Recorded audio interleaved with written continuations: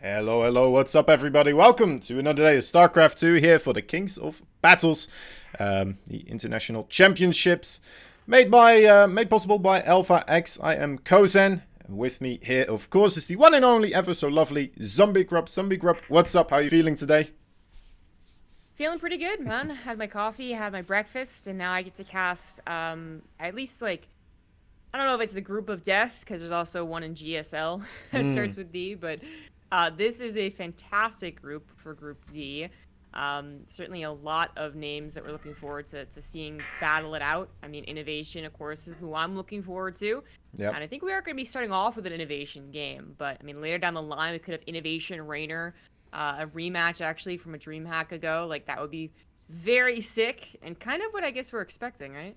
Yeah, I mean, honestly, I wouldn't be surprised, but I mean, Nice has been kicking it up a notch recently. He has been getting better and better, but has he really gotten to the point where he's able to contest with these behemoths, right, of the Korean Terran race, and also just Raynor is also here. I mean, pretty much everybody probably expecting him to make it through, and then the other spot up for contention here for the other three, I feel like, and then with Innovation and Cure there in the running next to Nice, it could very well be a rough one indeed. But we'll have to wait and see if that is going to be working out for him. We're starting off indeed with Innovation versus Nice, a TVP that will be coming up relatively shortly here. And yeah, we had to roll it around a little bit. We were expecting, with the other match, Reina versus Cure to start first, but Cure in the Chinese Team League at the moment, so had to wait a moment and give him a bit of time here. So you know what? Luckily, these other players are quite flexible, and yeah, this is the final group, of course, as well, guys. Group D. After this one, we're going to be getting ready for the playoffs, of course. And yeah, only two players remaining. Who do you think? Do you think Innovation Reina here, or it's kind of my pick at the moment?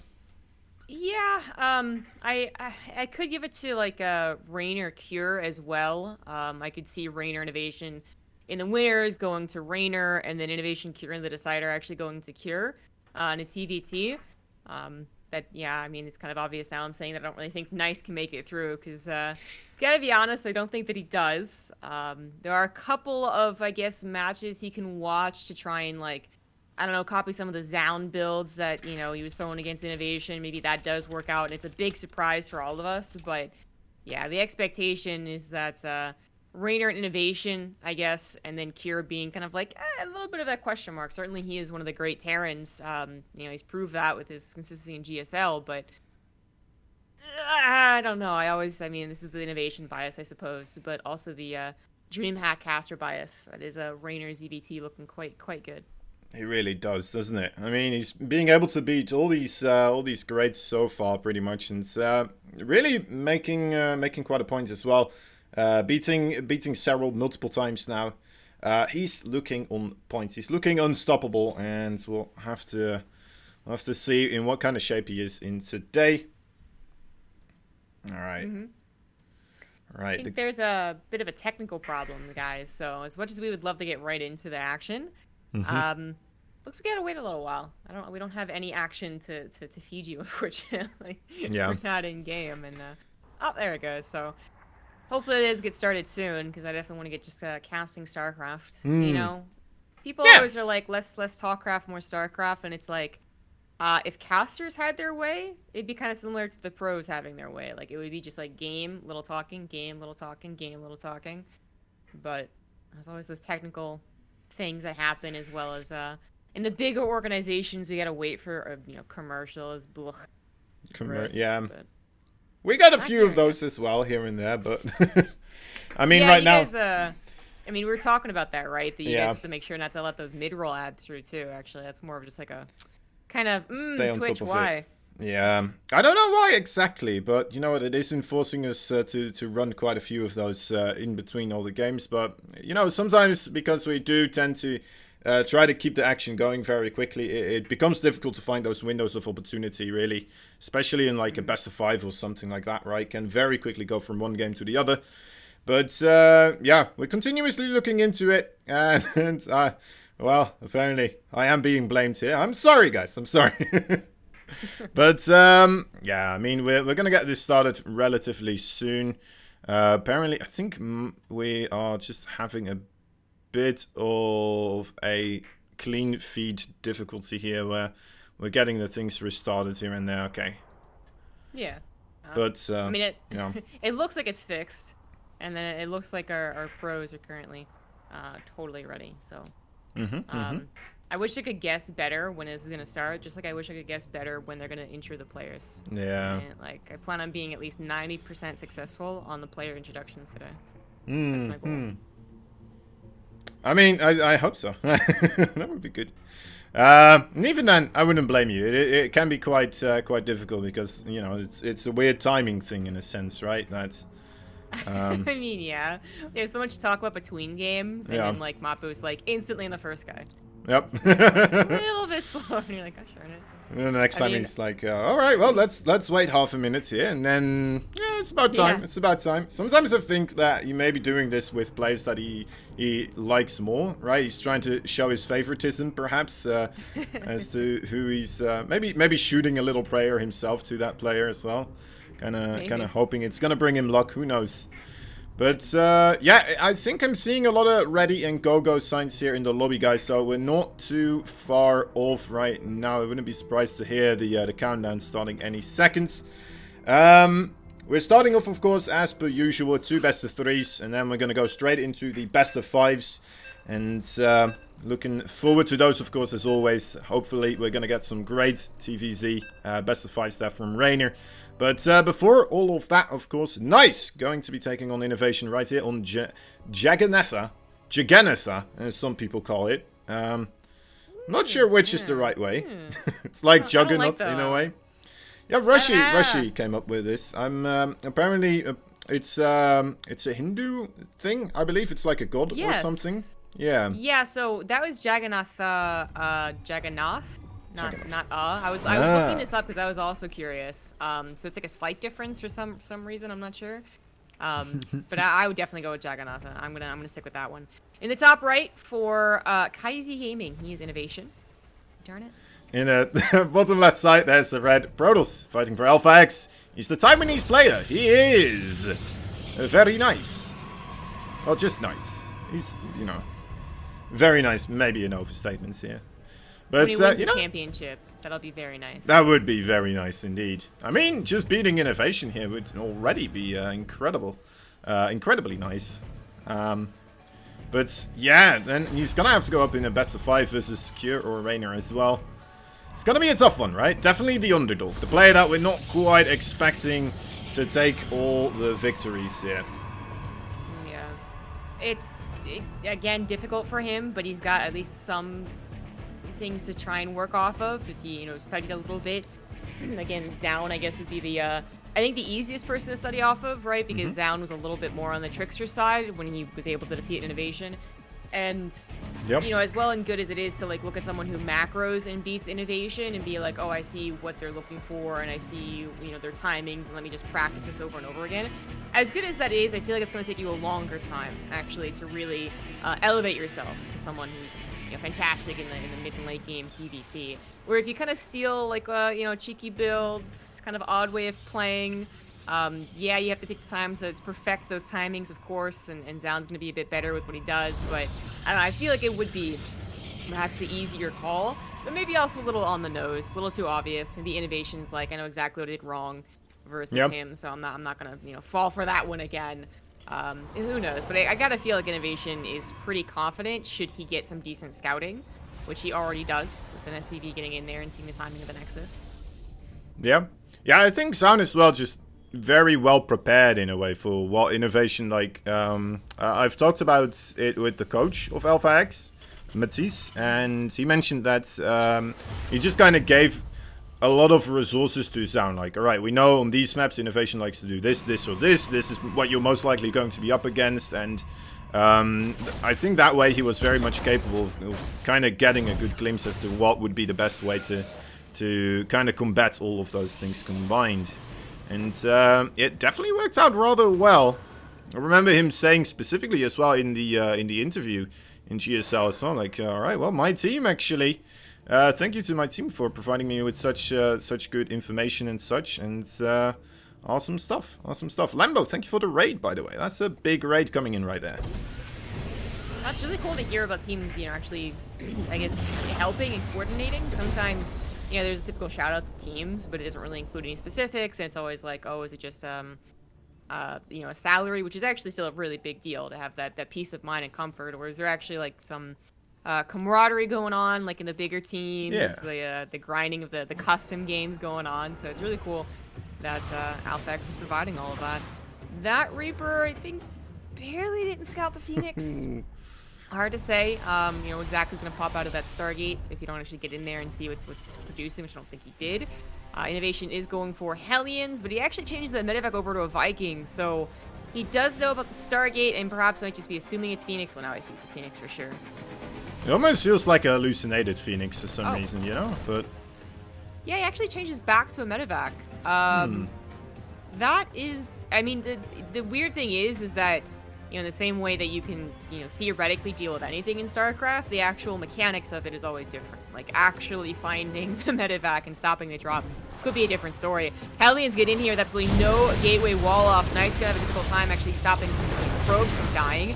At least he can mitigate the damage a little bit. Reaper getting that last 7th kill is a fairly good start, I would say. It was actually cleaned up pretty fast, so it could have been a lot worse, and Phoenixes could pick those Hellions up, right, and it really shouldn't get worse, but I would actually say 7 is pretty nice, considering what he was up against. For the 4 Hellions, yeah, pretty good. There are still the Phoenix, of course, but a Cyclone already on the way. We got a couple of Marines here as well. And the Viking, of course, also starting in that production. Wait a moment. Well, 3 Adepts, of course, can one-shot those SCVs as well. Maybe Nice will be able to get some work done here, but it's going to be difficult with how well prepared Innovation seems to be. Right, he's going to lose a Phoenix to a second Widowmine shot. I mean, the Widowmine's going to lose his life, but it is pretty useful. Clearly, Innovation was taking his counter seriously. It is, again, kind of interesting he went for a medevac, but it's even kind of helped out his Marines even just the tiniest little bit. But the bunker was very safe. The Widowmines in a forward position was great. And he was building those important anti-air units, the Cyclone and the Viking. And now Nice has lost, what, two or three Phoenix in total? Like, I think 2, but that is actually a good start for Innovation. Whereas we're going into Phoenix Colossus, now with its 3 Phoenix, it's not going to be doing a whole lot of damage to his economy. Where we've, Tuesday, we saw how much Phoenix can do. So Sound was able to get like 10 SCVs against Hero Marine, and that really interrupted his build. Yeah. So I got a bit distracted there with some back stuff as well. Okay, back at it again. So the Nexus is on the way, getting himself a little bit prepared for that later stage. It looks like Innovation overall, right? We know him for the 2 base timing attacks, but we'll go up to the 3rd base relatively quickly. It has fallen a little bit out of favor as well, the 2 base timing attacks. Sometimes Innovation still makes it work, though. Wouldn't be surprised to see it in a later series, but my dear lord, that Liberator is getting a lot of work done. The Phoenix on the wrong side of town. My god, that's a very late reaction there. 10 workers. Oof. Not worth the trade there. He was focusing on the micro against the Cyclone and the medevac, which he did get both. But I would say it's not worth 10 probe kills dying. That is Innovation again with a great start. Nice isn't totally out of the game yet, but I feel like he has to make something really powerful happen, and I don't see how that's really going to happen. If he had a Warp Prism coming in at the exact timing of the charge lots, it can be that powerful attack to interrupt Innovation, but he can't do that. Like, the units he has are Phoenix, which have been reduced in number and are almost out of energy now, so they're not going to really do a lot to damage Innovation. And Colossus, which aren't going to come across the map unless you're doing an all-in, which, I mean, I just feel would be very, very weak right now. So, yeah, there's actually not many options for Nice except to receive Innovation's push and then try and have the best possible defense. Yeah, I fully agree with that, indeed. Looks like we are gonna get close to it, of course, with that +1/+1 finishing up here. Not yet moving out just quite, but, I mean, with Innovation, you're never too far away from a push coming across the field. These Phoenixes, though, of course, still very valuable if that push does come to shove. Maybe able to lift up those siege tanks, of course, and stop a lot of the damage from occurring here. There he goes, the train of Terran moving across right now. Still very, very powerful. The army supply is not too far apart, though, overall. But I mean, looking at what's available for Nice there, it's a little bit terrifying. It's a bit of a flimsy army supply, even if it is only well, no, it's 20 below, but. Yeah, it's kind of flimsy. Those Phoenix are going to try and pick up the tanks, and they might do that, but the Marine's going to be quick about focus firing them. And then there are now 2 Colossus, which does give me a little bit more hope for taking out the amount of Marines that are here, but when it was just 1, it was never going to happen. Even with 2, I mean, they're even kind of walking around this pylon awkwardly. Only 1 single tank has been lifted and is going to be focus fired to land once again.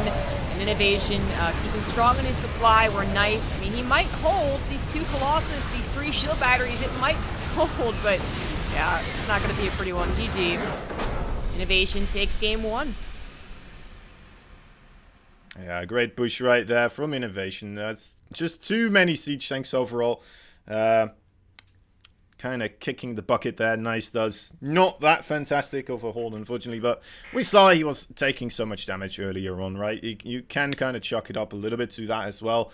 And then the Phoenixes. I mean, the Phoenixes, here and there they got some units, but was it really worth it? The investment of the Phoenix, losing a couple of them as well due to the Widow Mines that were just randomly scattered about. It made it very difficult there for Nice to really hold his own there and quickly taps out. So won't stick around for too long. It's not gonna torture himself mentally here. It's just gonna be like, all right, well, on to the next game and see what we can get done in the game number 2.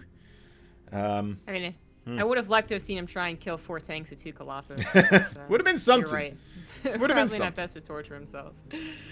Yeah, that was just I mean, I know, like, you know, Mappu was doing a good job showing us the resources lost, and actually it was kind of an even trade for a lot of the time. So it might have been like, oh, is it really that bad? But if you look at the economy, for instance, Innovation was up, I think, at one point by 15 workers, I want to say. At the very least 10. And then with that style that Nice chose, I mean, like, we look at the best iterations of that build, and a lot of the times it's like not losing any Phoenix. Like, losing 1 Phoenix is actually kind of like, oh, I messed up. They are constantly doing damage, they're constantly picking things off, they're not allowing any damage to be taken, so that Liberator was a big blunder, and they're all staying alive. So there's plenty of them to lift up tanks, there's plenty of economy to work with to produce more of those fodder units that don't have their upgrades yet. And that just didn't happen for Nice. He kept on losing units, so that when it, you know, push come to shove, which he literally did, like, he just doesn't have a lot of units to kind of make up for the flimsiness of his units, the flimsiness of his starting composition. He just was, gonna die to it. So, Innovation, looking quite pleased with himself for that one. It was more of a standard game on his part, I guess. Just like I mean, both played kind of standard, but I mean, like, it was just, it seemed like another day for him. Right? Where Nice is the one that was sweating bullets. I mean, this is why Innovation is such a good player to just kind of observe and learn from, right? For if you want to play ladder and such, it's just very straight up standard stuff. Even if you know it's coming, especially from Innovation, it's going to be very difficult to hold. Anyway, talking about Innovation, in the bottom left side, there he is, in the blue from Kaisi Gaming. He is our Korean player right here. Can he get another point on the board and move himself forwards to the winner's match? It's Innovation. In the top right, up in Alpha X, he is Nice.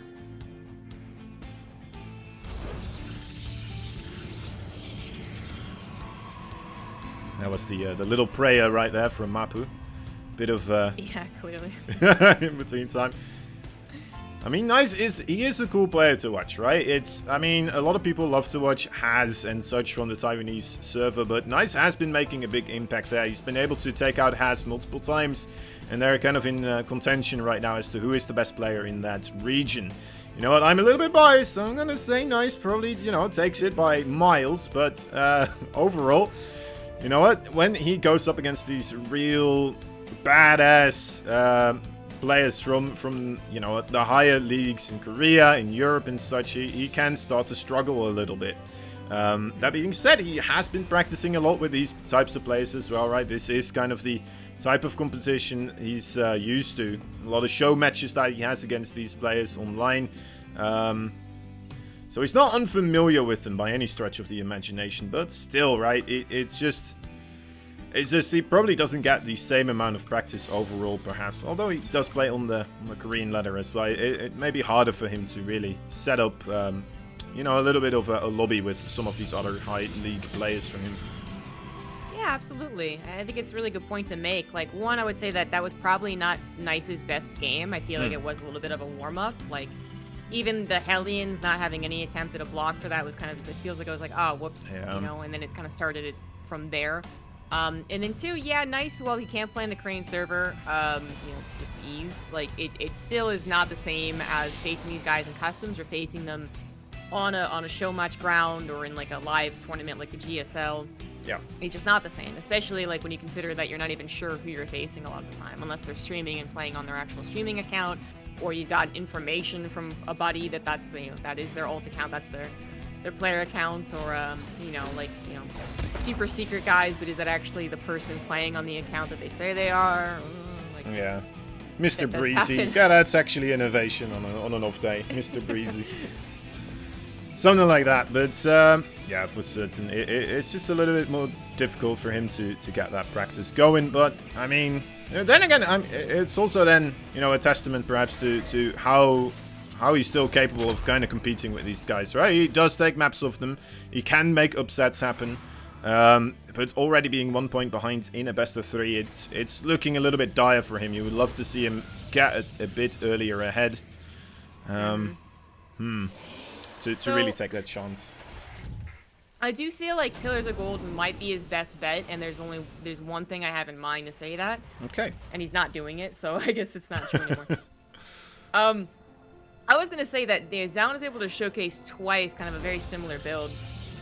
One against Innovation, one against Hero Marine, where he opens Phoenix, which is very popular on Pillars of Gold. Pillars of Gold is actually, for a lot of Protoss players, a Phoenix Colossus map. And then he went into like the Phoenix control is fantastic, keeping all of his units alive, defending against these awkward pushes, and then pushing into his opponent eventually with like these 3 Colossus. If he had done that, I would have been like, okay, so far we've seen like 2 Great Terrans unable to defend against it. But he's not doing it. Like, very clearly he's not doing it. There's no Stargate, so even though Hallucination came out, Innovation knew there was a Sentry, there wasn't a Stargate. He's not gonna be fooled by that. But it is something, I mean, still... It may be still going to be Colossus, but I mean much faster than building those Phoenix first, as we did see a Robo. Yeah. I'm just waiting on when that goes. And mainly just getting the observers right now. So wants to be aware of any type of drops coming in. I mean, Innovation, he loves to do that medevac harassment, right? We know that he's very common to just use that Widowmine drop. Famously, he did it every single time as well when Protoss pretty much opens up with Blinkstalkers 24/7. He was still like, yeah, you know what, Blinkstalkers, they counter the Widowmine drops, but what are you gonna do? You know, it's still fantastic to do. You're still gonna be able to get some damage done sometimes, and he just doesn't care too much. You see here, all these Stalkers are still here, but dropping in. Oh no! Oh, I don't know if he didn't see the targeting line, because that just felt like a... Oh, man. Well, so, Rainer versus Cure. What do you think? Oh, dear. Right? Like, that was the worst case scenario. It's even better to let your probe stand still. That is honestly game ending. If this is a ladder game, I'm pretty sure you just tap out, especially if you're not planning any all-in. It's not like he's about to charge in with 7 zealots, but... You're gonna wait in Colossus and play a macro game after that? Yeah. I don't think you really are. It's gonna be rough. It is gonna be incredibly rough. I think he was just hoping that the probes would get out of range, but apparently the Widowmine just barely still in range for the gas guys there after being locked on. And well, I mean, you're just gonna hope that Innovation fumbles here a little bit, right? Over pushes somewhere, kind of miscontrols his army, does something that grants you somewhat of a comeback. But I mean, Innovation, he is pretty free to do a lot of stuff, whatever he wants at this moment in time. He's not gonna be somebody that doesn't know how to close something like this out after taking such a huge leap in the income advantage. Exactly. We're not anticipating Innovation getting supply blocked or messing up his build. Yeah. And that is one thing that Nice has to depend on, is that he messes up his build and he messes up the actual attack. Yeah. Loses his Raven, or, you know, runs headfirst into a shield battery. I don't know, but oh gosh, Nice. If he defends everything perfectly right now, then I'll give him a chance. If he takes literally any damage at all, I'm like, Single all right. probe. Yeah, literally a single probe goes down, and you're still dead. Yep. Okay, he lost a single probe, so there you go. And he's gonna lose a Zealot. Can't take on the Colossus yet, but that's still. Moving out in the middle there, a little bit of a scramble, but quickly moving backwards again. Yeah, that Raven there as well, making things rather dangerous for that one single Colossus. More pylons falling down. This is a slaughterfest. More bases as well for innovation being created behind this. So I mean, he doesn't even have to do damage here necessarily, right? It's just, well, it's a rough one. It's definitely a rough one. It kind of ended a while ago here, guys. There it is, GG, and innovation takes a very, very clean sweep, 2-0. Definitely showcasing that Nice is this underdog figure right here for now. Although it was a little bit of an unfortunate, of course, to have it happen, because first and foremost the Hellions came in, and then losing so much to the to a single Widowmine as well. I know that, you know, maybe a better Protoss, maybe he wouldn't have let that happen. This is true. But it's always a bummer to not really be able to do anything that you kind of had planned for these series, right? To be able to do your strategy, but to kind of get crushed in the earlier parts of a series like that, or of a game. He did not really get to do what he probably set out to do. He's probably hoping for a little more of the mid-game action, able to showcase some more of his multitasking, but it did start with the Hellions in the first game, and then the Phoenixes just getting picked off, so he couldn't really showcase how powerful they can be, and then that second game was just, yeah, thinking the probes were out of range, and then not seeing that the targeting was still on them. So, very unfortunate mistake. Kind of like a cool thing, though, I guess, to note, to make it, you know, more cool for innovation, less sad for Nice, is that I feel like adding in those two units that he did, it was a Reaper, Hellion, and 2 Widowmines. I feel like those two things did actually kind of surprise Nice, being like thinking it was a 3 Widowmine drop maybe, and then being like, oh wait, it's a Reaper. Oh wait, there's a Hellion in here too. And then that little bit of like a mix-up, that little bit of a distraction might have made it so he didn't see, again, that targeting reticle like that actually was on top of his probes, because you're like a little too shocked at what was actually coming out of the drop. Yeah. I like to give him credit there, because I feel like you don't lose those probes most of the time for a guy like Nice. Like, he is a very good player, and you're not going to lose most of your PVTs because you lost 18 probes to a Widowmine. For sure. Alright, guys, we are going to start up, of course, Raynor versus Cure next. Another best of 3. We're going to a little bit of a break screen in the meanwhile, as they're doing the vetoes and getting everything settled. Shouldn't be too long, should be only a couple of minutes overall, but when we get back, of course, we're going to be having one hell of a TVC series, and yeah, hope to see you guys there. We'll be right back. Don't go anywhere. Raynor vs. Cure coming up.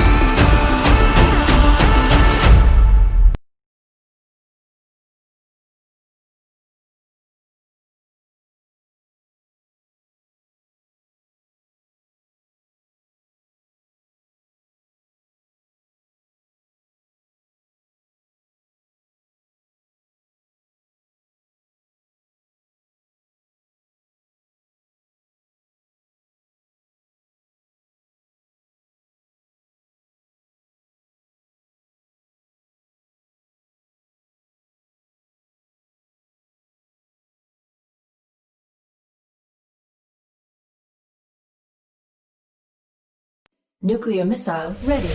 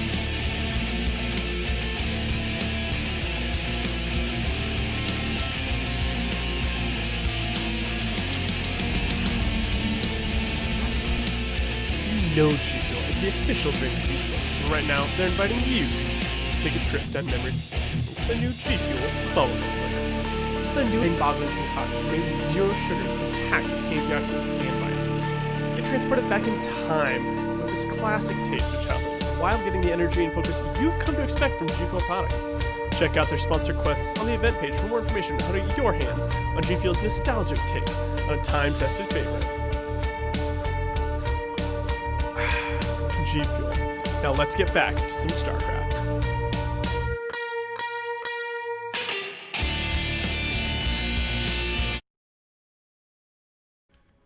What is up, everybody? Apparently we're starting a little bit earlier. No, that was still a minute on the clock, but you know what?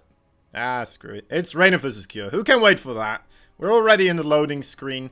And, you know what? It's probably to make up for the Talcraft we had to do in the starting part of this stream. So, you know what? Here we go. Take us home, zombie grub. In the top left of Lightshade for DPG, he is Pure. What the? In the bottom right side, there's a Blue Zerg player fighting for Clash. He is the Italian and the Stallion. He is Rainer. I feel like you waited so much longer that time. So I was like giving it to you at first because I was like, well, he's gonna do it anyway, so. And then he did it the slowest he's ever done it. Yep. Ay. All right. So Lightshade, actually a pretty fun map to start off on. We saw Rogue. I mean, I want to even say like abuse this map. Honestly, it was kind of gross. But use 1-1 Roach tactics against Hero Marine, was it? And I think so. It was very effective. I mean, some other things happened in that game to make it so effective, but Lightshade is one of the shortest rush distances. Zerg players are going to kind of naturally go towards their opponent with the third hatch, which is even shorter of a rush distance. And that could be scary when you're receiving pushes from the Terran. This could be a thing for Terran's favor. Or if you choose to be a little aggressive and there's like kind of... I mean, I feel like there's like one really good option for Zerg mid-game aggression, and it is that 1-1 or 2-2 Roach push. But anyways, like, you can do something like that, and suddenly like, the tables kind of turn. The Terran goes, wait, no, I'm defending? Oh, hold on here. Yeah. And it was icky, man. The amount of space around Lightshade's third is just actually very uncomfortable. You know, my Terran heart is the first thing I listen to. It is really uncomfortable. There's not a lot of places either for siege tanks to be like on the high ground behind it and still, you know, manage to input any type of value into a battle there. The ramp still pretty far away with those rocks behind, maybe helping out a little bit, but ultimately also a nice easy place for Overlords to just kind of peek in and the Ravager to shut it down very quickly also. So yeah, interesting to see if Cure is going to go for that vertical base, right? Also in a line instead. Or if he's going to go also for that low ground base right now. It's going to be able to, of course, make that third command center on the high ground in your main base. Be a little bit safer that way. Less flying time overall as well. But, yeah. Gotta be careful, as you mentioned. I feel like right now the default's going to be that triangle third. And then, again, like if this is going to be a persistent problem, we might see some other experimentation. But it is going to be a fast third. Nope. Our observer is showing us the lack of that second gas, so I do suspect it'll fly right over into that triangle pattern. Kieran not quite able to get that creep tumor. It is kind of annoying for Zergs when they do lose it. Doesn't seem to impact like the overall state of the game, but that is actually a very nice pick off if you can. You can't. I mean, Kier is not to be underestimated in general. You know, talking about how good he's proven to be. He is very consistent. He's not just an online warrior anymore, which was kind of his story before Katowice and before, you know, obviously his GSL success. But I want to give him credit, you know, in TVZ, just like bare bones. I give every, you know, Korean Terran especially credit in TVZ. One, he's facing Raynor. It's very good TVT. And then two, I still feel like Cure is still for me like TVT. You know, like TY's better. But Cure, his specialty for a long time was his TVT, so I'm not really looking so much to him beating Raynor here. Yeah. As much as I am, you know, saying, okay, maybe decide our match against Innovation. Yeah. I've just looked up his Ligulac, and I don't know if this is a sign of what's to come, though, but apparently his last 3 matches, 2-0 versus Solar, 2-0 versus Armani, and 2-0 versus Dongdaegu. He's been beating some pretty good Korean Zergs, but then again, I mean, we all know those European Zergs are a lot better. We all know that's the case, but we'll have to wait and see if how he's gonna do over here. I mean, Cure has some really scary pushes overall. He likes to just kind of move across the fields with a lot of Marines, Widow Mines, all that stuff. Pull backwards and then just kind of keep parade pushing into a Zerg play. That's what I'm used to seeing here. He's gonna go for a Blue Flame at the moment, and yeah, just mainly a mech play maybe here. Is that? Yeah, there's the second factory. It is indeed. I overlooked it. I love that you said that. I just imagine Solar, coming in through the internet and punching you in the face for saying European Zergs are better. But yeah, mech from Cure. So that's definitely a way to change things up. You know, mech has kind of died down. It's actually been kind of, I mean, to say it's like, dead is a little overdramatic, but it has not been very popular this entire year, it feels like. Whereas, at the very, very beginning, or even last year, it was like all about the mech and all about the Zerg saying, oh, mech's really scary, and then Katowice, had nothing. Yeah. But yeah, mech again for Kira. That's going to be a big surprise for Rainer. He did not get deep enough to see that it was mech, nor that it was a much faster second factory from much faster Blue Flame. He's thinking third CC, okay macro, okay bio. So these Hellions already, not even Blue Flame, getting some serious damage done, and then they're going to follow up with more Hellions and Blue Flame. Dear Lord, that is a ton of not just drone kills, but also a lot of Zerglings getting picked off there. Usually you see the Hellions still, with the Zerglings trading not too far off of unequal, as long as the micro is good. But yeah, Rainer's sending in a lot of Zerglings right there, not just the small clusters that we sometimes see for him, trying to be a little bit more careful with his links. But yeah, that is of course more larvae. There could have been drones, but now are going to have to turn into more Zerglings, and we see a Roach Warren on the way, so maybe he's starting to pick up on this here.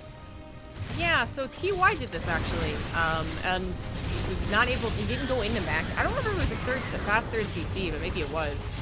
But the Blue Flame Hellbats into bio. So hopefully Rainer is going to keep that strategy in mind, because that is actually what Kira's bringing out here. He does have Hellbats, but trying to come in with the Hellions first, and she gets hit twice by a Baneling. That helps out just the tiniest little bit to maybe save some of these drones. Doesn't look like it though, as Rainer is just out of army units. So 18 drones. Make that 19 is gonna get the 20. Yep, 21. So Cure versus Innovation. I don't know. That's a lot of kills, honestly. 32 workers before the 7-minute mark. That is ridiculous. That is like more than 50% of what he has left at the moment. Well, I mean, Rainer's gonna try to still hang in here. He's gonna get himself a Spire also. It looks like he may have figured out what this is going to transition into, as we do see the Baneling still being upgraded together with the Mutalisk. Not something you always see against mech here, but he's still gonna go this route. And also the melee upgrades. So awkward. Like, he really doesn't want to go away from Lings. We got the Roach Warren, I think, as an impulse. Once we saw how many Hellions there are, we saw the Blue Flame. Yeah. But then realized that it is going to be that bio follow-up. Probably thinking, about the I mean, I want to say it's like a recent build, but maybe even thinking back to TY, but either way, I feel like he knows. It's just it was kind of unexpected to have even more Hellions being produced, even after the Blue Flame attack on the 3rd. To have, I think it ended up being like 7 or 8 more Hellions even after that, when you know that they're going into bio, when you know they're eventually going on those Widow Mines. This is really messing Rainer up. And he was already messed up, of course, but it's taken even longer to get back to a decent position where he could just drone. The only thing Rainer has going for him right now is that his creep spread is decent. But that's going to change pretty soon. Yeah, that's true. That's true. There's still a little bit of an opportunity there for Cure to push on the top side. Oh my god. Oh, Rainer. I don't know. Is this what we call an off day? Or maybe just an off game? It started, right? Like, I feel like the difference is that while we've seen Rainer and, the great Zergs of whatever region, we've seen them take, like, even 16 drones of the damage the first 6 Hellions, right? We've seen them also recover, because there's, like, a 2-minute period where it's like, okay, I did my Hellion thing, I do a couple of drops, and I can't really dig into your economy after that. So they do the appropriate risk-taking, they build up the drone count, they barely survive the attack. Cure never stopped. He never stopped. It wasn't just the 6 Hellions. It was more Hellions, more Blue Flame, and then more Widow Mines.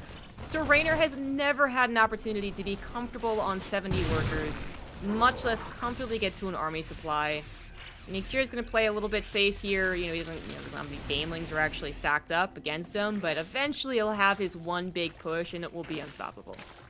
Yeah, I mean, 61 workers. That is just a number that is not supposed to happen, especially when you're watching Raynor. It's just not something you expect, first and foremost.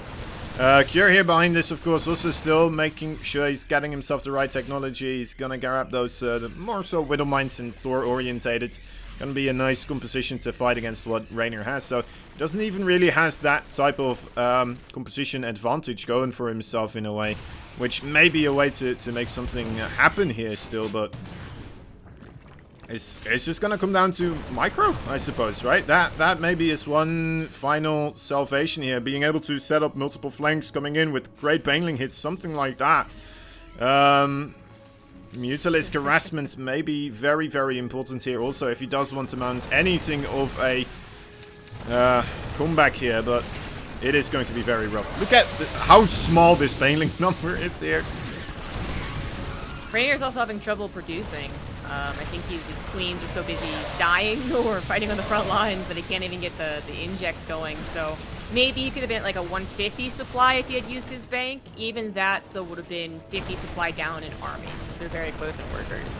And you give it to the Zerg, 20 supply down in army. That's actually still like an okay place for the Zerg. 30 supply down, all right. 50, yeah, I don't know about that. I don't know about that. Raynor doesn't want to give up. He's been in so many situations where he's made brilliant comebacks, but this is not going to be one of them. Nasty. Right. That was brutal from Cure. Bit of a bump, perhaps, but you know what, Raynor, he's gonna take that one probably not too harsh, hopefully, and just be like, all right, well, I just took a lot of damage. I'm gonna have to try a little bit harder, keeping my drones safe. You know, not lose 60 of them. That's a bit too much, even for him. Probably needed Raynor and several Archon modes there to make anything happen still, and even then it would be difficult, but yeah, Pillars of Gold is going to be the next map. Maybe he's going to be able to do a little bit better here, but let's hope it just was one bad game instead of just a bad day here for him. I think it was just a bad game. Not to say that Kier can't win the second game, but I just think that was a really surprising game for Raynor. I mean, it all started when he didn't see the second factory. If he sees the second factory, he defends the Hellions. Maybe he does go a little bit like, oh, is it mech for a little bit, you know, longer, but basically I think the build is now known that Zerg players are pretty quick to be like, oh wait, hold on. So he would have defended against the Hellions better, the first 6, and then the Blue Flame better, and then he would have maybe still taken damage, because it's hard to say that he couldn't take any damage from Blue Flame Hellions and the count of like 20 plus the Widowmine drops. He probably takes some damage. Yeah. But just not the same amount, like 20 drones are your max. And he's actually probably even if that happened. But he didn't scout. He didn't scout. He saw a 3rd CC and he thought that was enough scouting. Because I am really curious now, was TY's version on 3cc, fast 3cc? I'm not sure. I feel like I see it so much more on 2cc, but that could be the old actual, you know, all-in and mech version of it from almost a year ago at this point. I'd love to double check, but the point is Raynor did not get the appropriate scouting. It really snowballed from the first 6 Hellions, and this guy in the bottom left, the Pillars of Gold, played a fantastic game. He is Kier. And fighting for Kulash, it's the blue Zerg, the Italian. He is going to be Raynor right here. See if he can mount somewhat of a return to his glory.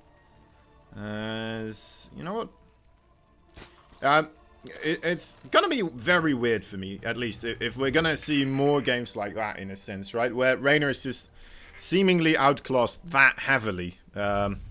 Just not being able to keep up with the aggression for something, right? I mean, that's kind of one of the benchmarks for Raynor, right? It's just multitasking, being able to stay on top of everything that's happening and being all over the place continuously. And then just kind of falling apart on that department. Not pulling drones against Widowmines. I know they had drilling claws as well, to be fair, so it makes it a lot more difficult. And maybe he thought, like, you know what, let me just make them sit there, because, you know, if I pull all my drones, maybe the same thing's going to happen as just happened to Nice. It's going to happen to me. right? But, yeah, it's gonna be a rough one. Anyway, what's, what kind of styles would you expect on Pillars of Gold, perhaps, from these two players?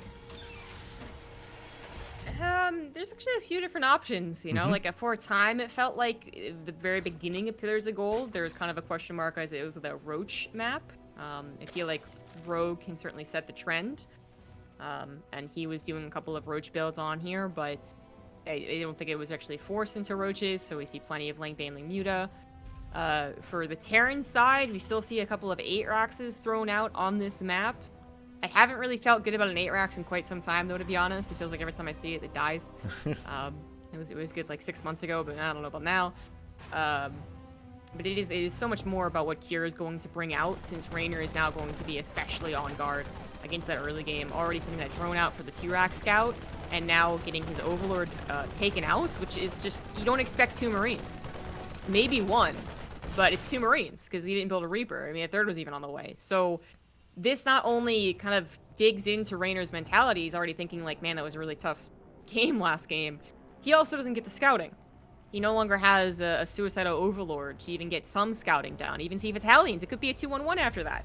You wouldn't know. So he's going to invest into Overlord speed. I think he was already planning on doing. Yeah, I think he was, right? Yeah. I mean, if he wasn't, it was kind of like, I guess it could have been speed over first. But anyways, investing in Overlord speed, I think, is the right way to go. But I'm going to predict that Raynor's he's not happy about having to do that. I think he's kind of used to actually figuring out what his opponent is doing based off of like that 1 Overlord plus a couple of Ling scouts plus, I mean, just kind of knowing his Terran opponents. But, you know, Kira's already put that doubt in his mind. Yeah. Yeah, it's a great way to open up a best of 3, as you mentioned, right? Putting that doubt in your opponent's mind can be a very valuable thing. And, well, Raynor does have that Overlord speed finish up right now. He's gonna want to see that 3rd command center here, of course. It's looking relatively regular for Cure, right? Very normal to see that quick 3rd CC at the moment for Terran plays. The 2 base timing attacks just kind of falling out of fashion overall, not just in TVP, but also TVZ. A couple of Hellions are going across the field as well. So far, I mean, I suppose one thing you could say is that not going for that Reaper did allow him to clean up that Overlord, but it also kind of stopped Cure from getting a similar scout off. But I mean, Raynor is just doing standard stuff, and that's kind of the stuff that you would expect kind of Zerg to do at the moment anyway. If you were to make an estimate, right, a rough estimation. Plus, with the game that you just played against him, I think it is absolutely, like, it would have been so gutsy for Raynor to do an all-in. Yeah. Just because it is, you know, equally likely that a single Reaper does come out. Like, that, you can never just assume that they won't do it. Even in the metas of heavy, like, opening Marines. So, I really like Kira's best of plan here. I think he's kind of abused the position he's put himself in by winning the game. He did. Couple of drones going to go down, but not nearly as bad as last game. Raynor also got a full scout, so he knows that it is not just bio, confirmation on that, but that it is a faster 2-Rax follow-up, so there could be a faster drop potential. But he needs to get the 2nd scout, and I'm not sure he just did. If he saw the reactor still in the factory, he might have figured it out. But this is like, there's a 2-base version of this as well, so it's always funny seeing how, like, you know, StarCraft 2 develops into 3-base versions. But the 2-base version, you don't swap off the reactor to the medevacs. You just keep it on the factory, and then you go with Hellbats with your 2-1-1 Marine count. Difference is you don't have as many medevacs, but bigger difference is that you have a bunch of Hellbats with you. That is super important. I don't think Raynor is able to see it. He is building a decent amount of Lings. He sees an attack coming across the map, but no Baneliness whatsoever. Might make this very difficult to hold. Yeah, he only has, well, he has 7 Queens overall, maybe able to, already picking off 1 Hellion, so that's a good part, but needs to be careful not to lose the Queens too to the Marines here, of course. Very useful creatures right there, those Queens. Need to target fire the Hellbats at the moment. Couple of Lings, nice surround overall, but man, those Hellbats make short work of those small little running boys. Okay, well, the medevac gets sniped. That is a lot of healing that won't be occurring anymore, but a lot of the Queens also getting picked off. The overall muscle in Cure's army, though, is kind of being picked away at as those Hellbats do fall. But it's still a little bit of a dangerous thing here. Needs to be, you know, on his toes, Raynor does. And the fact that he saved any of his queens is already like a fairly good sign. And then he has 3 more being produced, so I think even more beyond that. He even needs to spend his money. He doesn't quite have his injects. All of his queens are on the front line, so he's using his money to build queens, which queens aren't a bad unit. They are never a bad unit. So actually a pretty strong defense, considering that I think it was a very last-second defense. He was going for like a faster +1 carapace with strong answer to a 2-1-1 just as is, but the lack of bailiness I think really did show that he was a little blindsided, but a much better handling, the usual Rainer last-minute handling that we're used to seeing, even a little run-by, so very much back to being the Rainer that we know and love. Can he hold, though?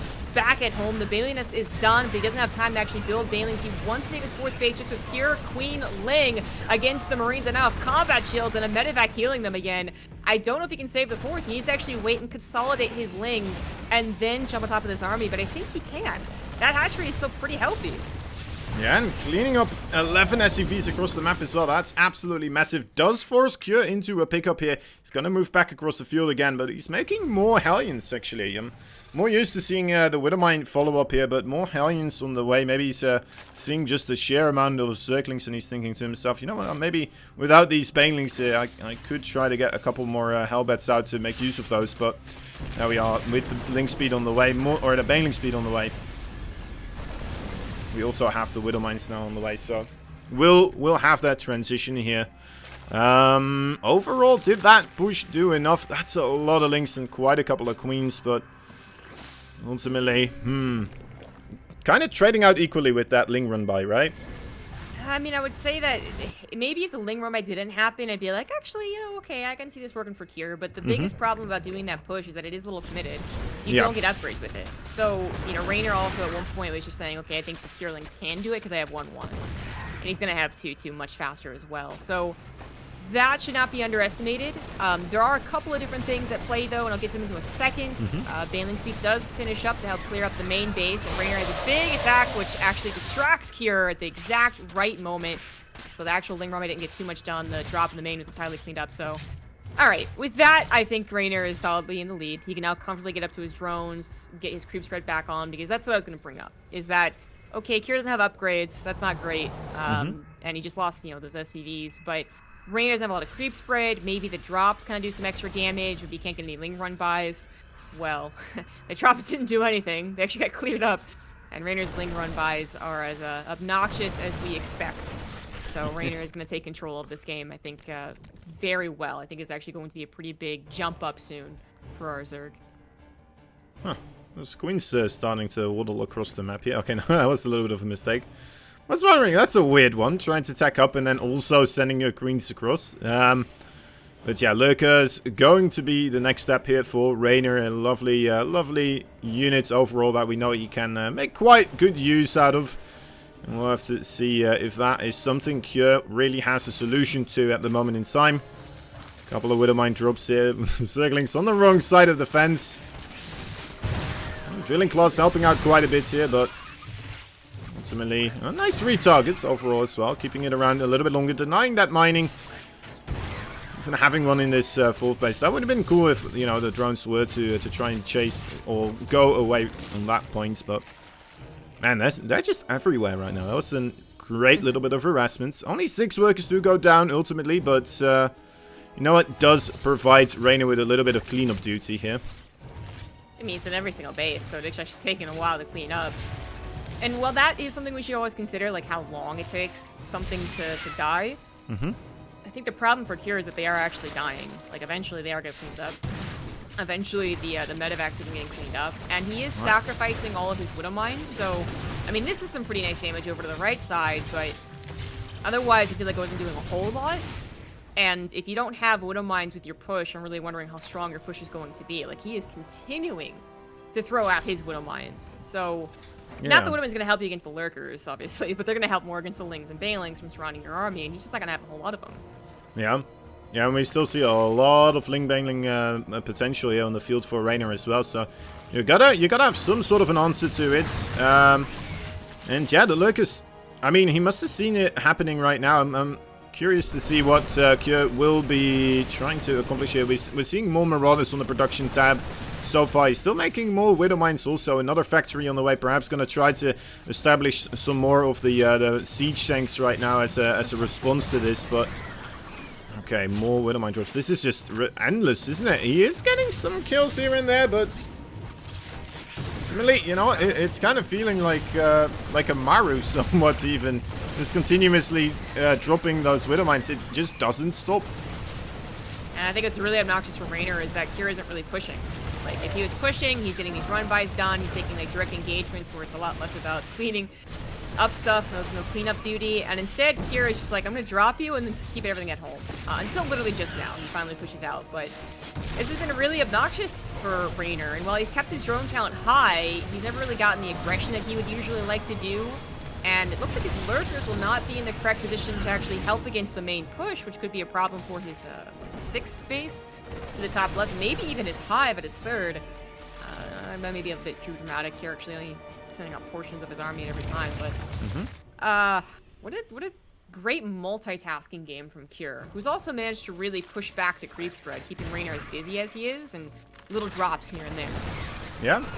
Yeah, and then still, like, Widow Mines, right? Just scattered about everywhere and continuously just picking off stray units that...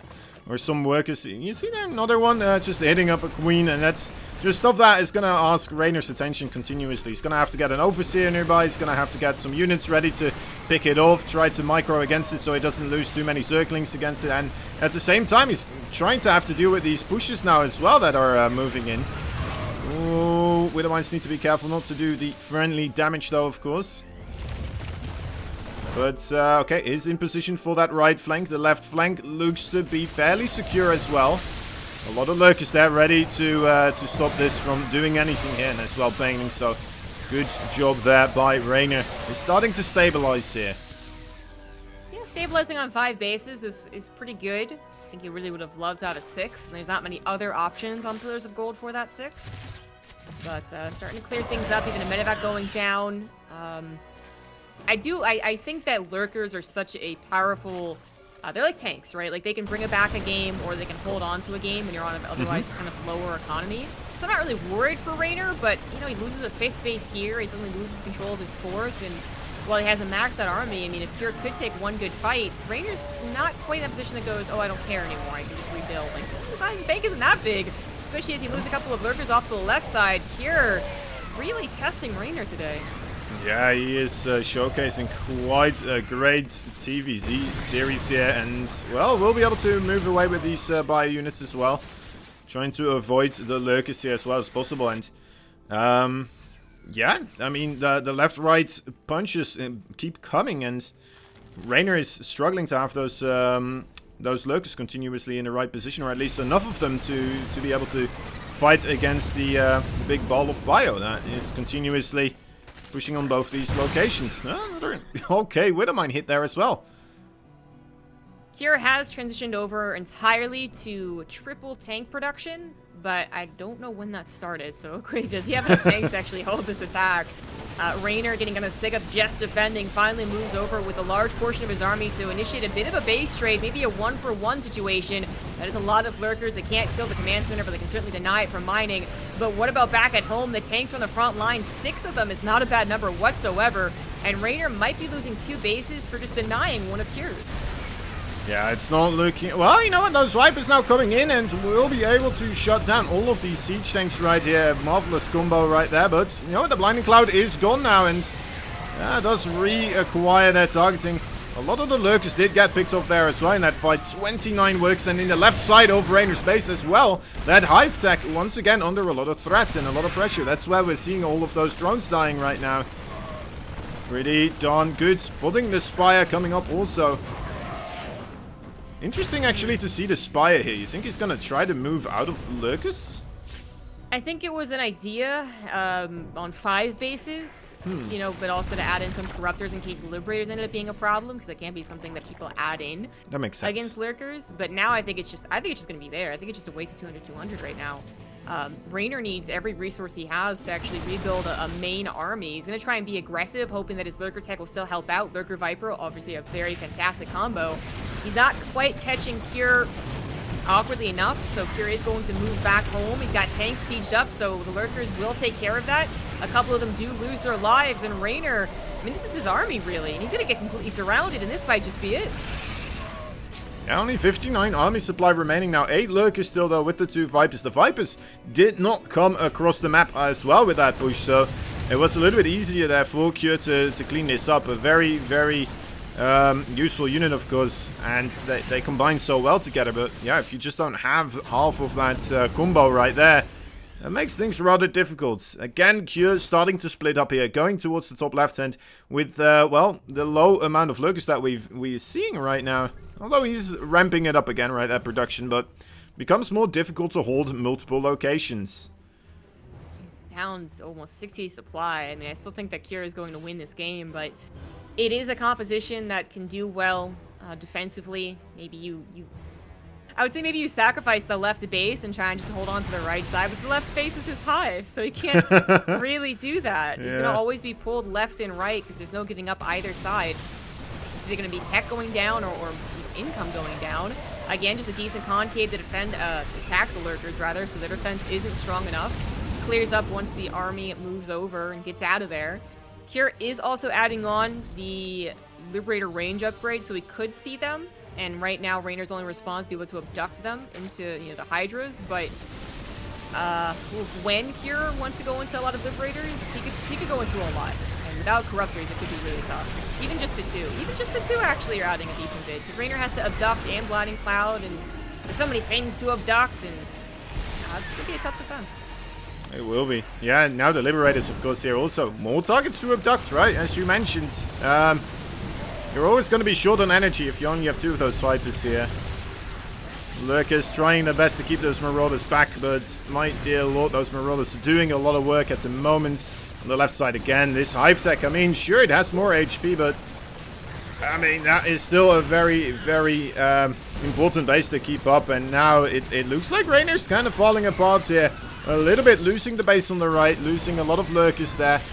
And Cure, he is going uncontested while all of this is going on. He has those bases in the bottom right side just happily going their own way and continuing to be pretty much almost maxed out. I'm surprised that Cure doesn't have enough supply depots actually to be 200 supply right here. Did some of them go down with that Lurker attack perhaps? I think some of them did on the natural wall, so he's gonna accidentally be supply blocked for a long period of time. I love that Cure is still taking this very seriously. Of course, he doesn't know he's up 60 supply, but he's got to feel like Raynor is about to die.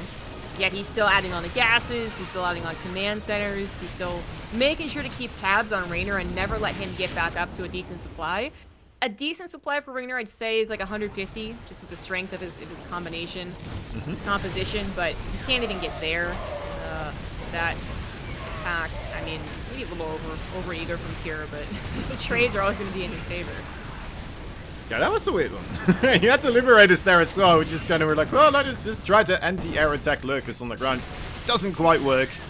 Can't really hit those units then on the ground, of course, but you know what? Yeah, Cure will be moving backwards again, and to be fair, that is the one mining base that Raynor will start to have if he even does manage to secure it this time around. Coming in here with a reasonable attack, but mostly Hydras remaining right now. Only a single, well, actually 2 Lurkers, but well, make that a single now. There's another one and another. They just keep appearing, don't they? Yeah, it was like maybe if all 3 of them had been there from the get-go, it would be a little bit different, but Cure also doing some really nice moves. Like, he was targeting those Lurkers, even as the mass amount of their, not even mass, the amount of Ling Hydra was available, making sure to get those out of the way very quickly, as the Lurkers have this ability, like, regardless of whatever race they're up against, other Zergs, Protoss Immortals, Terran, Bio, it's like, initially you're like, oh, this isn't so bad. And then, you know, if you're up against 10 Lurkers, it very quickly becomes, oh no, that was terrible. So I like that he's been focusing them down every time. Obviously, they're also the expensive thing. So he's forcing Raynor to rebuild the Hydras, then the Lurkers, a very big expense. I mean, Cure's definitely won this game, but Raynor just, like, refuses to give up because he knows how powerful his comebacks have been in the past. Yeah. Again, I don't think it's going to be one of them. And it's not because he lost 60 drones, just because he kind of got out multitasked. GG. GG 2-0 here from Cure. That is quite a surprise indeed. Was not expecting that one myself, and well played there by Cure, honestly. Showcasing why he's been able to take out all these Korean Zergs continuously, and doing it here again, right? Another 2-0 to add to his Ligulek right there, and hats off to him. Very impressive play. He's gonna go up against Innovation, of course, in the winners match. That'll be a lot of fun. Not what I was anticipating. Rainer's EVT is so good, but Cure, I guess it's just like, it seems to be a Cure thing. You're like, you gotta give him respect. His results deserve respect. But I was like, yeah, but like, I've ever been blown away by Cure, like, I'm just gonna kind of question mark this for now. And then every time you do that, he's like, well, now I'm gonna show you how powerful I am. That was some heckin' good TVZ. And now he has a strong chance, I would even say, against Innovation in a TVT. I don't know who's going to win this winner's match. It's always up in the air with TVT, right? It is such a volatile matchup overall. I mean, most of the mirror matchups are, in a sense. TVT, not a exception whatsoever. I always like to think Innovation always has a bit of a heads up overall, but if I'm looking at Cure right now being able to multitask like that, that's going to be quite useful in a TVT scenario as well. We're going to have to wait and see if that is that's going to help him out in that matchup also. Alright, anyway, as we are doing the videos and such, guys, we're going to go again on a short little break. We're, of course, now going into the best of fives as well, so as soon as we are back, after a couple of minutes, we'll be back with Innovation and Cure at best of 5. Hope to see you soon, and yeah, we'll be right back. You're watching the Kingdom Battles, and alright.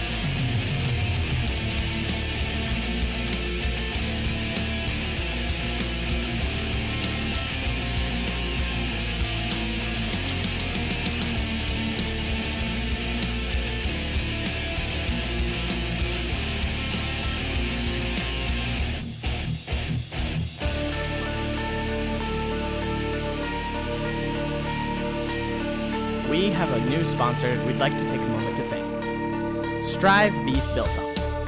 Strive Beef Biltong contains no added sugars, nitrates, or artificial preservatives. It's like jerky without the junk. Their beef snacks are all natural, high protein, and keto friendly. They offer unique flavors like spicy peri-peri, zesty garlic, and hatch green chili to satisfy your taste buds. Not only are they sponsoring this tournament with quests, but they are offering a limited discount code for a short period of time. Use the code GAMER15 at the checkout for 15% off your order. Also, check out our Matcherino event page for more information, or go to strive.com to learn more about their products. Offered in slabs, slices, and sticks for all your snacking needs. Thank you, Strive, for supporting our esports tournament and for your award-winning biltong recipes.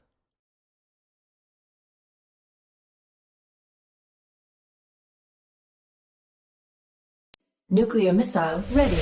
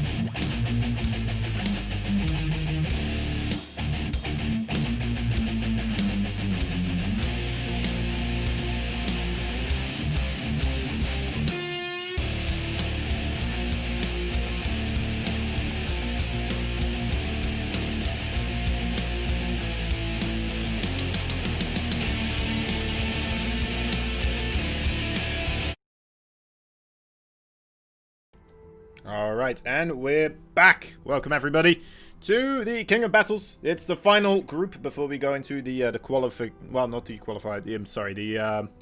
of course. The playoffs will be the place to be. Who's going to be joining us right there? Of course, we already have quite a good couple of players, but first, of course, first player here, Cure or Innovation, going to be joining us. Anyway, Zombie Grub is with me.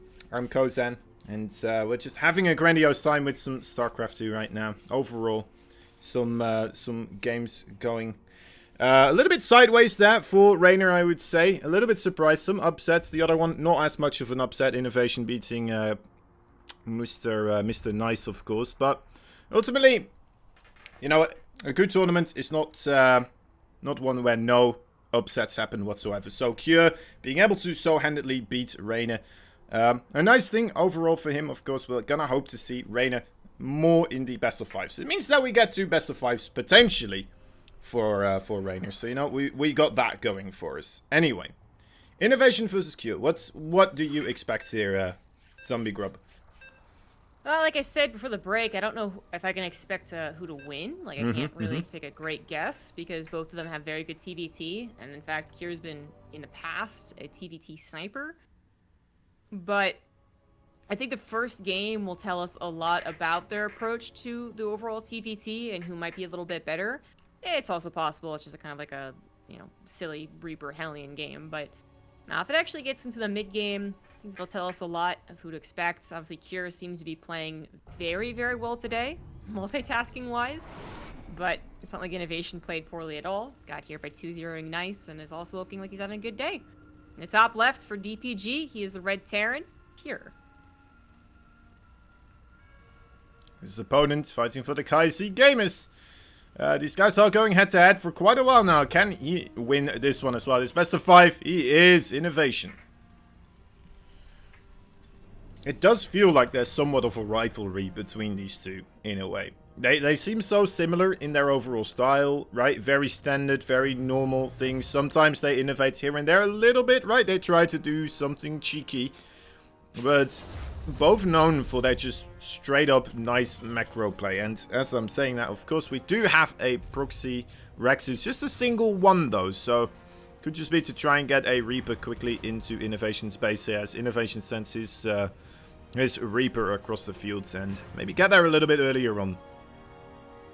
If Innovation's gonna want to expand and not SCV Scout, well, he deserves to take some damage. Yeah. That would be on him. So glad to see he is SCV Scouting. I mean, you see it occasionally, maybe on like big maps that don't have any Reaper hop-ups, because they don't really, they're like independent anyways, but it should be uncommon. 1-Rax expand, always SCV Scout. Hell, even with a factory expand, sometimes it's advisable. In this case, if you're going for a Reaper just on 1-Rax, wouldn't really do a whole lot of damage if it wasn't scouted. It'd be a lot scarier if it was like a second Rax or even a Marauder, but it is going to be nice for Innovation to check this out, get into the main, see the gases as well. Exactly what is happening. He's at a 4-Rax heading my way. And then even get back out and see the factory. So he's going to take this very seriously, though. So I think what Kira is looking for is maybe a bit of an overreaction. And now that he sees the factory being built, maybe Innovation doesn't. Actually, he's going to continue building the 2 bunkers. All right, yeah. That is quite interesting. Maybe just really safe precautions here. I mean, you can still salvage them as well, right? But okay, I think he cancelled one of them. Okay, he cancels both. Okay. Oh. Fair enough. Fair enough. I mean, I guess it is kind of difficult to tell exactly, based off the bit of later scout, but yeah, he's figured it out. He's figured things out, and it would have sucked more if Innovation, delayed even further the command center. It does still suck, though, because he, I think, theoretically, he could actually hold with a command center on the high ground. 1-Rax expand. Now it's a factory expand, but, he will definitely hold. See if he can spot forward. If you're going to try and delay the command center at least a little bit, not going to be able to get that. That's funny. That's a shame, honestly. That SCV going the right way. If the SCV RNG went the other side, he may have walked himself into the mine, but ultimately not gonna happen that way here. Innovation going undelayed with that SCV. I wouldn't mind, honestly, him switching that SCV out for a fresh one, but may still get bigs. No, okay, it's fine. He likes to live dangerously. Pretty sick though. Even saving that one Reaper. Innovation doing a good job defending the earlier portion and not just staying with the overreaction, but I guess rolling with the punches. I'm more concerned about this follow-up. Kira is going for Cyclone and the Cyclone upgrade. That can bop buildings very quickly. Obviously, it's going to help bop a lot of the units that come out defensively in the early game, like Innovation's own Cyclone. In this case, Innovation went into a Widow Mine and is going to do a drop, which I feel like isn't going to do that well against the Cyclones. Yeah, I suppose if they're across the fields, maybe, but... Oh, he sacrifices the Reaper here in order to try and get the lock onto the Widow Mine, but quick pickup there from Innovation, so... You know what, that is unfortunate for that Reaper. Even a Reaper here from Innovation, does manage to stay alive as well, doesn't get surrounded. Some nice bit of damage here for Innovation. And he also scouts the Cyclone build. So I feel like he was already committed to the medevac, but now he gets to maybe be a little more careful with how he dives in with it, because if it's locked on, it just dies pretty instantly. But it's still going to be tough on the front lines. His own Cyclone could be bopped very, very quickly. There's the micro from Kira to try and get the lock onto his opponent, but it's actually not really working out. Innovation holding against 2 Cyclones with the upgrade, with 1 Cyclone and a handful of other units, making this actually look kind of like a bad opener for Kira, as even his drops gets unloaded. Finally, the lock-on happens on top of the medevac, and oh my god, didn't even kill it! It actually got out of range, just barely. Wow, okay. Wow. Definitely some miss micro. Well then, alright, 10 workers just like that. You know what? Kira was looking okay with the amount of workers he was picking off across the field there, but I think those Cyclones were still on auto-target as they were trying to target down the SCVs who saw him moving forwards, trying to get closer to the Cyclone to get the lock on there, but Ultimately, just missing out on that opportunity there, but with, I believe, is just the auto lock on there from the Cyclones, which would be quite a devastating way to lose an engagement like that. Now, there's a siege tank here, so these Cyclones kind of their days have been numbered.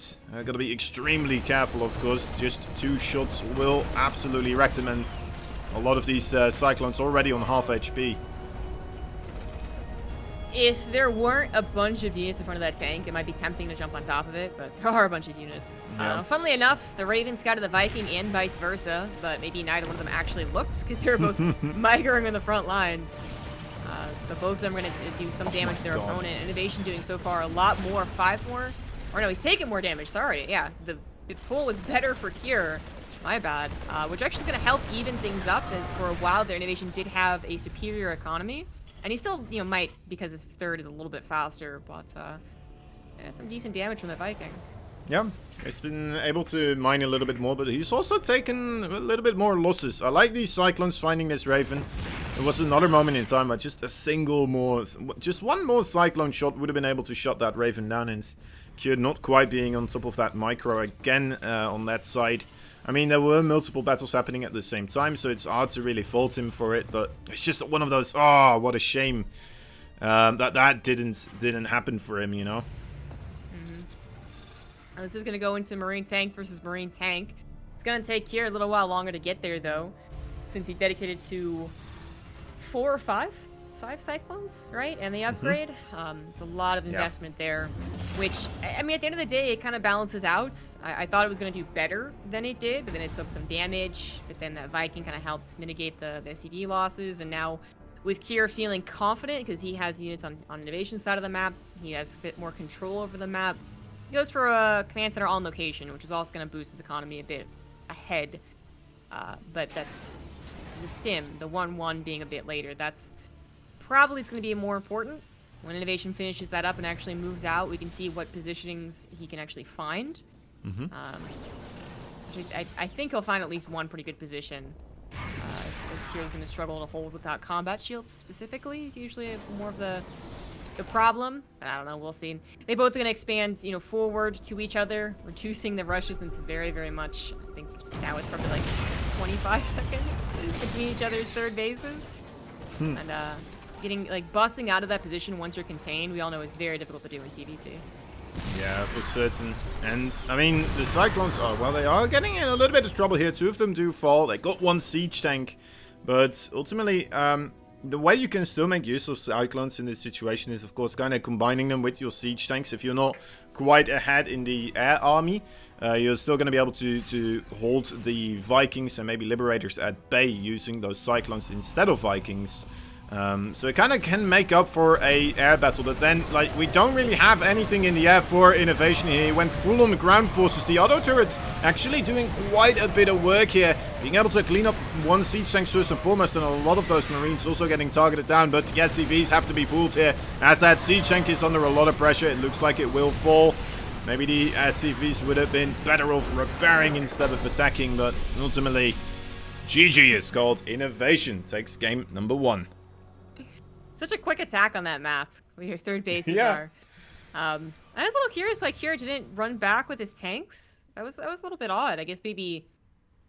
I really didn't see a situation where those unsieged tanks are going to do better. Sometimes it can be, like in some very like small engagement scenarios, but maybe he thought they were going to be interference matrix and he was trying to bait them out, but the Raven was kind of late to the party for Innovation side. I'm not sure, but even if he had sieged both of his tanks, he would have been probably forced to live his third, falling even further behind. Innovation definitely took that lead early on with the couple of SCV lead. Got taken away for a little while, but still had the faster upgrades, more production. Kier would have had to have defended perfectly and consistently, and then try to get something out in the map to bring it back, which can absolutely happen in TVT. A lot of comeback potential in that matchup, but I think at the end of the day, they got to say that Kier's Cyclone opener just did not work out. It was not as effective. Even the Cyclone trade out. He had 2 Cyclones against 1. And I know there were some other units, but still, like, I feel like it wasn't supposed to happen. Yeah, that just felt off, especially that last lock on just going for an SCV. Maybe he thought, you know what, maybe this is the most valuable thing for me to still get in this situation. Or maybe the Cyclone was just a little bit too far to lock onto, and then he decided to, but anyway. That's how it went, and yeah, not really how it's supposed to go. I completely agree with you there. Anyway, game number 2, Death Aura. A little bit of a bigger map overall in the middle. It's going to take a little bit longer to get everything across the fields, so it might be a little bit less volatile. If you take hits on the other side of the map, you won't get counterattacked as quickly. You might have a bit more time to set up defensively. Tough thing about Lightshade and Submarine. So momentum's going to stick with the person who has the momentum. In the top left of Death Aura now, he is the Red Terran for DPG. He is Cure.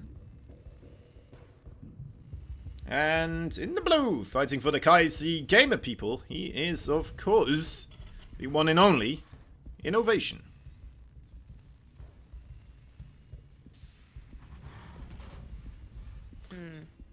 I guess you could even go back to like the opening racks not really going Yeah. as well as Cure would have hoped. Like no delay in the command center. He did get the factory put down just by looking like it was going to be a 2 racks and a single racks, but I mean that SCV didn't go down despite being very low in health. And well, that didn't change everything up. I think the follow-up Cyclone thing really did just not pan out the way he was supposed to, both aggressively and defensively. He didn't even clean up that medevac as fast.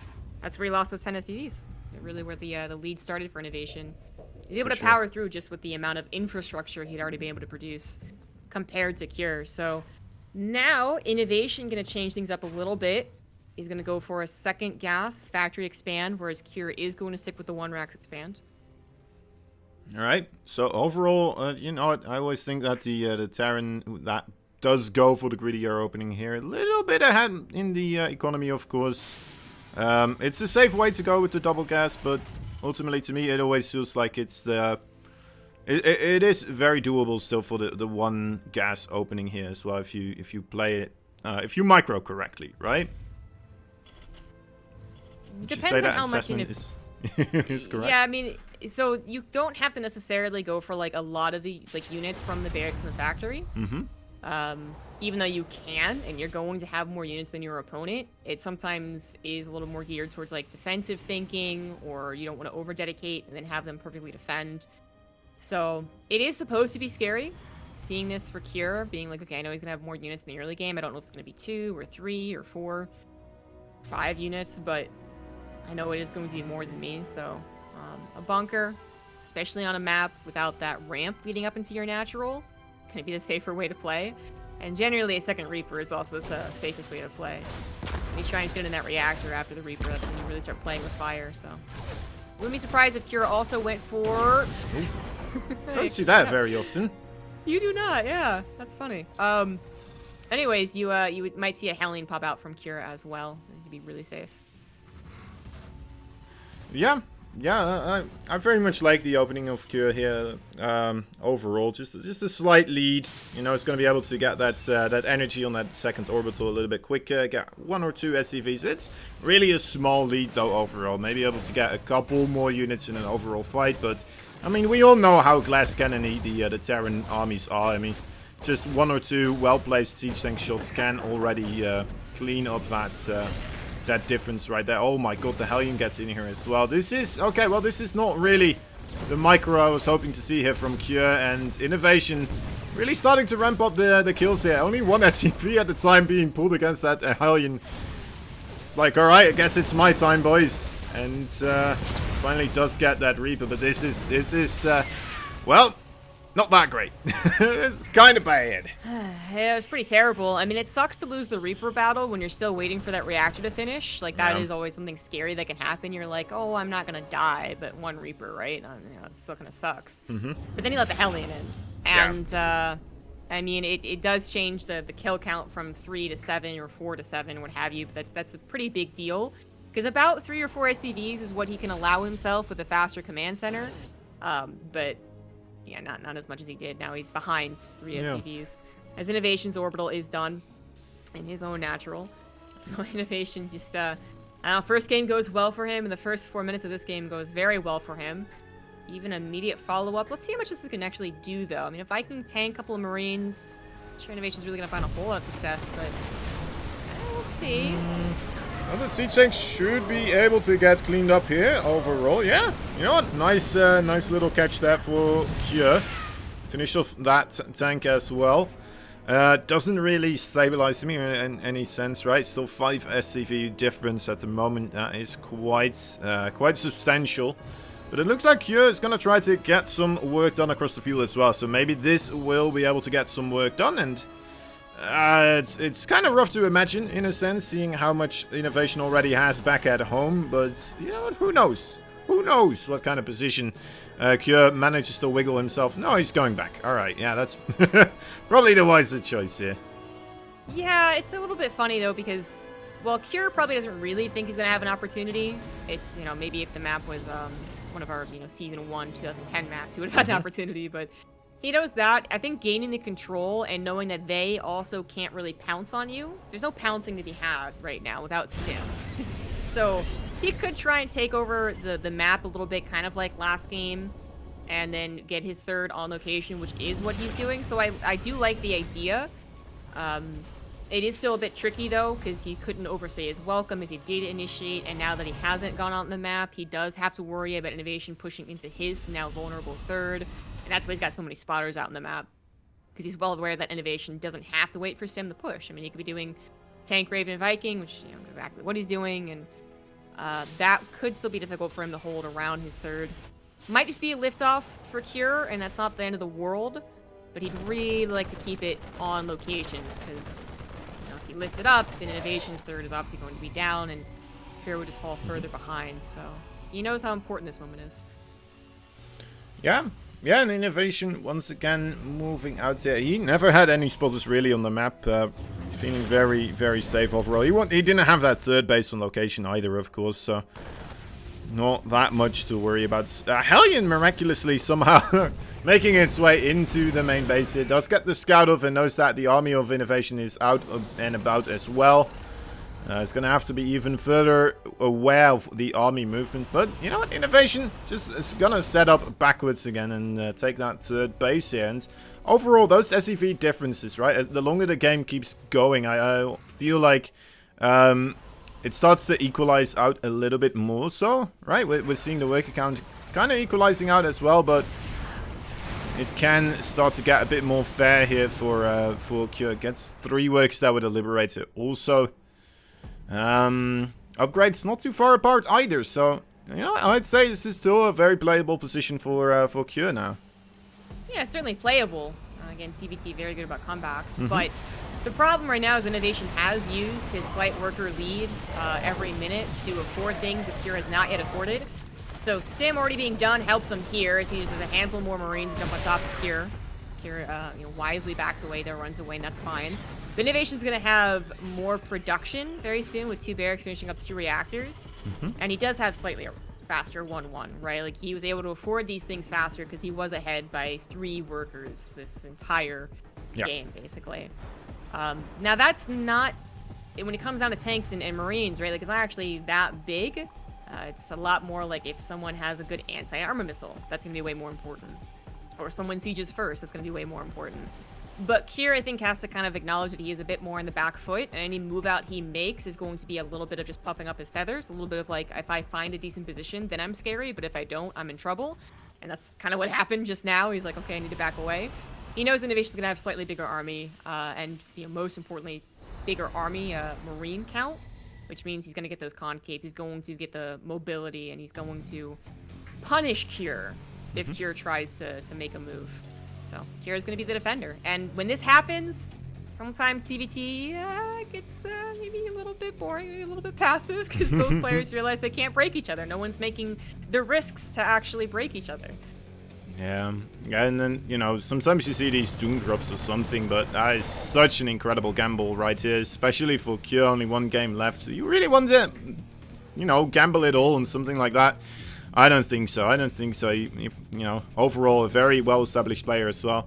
Doesn't have to do stuff like this. He knows he can make some plays happen just by staying on aware of the army movement of Innovation and being able to pre-set up on a location. So here already we see the spotter Marines doing a lot of work.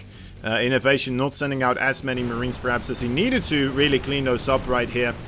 So we're kind of seeing Cure do on the other side. So already establishing a route perhaps on the top for now, where he could potentially make something happen. I'm a bit surprised that Cure's taking this long to set up shop on the bottom side here, though, of this third base.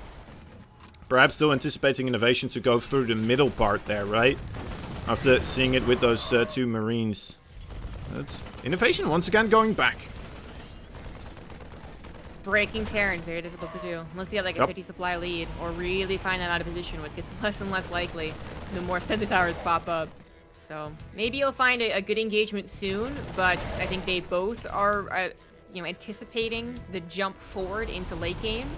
Innovation is going for extra starports. The easiest, cleanest way to break a Terran opponent is by going into starports. So we saw Mass Raven, from Maru and GSL. Definitely. Good old Viking Liberator first could do it as well, as long as you have the Viking lead. That's going to be a lot more difficult for a defensive Terran with less economy to combat you with. Not impossible, but just it's a better way than just ramming Marines face first into these ramps.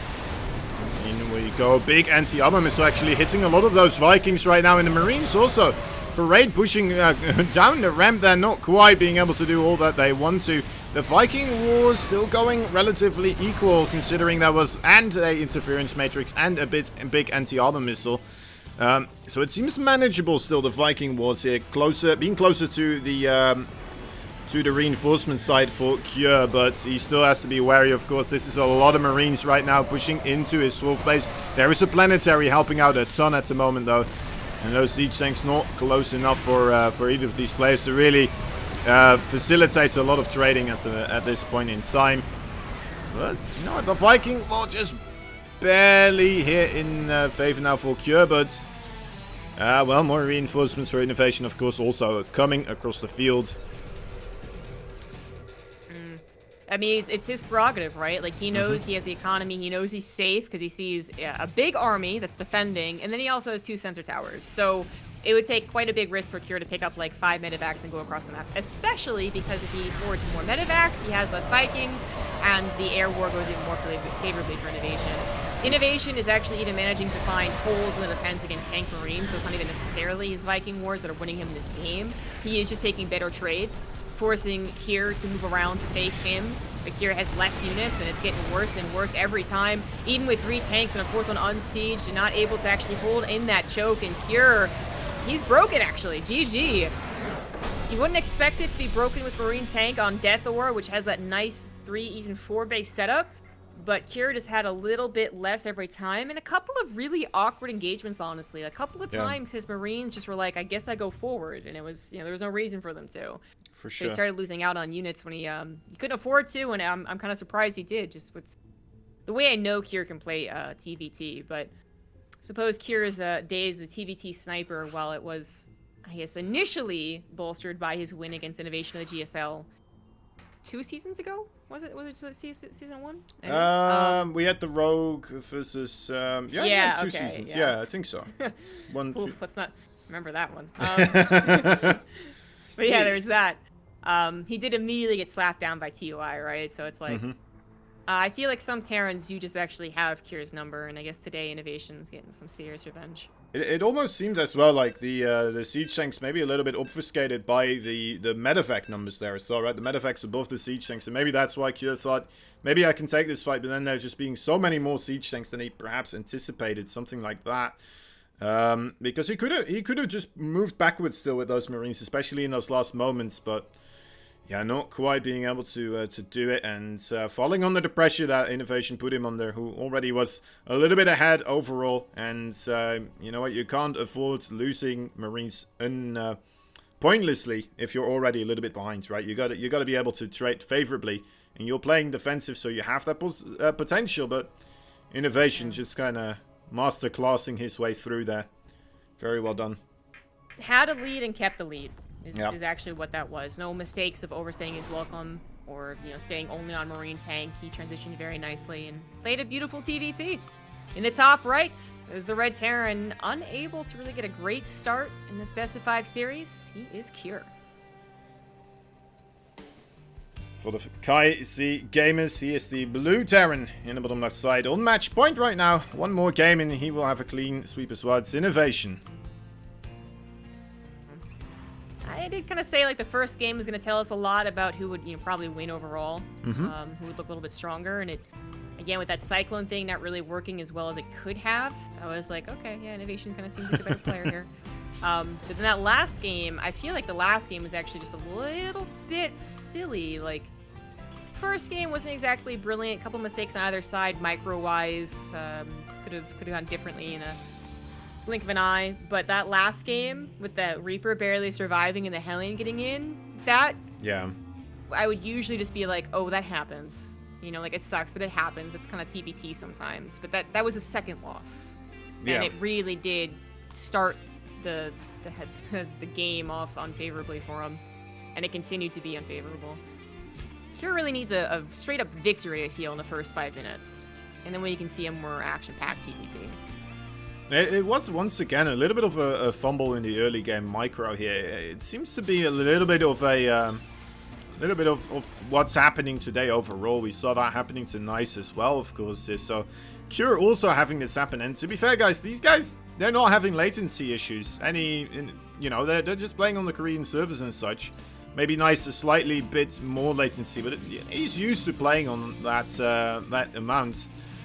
Shouldn't be too impactful for him overall, so can't really cover it up to that either. But yeah, it's just rough overall seeing these games kind of go quite lopsided for one player this early on. And well, game number 3, maybe this one, it will be the one for Cure. I mean, we've seen as well, I believe, in the matches that Cure and Innovation had in the GSL, where Innovation was kind of taking the lead, and then suddenly Cure started making a comeback happen, right? But it could be a rough one. I mean, 3 games in a row winning TVT versus Innovation. Yes, it's a big ask. It's a big ask to make. Especially when there are so many openers Innovation could change into once he loses a game, since he has a little bit of that wiggle room. He could have even done it here to try and get an easy 3-0, but that's not what Innovation is known for, no matter his position. And it's actually the opposite of what he's known for. He's known for stubbornly doing the same thing over and over again and losing to, lane bailing roach busts 4 games in a row. I guess both of these plays a little bit, right? I would say that Cure is more of a risk taker.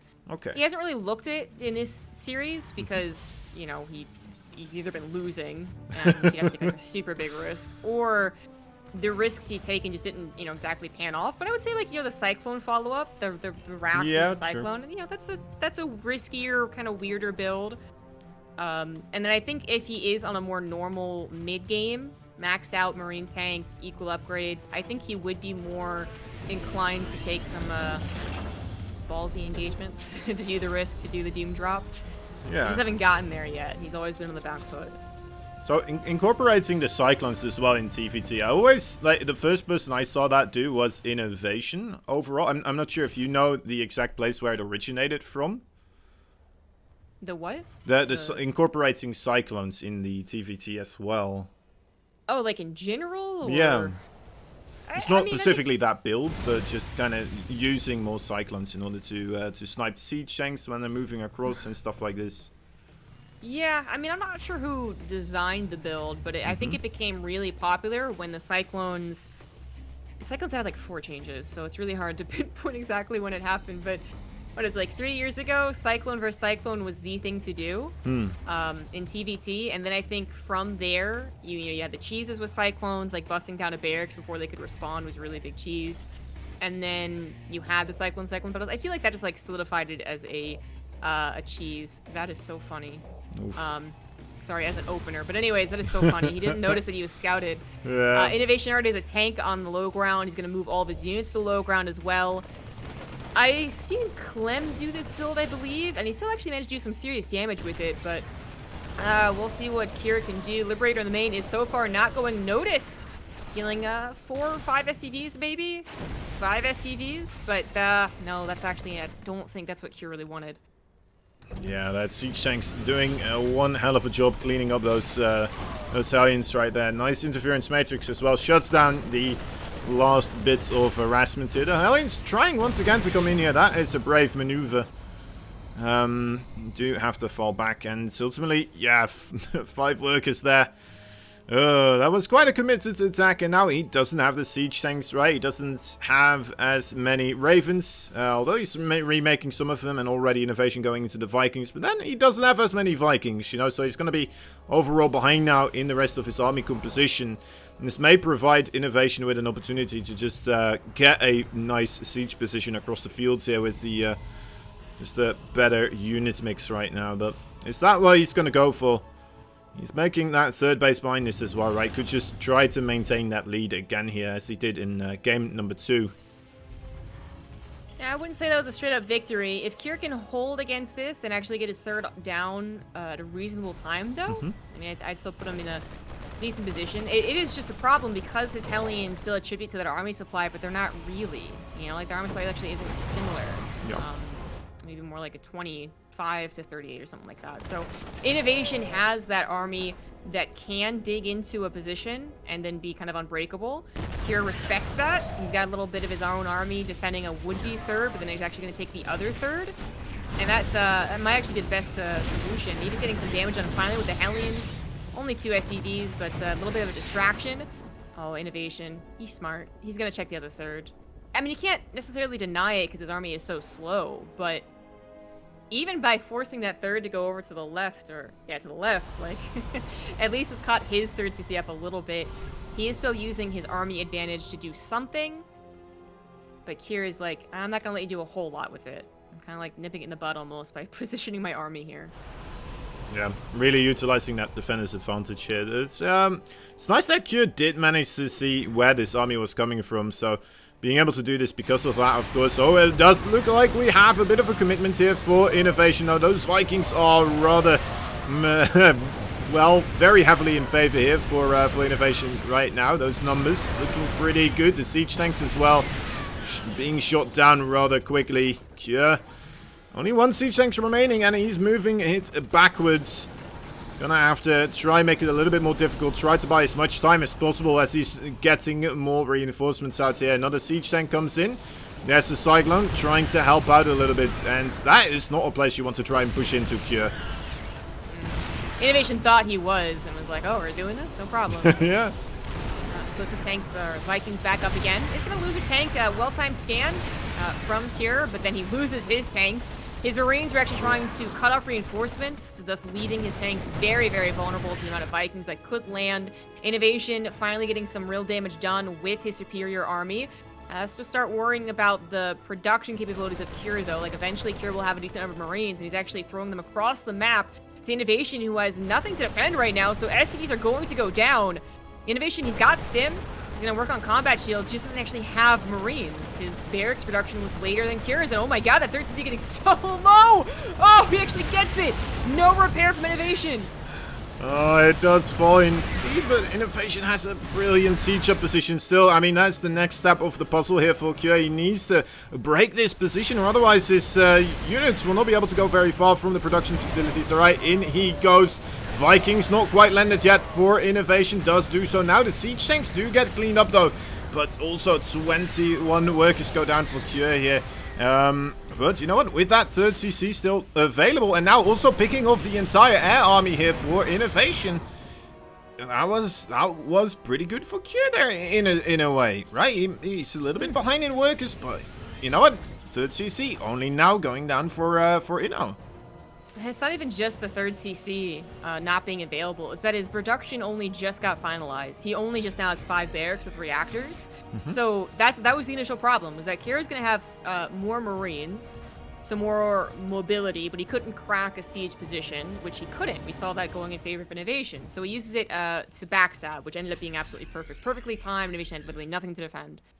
That is still going to be the main problem. You know, Kier needs a couple of medevacs to heal up his Marines right now, and he will have, again, more mobility and more opportunity to be out on that map. And Innovation needs to, again, kind of maybe depend a little bit more on finding a really good position, which should be difficult to do, because Sensor Towers are telling Kier where he's coming from. Kier could just pick up and move across as Innovation slowly leapfrogs forward.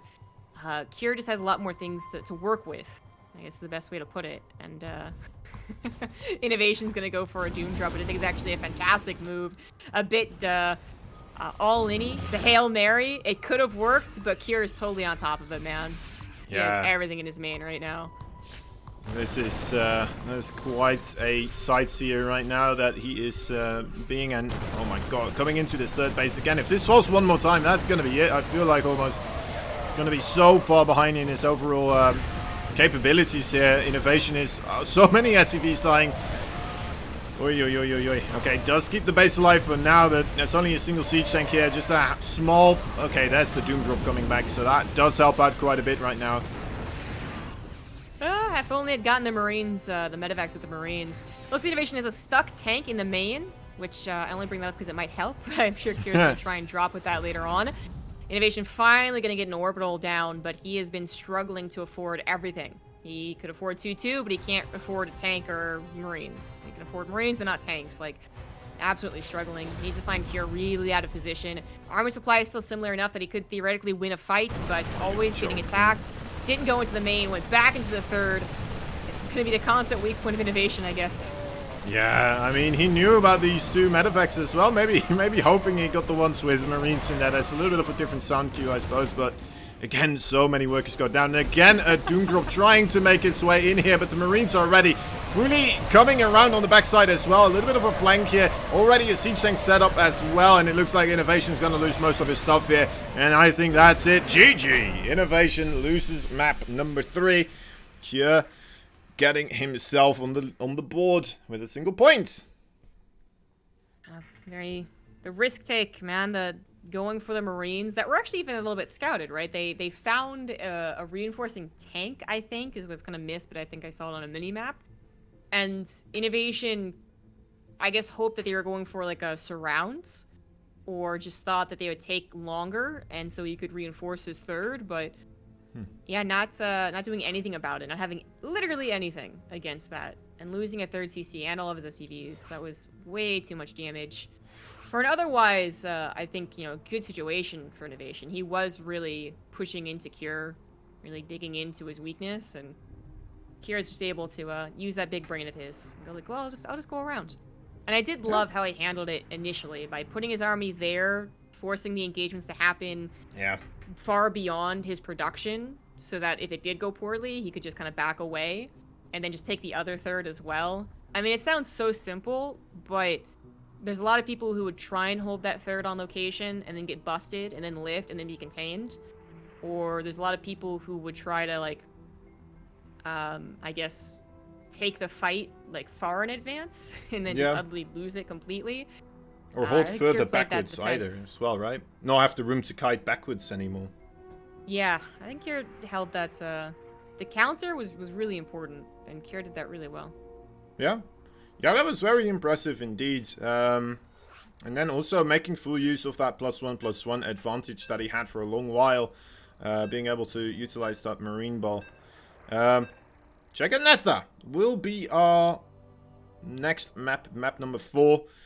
Cure still a little bit in a weird spot right now. Needs to get himself 2 more wins. But you know what? He's starting to come back, right? That's always a good little bit of a mental boost. Let's hope he's going to be able to carry himself through in this position here. Innovation, though, probably still sitting fairly comfortable.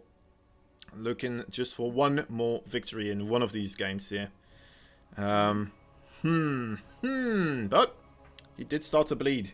He showed that this man can bleed, and will not be able to make the full sweep here. The 5-0 in the group. Not quite. He's not quite as good as Zaun. Exactly.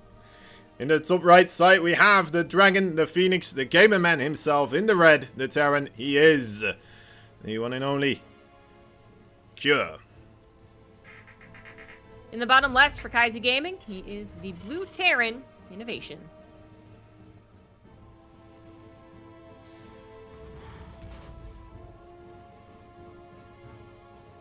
Maybe Mapu's doing it specifically for me as well, because I tend to just ramble on in the introductions. Just, he knows that. Maybe he's rewatched this. Maybe he's been told, and he's just he's not quite sure which one I'm introducing then, and then you kind of got to do both. Quite a bit of interesting stuff actually developing here, guys. We do see the proxy Rex right now from Innovation. Another Rex will be thrown down here. And I do believe we have the double gas opening here for Cure. Needs to get that second. Actually, I'm not quite sure anymore. He did not yet. get... Oh, wait. He did get the gas before the barracks, didn't he? Well, the scout could still be a savior. Come on. Just So- move to the right. Yeah, Ugh. we were kind of talking about this option for Innovation. If he does lose a game, he could just do this because he has kind of like one game to kind of just toss away. If it doesn't work, doesn't work. That said, 2 Rexes aren't usually the end-all be-all. They can get a game, they can get a deficit, but sometimes, you know, it's totally macroable. We'll see which one this is. Kira is going to eventually get the scouts, and in time, you want to time this out so you can get a factory, but Kira, gosh, he really, yeah, so he sees it now, but he's got to build bunkers. Like, he does not have a lot of gas here. Actually, kind of feels like it was a gas after barracks, and that's problematic.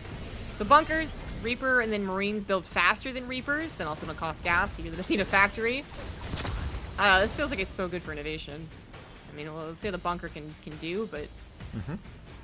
You're buying a little bit of time right now with that Reaper on the high ground. It looks like an okay map overall for... you know, with how your barracks is placed, and then you can place that bunker very close to the Reaper cliff as well. Getting the SCVs here immediately on the ramp, that's a good way to kind of help out as well. Only losing the Reaper so far, but that's an important unit, of course. And Innovation is going to be able to regenerate both of those guys their health. Not a horrible position for him. A third one comes in now as well. Only a single Marine in both of these bunkers. Innovation gonna try his luck up here. There's only, yeah, not that much firepower. He decides to jump back out again though, so even more time being bought here for Cure. Which he still needs. I mean, it's really still not a lot of DPS once he actually does run past. Unfortunately, I think the running past the top bunker would have been the better option. This time finding SCVs again, so far really good SCV pulls from Pure. The first one and now the second one.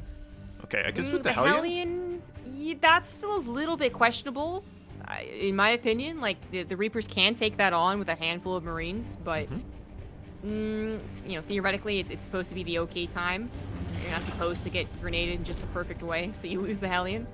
So I think Kira's got this. That's still a lot of Hellion stuff, or Reapers. I mean, even those Marines, maybe you will lose 1 or 2 of those Reapers, but... Okay, there we go. Getting the target fire on the barracks now, getting himself up the cliff without taking any initial damage here, so nice job there. Taking out a good amount of those Marines so far. The Hellions in a lot of trouble as well. The Hellions do fall and the Marine does go down as well. There's 2 more Marines here. The SCV's desperate to try and catch these Reapers, but oh, these supply depots, man, if that was a... Well, no, they still don't quite get this around there.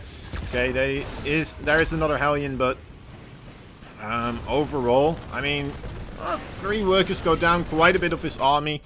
Let's see, the worker count still kind of equal overall, but Cure as well did have a lot of time where those SCVs went mining, right? So overall, a bigger pool of resources probably available now for Innovation. Although he did delay his stack maybe a little bit here overall, but not too much. He's already getting a Raven, already a Cyclone, so he's going to be well and prepared for the follow-up of Cure here, and he's going to be able to come in once more, pick off more of these SCVs. This is a horrendous happening right now for Cure as he's losing SCVs left, right, and center.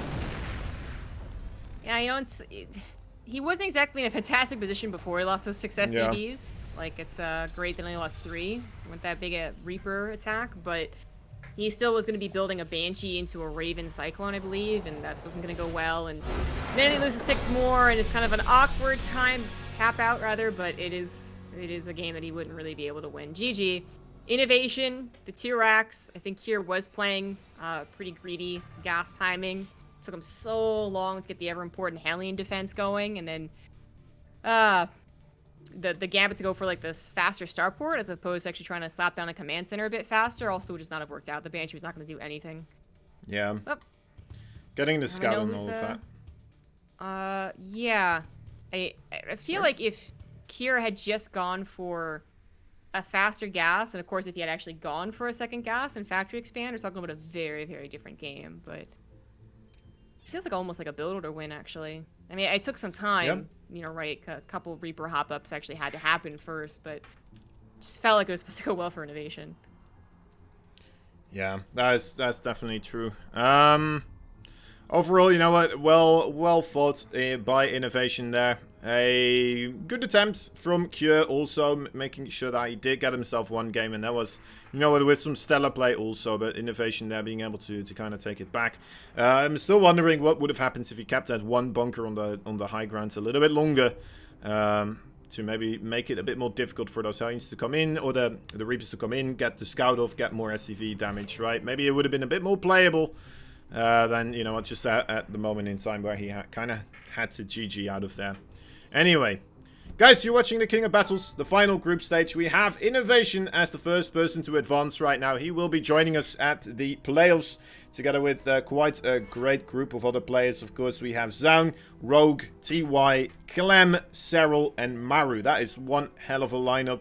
And another fun thing is that we do have the potential for a Serral Maru finals. That is still up, but you know, something that could happen. Would be pretty neat. Would be pretty cool. But anyway, of course, Innovation, the first one of this group to join in. We still have 3 players in contention looking to take that final spot for the playoffs. Either Rainer, Cure, or Nice. We're going to have to wait and see who's going to be taking it. And we'll have to wait and see indeed. Anyway, guys, we're going to go to a quick commercial break. And when we get back, we'll have, of course, Nice versus Rainer in the loser match. That's a best of 5 coming up. We'll be right back. See you soon, guys. Don't go anywhere. And there we go.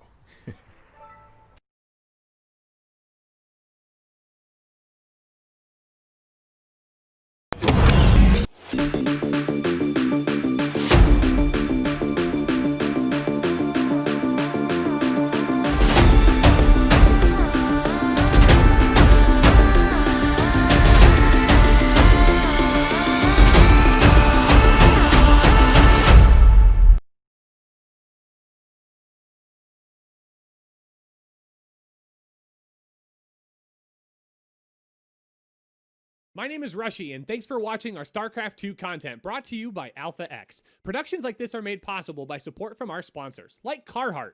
Carhartt never takes a day off from celebrating hard-working people, which is why at Carhartt, every day is Labor Day. Since 1889, they've been building gear that has your back 24/7 with tough and trusted workwear, just like this. Their men's midweight hoodies are sweat-wicking, stain-fighting, and cut to move. It's made of sweat-wicking fabric that's cut to give your arms a full range of motion. Its full zip layer also fights job site stains, so it can last through several seasons of hard work. They're also built with force technology to wick away sweat and dry fast. The fast dry technology wicks away sweat, while the stain breaker technology releases those stains. Be sure to check out our events page for their sponsor quest, or visit them anytime at carhartt.com. Thank you for supporting Alpha X, and thank you for considering checking out more of our great sponsors. Now, let's head back to the action.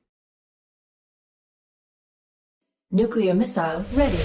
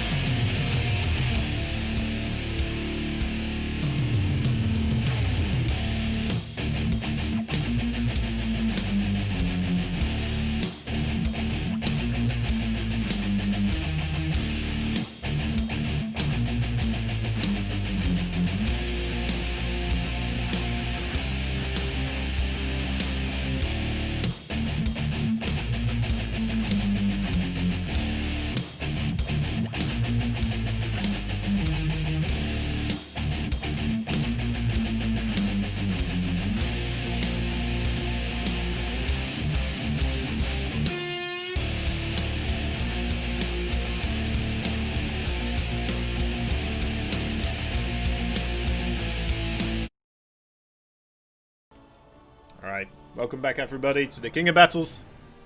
I'm Kozan. With me here is the ever so lovely, also knowledgeable Zombie Grub. Zombie Grub doing some marvelous commentating for us here today. That's much appreciated, of course.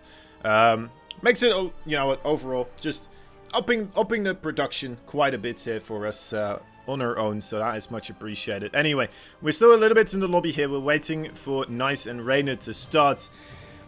Do you have any specific thoughts on this matchup right here, Zombie?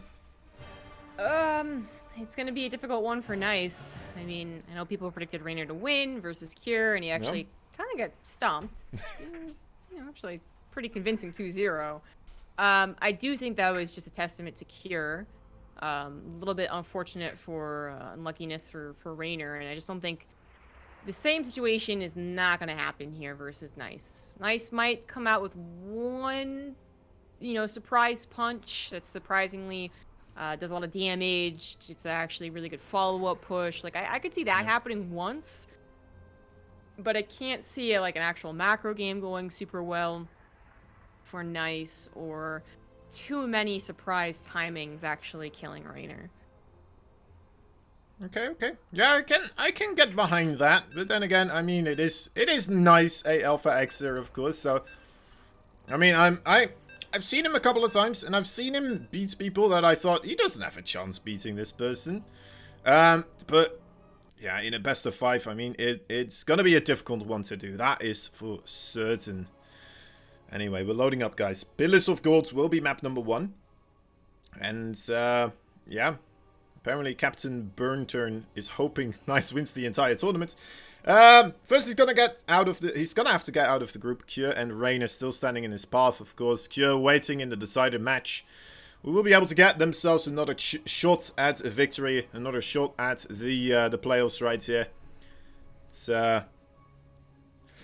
coming up right now. It's loading still a little bit here, guys. I'm not quite sure.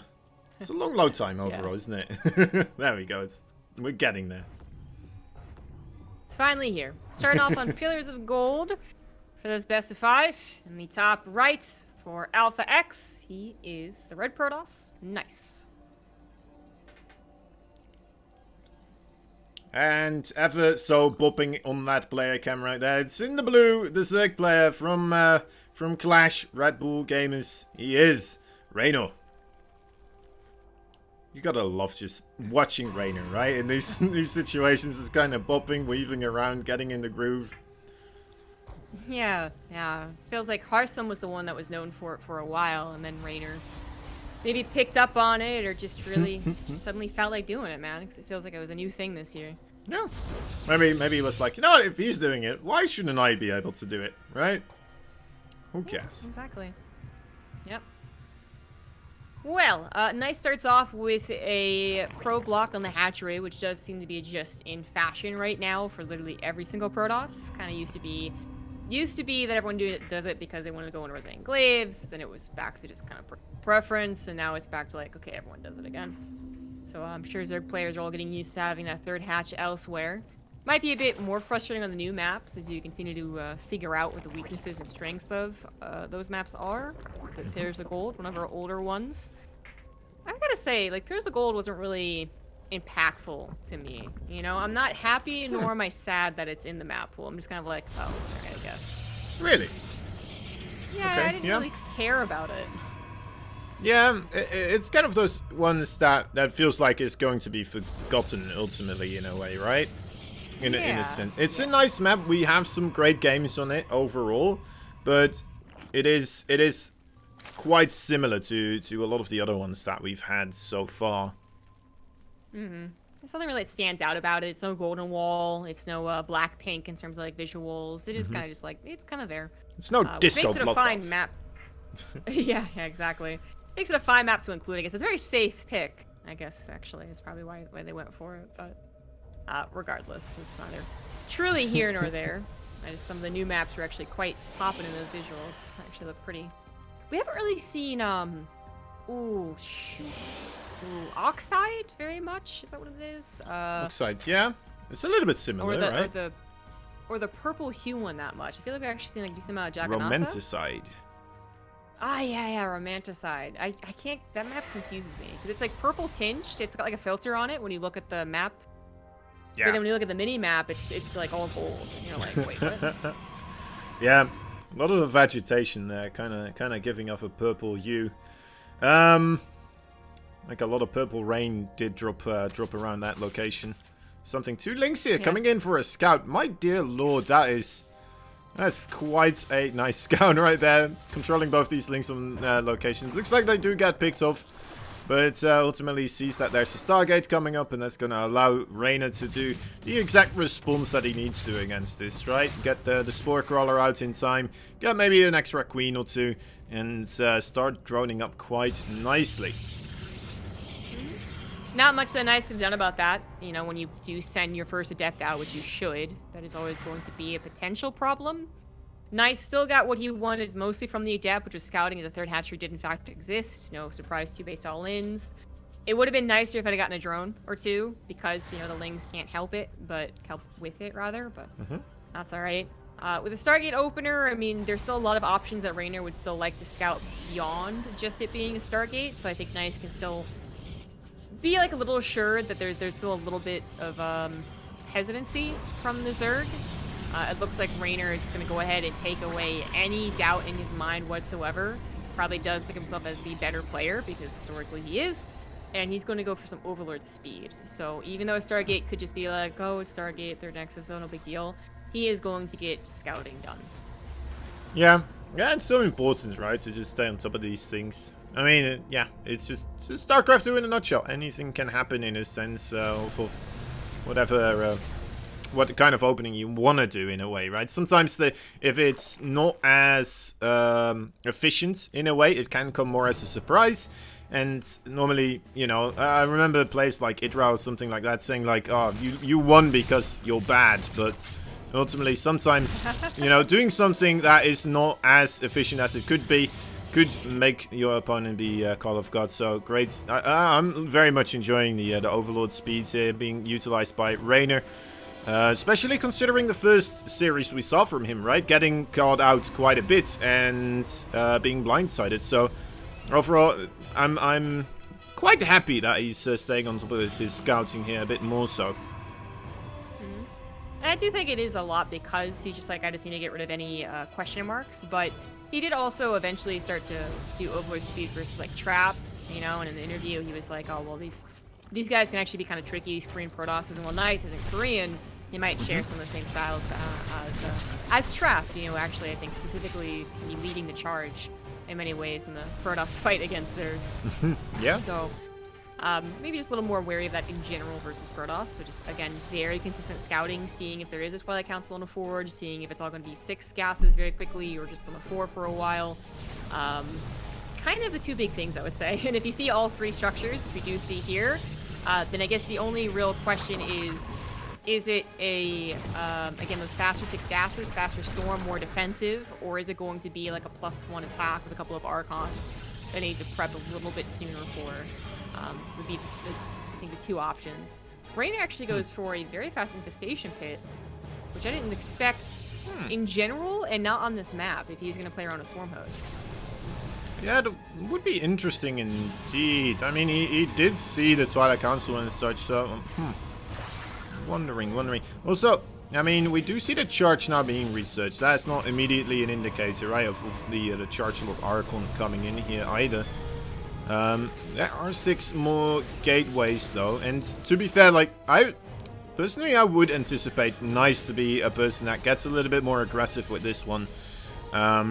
Storm getting constructed though as well, continuing with the upgrades, but not a lot of probes still being created at the moment either, so mixed messaging here for me.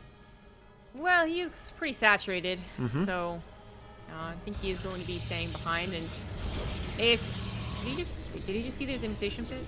Totally missed what he scouted. Shoot. Anyways, like if he doesn't know it's Swarm Host, he could be in a lot of trouble. But then he did just slap down a bunch of stack defense around his 3rd. We nowadays see a cannon, you know, in every base around the time that a Spire could be coming around in a professional game. It's like not gonna happen much earlier than this. But all attack defense are on his third. I feel like he did see the Swarm Host, or is at least anticipating a big old Roach attack, which it is going to be Roaches. It just has also a sprinkling of Swarm Host, which yes, definitely now he sees. A bit awkward because he's going to get in here and get involved, but can Nice hold on to what is going to be an almost 60 supply deficit. Keep in mind it's a very inefficient 60 supply, especially if those locusts don't actually get involved. Let's see what happens. Yeah, he does have the Storm ready, and that's a lot of Storm for sure, but there's not that many Archons here to beef it up as well, so getting a lot of the Locust low, but then ultimately losing a ton of his High Templars here as well, due to that quick DPS. Only a single Archon here remains, and the Roaches will just move backwards as soon as they need to, as the Locusts are gone, no longer there to tank. Yeah, already that was quite a nice start for the Swarm Host opening here. Gonna get ready for wave number 2, of course. Yep, there's going to be a second wave, and a third wave, and probably a fourth wave. Rainer on 4 bases isn't like flushed with cash, 80 drones, and in fact can take a little bit of damage here from a Warp Prism, which I do really like. I like that Nice using Warp Prism, but it is going to be a lot of pressure for Nice to continue to hold on to. He's got some Archons, but no Storms. Stasis Traps can really help out.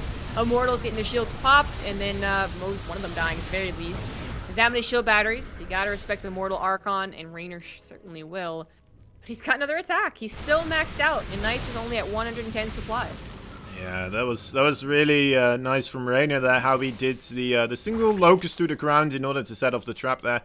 A little bit of micro, you know what, flexing a little bit, perhaps those micro muscles, but this is always awesome to see that type of stuff. We do see a Fleet Beacon also under construction, so I mean, if Nice kind of manages to hold on here, maybe he's going to be able to get some sort of a big air army, or at least a couple of those units to really help out, be very efficient against this Roach Swarm Host attack, but I don't know if he's going to be able to hold on here with an investment like that as well, even without it. It's quite difficult, so yeah, GG is called, and Rainer takes game number 1. Talk about a hard attack to defend. You know, if we're gonna assume that the Protoss doesn't do anything to engage the Zerg, which can happen and still be an okay game, and that's what we are going to expect. Gosh, what could have Nice have done better? I mean, if he had kept his High Templars alive, so that he had 6 High Templars, all with Storm, only used 2 with every Locust wave, then I guess that could have gone better. I think he was forced to morph all of them into Archons because the engagement was a little bit odd. For the first time around, and then it is just about trying to keep your units alive and get to a certain supply, but that just looks like a tough one to hold to me. What do you think about just having less High Templar and then already having like 1 or 2 Archons with there as well, just so you can, like, because we saw 2 Storms really doing a lot of work, right? But then if you have 6, I mean, you don't really need 6 Storms in that situation, right? So if you just blanket the first wave with Storms, and then the Archons kind of kill the Sovereign Top Locust in a way. Maybe you'll trade a little bit more efficiently. Maybe. I think that it was just more about like having Storms for the other attacks, because he had a second wave that he did rebuild his High Templars, he just didn't have any Storms, so he was at the last second building Archons, which is always very awkward. So I think it's just having a combination of both with every wave, when he was usually only stuck on Archons. Plus, just like again, like a couple of odd engagements, you know, like he didn't quite go. He wasn't like, really behind his stack defense, and shield batteries don't care if you're behind or ahead, but it just feels like could have been some situations where an Immortal didn't get popped off, it did get saved. Maybe the Warp Prism wasn't really supposed to go across the map. Maybe it should have been back at home microing, and that actually would have been a better use of it, because the old, not saying, but the one of the good ways of dealing with Swarm Hosts can be a Warp Prism. I feel like that's if you're talking about more of a harassment style of Swarm Hosts. So yeah, maybe with that direct punch, maybe Warp Prism back at home also would have been a lot nicer. I'm gonna guess that it is. I'm gonna say those are the 2 things I would like to see fixed. If we see that attack again, I don't know how likely that is, especially with Rainer doing a different build already. Top left, sending out that probe. He is Nice. His opponent here fighting for a clash in the blue. He's the Zerg player from Italy. He is Rainer. Whale pool, which Nice is going to see pretty quickly. So he's going to get to the natural and say, hi, blocked your hatchery, and then go, wait a second, and actually look into the main. It's always about that wait a second. That's a little bit concerning. But he should eventually. I mean, at the very least, you see the Lings on the way if you don't go into that main base.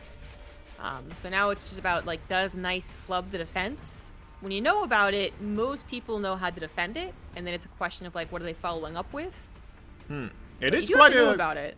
it is quite an aggressive region overall, the Taiwanese region. So, if there is something that Nice should be best at, I would assume it is going to be the earlier parts of the aggression and such, kind of the early game micro situations. But a lot of it is in PvP, so a bit of a shame for him that he's not able to kind of get that PvP style of his role in here, of course, because there's just only Terrence and Zergs here. But there we go, second gateway. Let's start chronoing out that Zealot right now. There we go. It kind of was a later response, though, it looked like. I might be wrong, but it kind of looked like he finally got the probe in the main to go, oh, hold on. And then he reacted, right? Like, it took a little while. So, I mean, the Zealot will be out with a couple chronos, a chrono, like, it's not too big of a deal, but not much else will be out. The side score is not going to be done to reduce an Adept that quickly, so it's going to come down to a second Zealot, which is always a little bit awkward. You have a second Zealot that can't really do anything. Nexus is obviously very delayed for this, and Raynor, I mean, he only made the 6 wings. Well, no, he's made 10, actually, but can 10 get it done? Maybe if the Zealot's surrounded, it can. Alright, that was pretty good. That is rough indeed. Well, I mean, another Zealot. Oh my god, getting surrounded again, that is inexcusable. Oh my dear lords. Nice, you can see it. Frustration in his eyes. Go down. Yeah, it's gonna go down. This is the damage you cannot take. I mean, losing 2 Zealots is like, oh, that's not good, but okay. Losing 7 X-Core, that's Warp Gate heavily delayed. No Stargate was produced, or any technology whatsoever before it died. Big delay on technology, pretty decent delay on the Nexus timing. Raynor also made sacrifices to do the build that he did, but it definitely got results. For sure. Yeah, and Raynor behind this, just happily droning up. In a marvelous position. He can do whatever he likes to at this moment in time. He just needs to stay aware of Nice will be coming across the field here, perhaps with a very aggressive push at some point. But that's still quite a way off, right? Because of that Cybercore. So yeah, Raynor gonna grab himself a third base, looking to just go absolutely wild on this economy for now. It's a very... I feel like it does go back to him scouting that main a little bit late. I think he was literally going to build his 20 Nexus with that probe, and then he was like, oh shoot. And then the stuff came down, and like, if you know immediately, I think you can get a faster Adept instead of a second Zealot. You could even get a shield battery if you're really concerned you don't know what's following up, and that might finish to save the 7 X-Core. But it was just like a little bit late on everything, and it is kind of inexcusable that he lost the 2 Zealots. I mean, that is the biggest mistake he made for sure. Not to have them both swiping and helping the 7 X-Core live. So Nice is going to do something a little risky. I think a risk has got to be taken. He goes for double Stargate. In this game, Raynor is not investing into Overlord speed, so it's possible that gets a big ol' surprise. Always a bit dangerous to be able to go into double Stargate. If this is going to be Phoenix and not the new Void Ray stuff, I feel like it's always a bit risky against Raynor, because Raynor loves his lings. I mean, obviously he does roach attacks. Last game was one of them, but... And he actually is going to get Overlord speed. Just said he needed gas for it, so that's not going to be a surprise so much.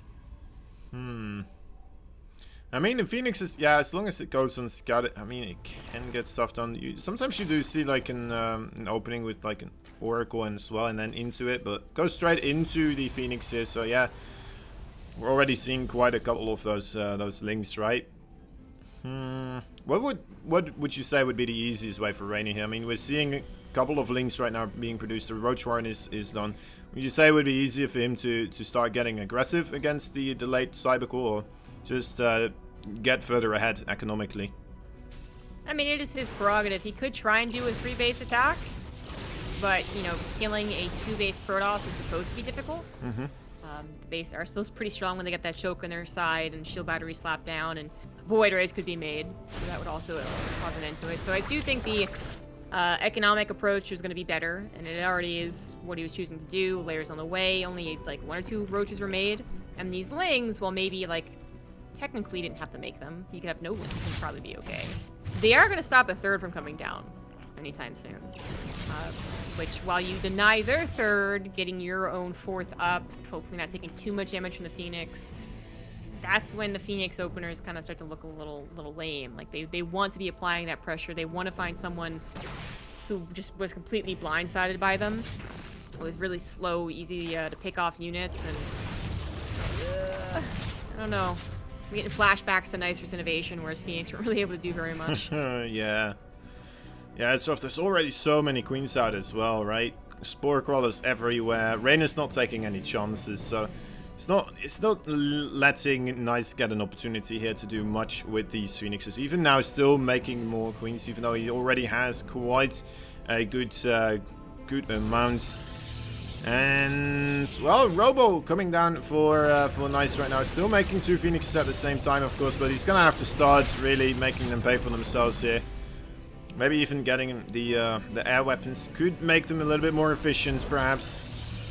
But still, it looks like a very, very difficult place for him to try and get this to work. Yeah. Maybe the supply doesn't look too terrible right now, but it is all building up to a much more explosive supply lead for Raynor than for Nice. Nice gonna be kind of dragging his heels a little bit on that. I think it's kind of what we're waiting for. Like, how much damage can the Phoenix do, and then when does Raynor pull the trigger on the building units, right? So 65 drones, you could do it now. Actually, Queen's not actually in trouble. When there's that many lifted, there's not that many Phoenix actually killing them. So it'll take a little while to actually. There we go. 1 or 2 queens at a time is usually, I think, a bit better. But that just gave 2 spore crawlers to move into position. Yeah, pretty nice. But overall, I mean, he gets the queens here. Maybe gonna get himself some more maneuverability now against these Hydralisks. Hydralisks also actually coming out, and one by one do feed into this location right there with the Phoenixes. But quite a couple of them were lost as well due to the spore crawlers there. Ultimately, we do finally see the +1 air weapons on the way as well for Nice. He just needs to keep doing that overall damage as he did on those Hydras and such, right? I mean, I think cleaning up the queens overall, yeah, it was okay, right? He didn't lose too many Phoenixes. I thought he would lose more of them.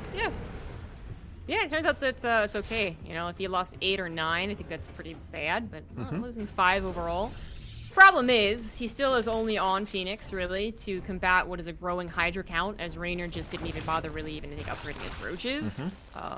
He might have trouble with injects, I suppose, but the Hydra count is large enough to tear down the Phoenix, and Nice doesn't have much else. He doesn't even have +1. Like, his +1 almost seemed like an afterthought, like an, oh, I probably should have gotten this, when that could have actually really helped against both the Queens and the Hydras. Still getting some pickups on the reinforcements. It's definitely better than nothing, but can his third base hold? I mean, now his Phoenix aren't even going to be involved in the fight, so what is there? There's a Disruptor just now starting up in the production tab. There's a shield battery overcharge, but other than that, there's not much, really. Losing another Phoenix there, it goes down so quickly against this amount of Hydras, of course. Yeah, I think he just needs to buy time and then hope for a really good Disruptor shot here. I think that's the one way that he may be able to get something to work out for him. Doesn't lose Phoenix over there, but manages to pick off another Hydralisk. There's the Disruptor. Okay, that is an intimidating unit overall, of course. Bit of damage on the score. I'd feel kind of good actually for Nice if he had charge. The charge Phoenix would be a nasty combo. His +1's done for his Phoenix as well, but he's got no charge. His Zealots are literally stuck behind the Adepts anyways. And the Phoenix numbers initially looked okay. They quickly run out of energy, as well as just deplete in numbers, and there's not much else strengthening this hold. Disruptor shot's not going to grab much, just a single Hydra. Second one also not going to grab very much. And Raynor's attack is going to work out. GG. GG. You know what? No, there was some way for Nice to win that fight overall, though. Like, he was making some alright maneuvers. I mean, it's just unfortunate the Disruptors, especially the final 2, coming in very late. The Zealots being behind the Adepts, like you mentioned, and then just not really hitting anything, right? With the Disruptors once they arrived.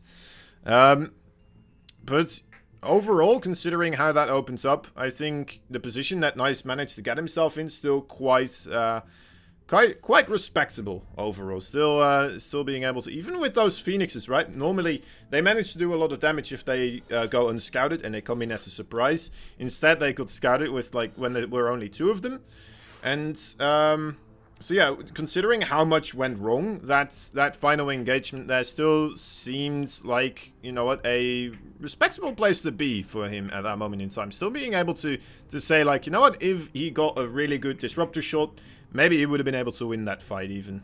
But yeah. Yeah.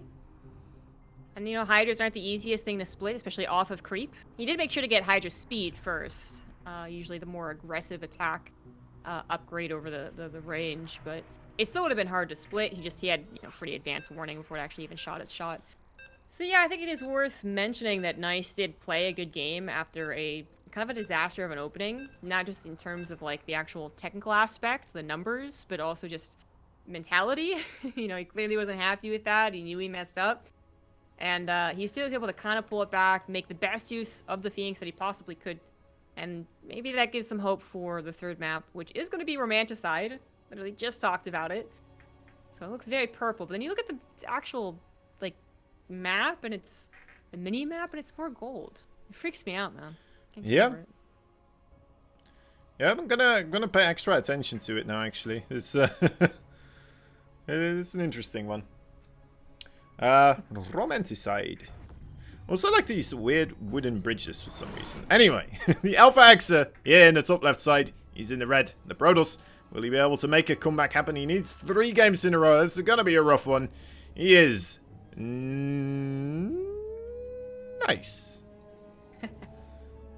In the bottom right, going for another 12 pool. He is the blue Zerg for Team Clash. He is Raynor. Cheeky boy. You know, last map was Submarine. Very fast rush distance. Makes a lot of sense. I think this map is... slightly longer, but actually not that much, I think. But I think he's doing this because Nice mishandled the last one so poorly. Yeah. Well, maybe Nice is going to be able to jump on the ball this time a little bit sooner, right? Not gonna, like you mentioned, be caught off guard as much. And, well, let's wait and see. He's going to pop into the main right now already, so not sticking around that too long.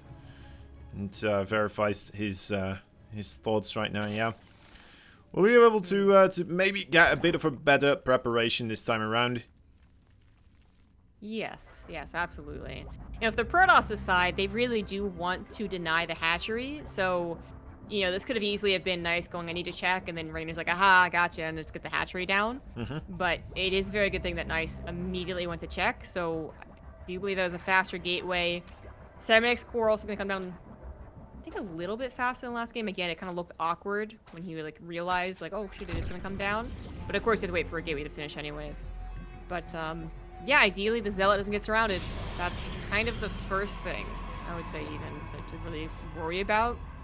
In that last game, having both of them surrounded was not good.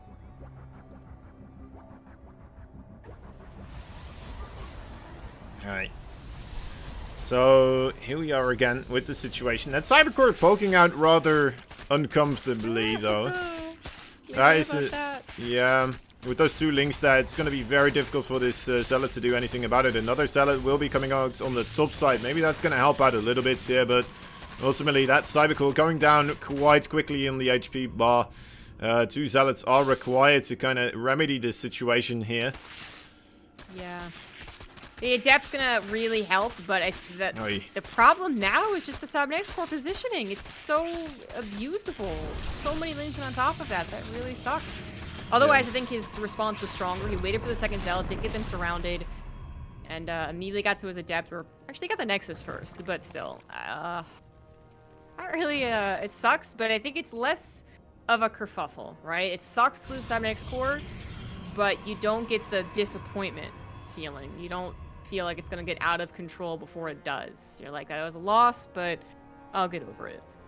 Yeah, I think that's a good way to put it in a way. And this must be coming down as well to this just being a new map, right? So probably just not having as much practice here, so not as familiar with how he's supposed to wall here. Perhaps also with the added pressure of this being quite a big tournament for him as well. And then also just, well, it going so badly the previous time, right? So then you're kind of like, okay, let's just get it down quick. And then ultimately, yeah, just not quite getting the perfect wall off right there. Well, that looks especially awkward now. Nice just putting down 3 gateways pretty fast. I mean, could it just be to wall off? Because he does need a wall? Sure. Is it a little bit suspicious Twilight for as well, Raynor? indeed. Yeah. I think it would be. Because it is the Twilight Council, we know that. Nice going for Adepts only after the loss of the Mex Core instead of the... he went for a Stalker Adept last game, which didn't really end up doing very much. I like the idea of Adepts a lot more. They are going to be able to threaten the mineral lines, as speed's nowhere close to being done, only just started. And even if they got the Lings, it would be a terrible trade.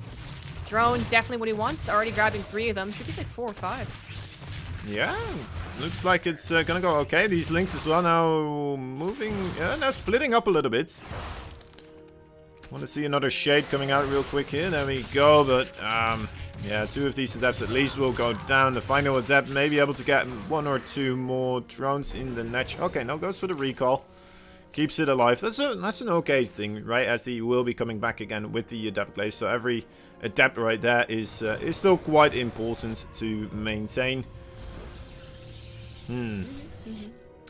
But Well, Raynor, yeah. he doesn't quite know for sure that it is going to be resonating glaives. Again, all he sees is those 3 gateways, which could be because he needed a wall. Yeah, true. So that could do some damage, but I think you see the adepts still being made, and you're like, well, it's definitely resonating glaives. So Yeah. that right there, that Overlord in that position just told him if he wasn't already suspicious of it.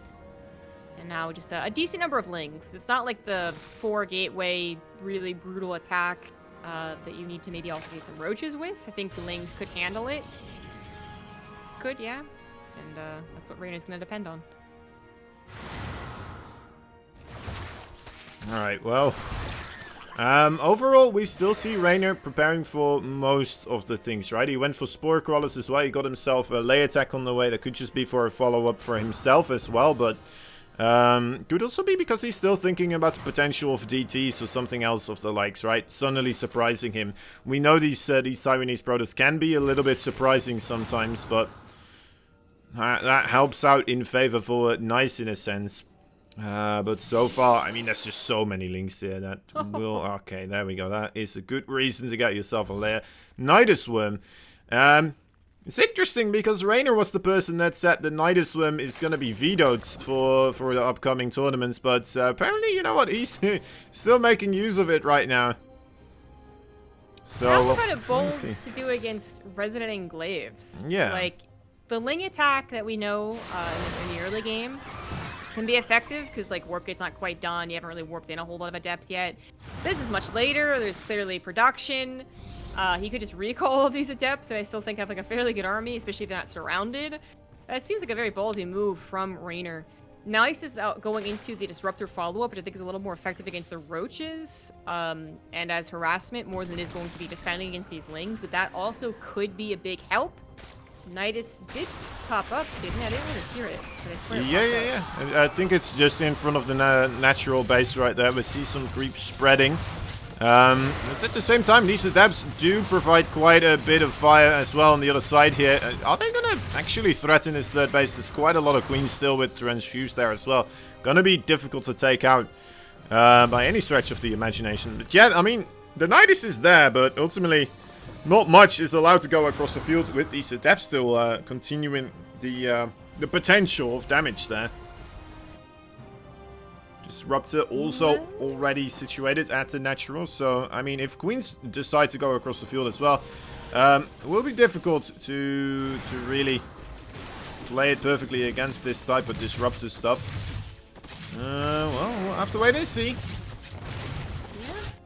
Disruptor can maybe be effective against the queens.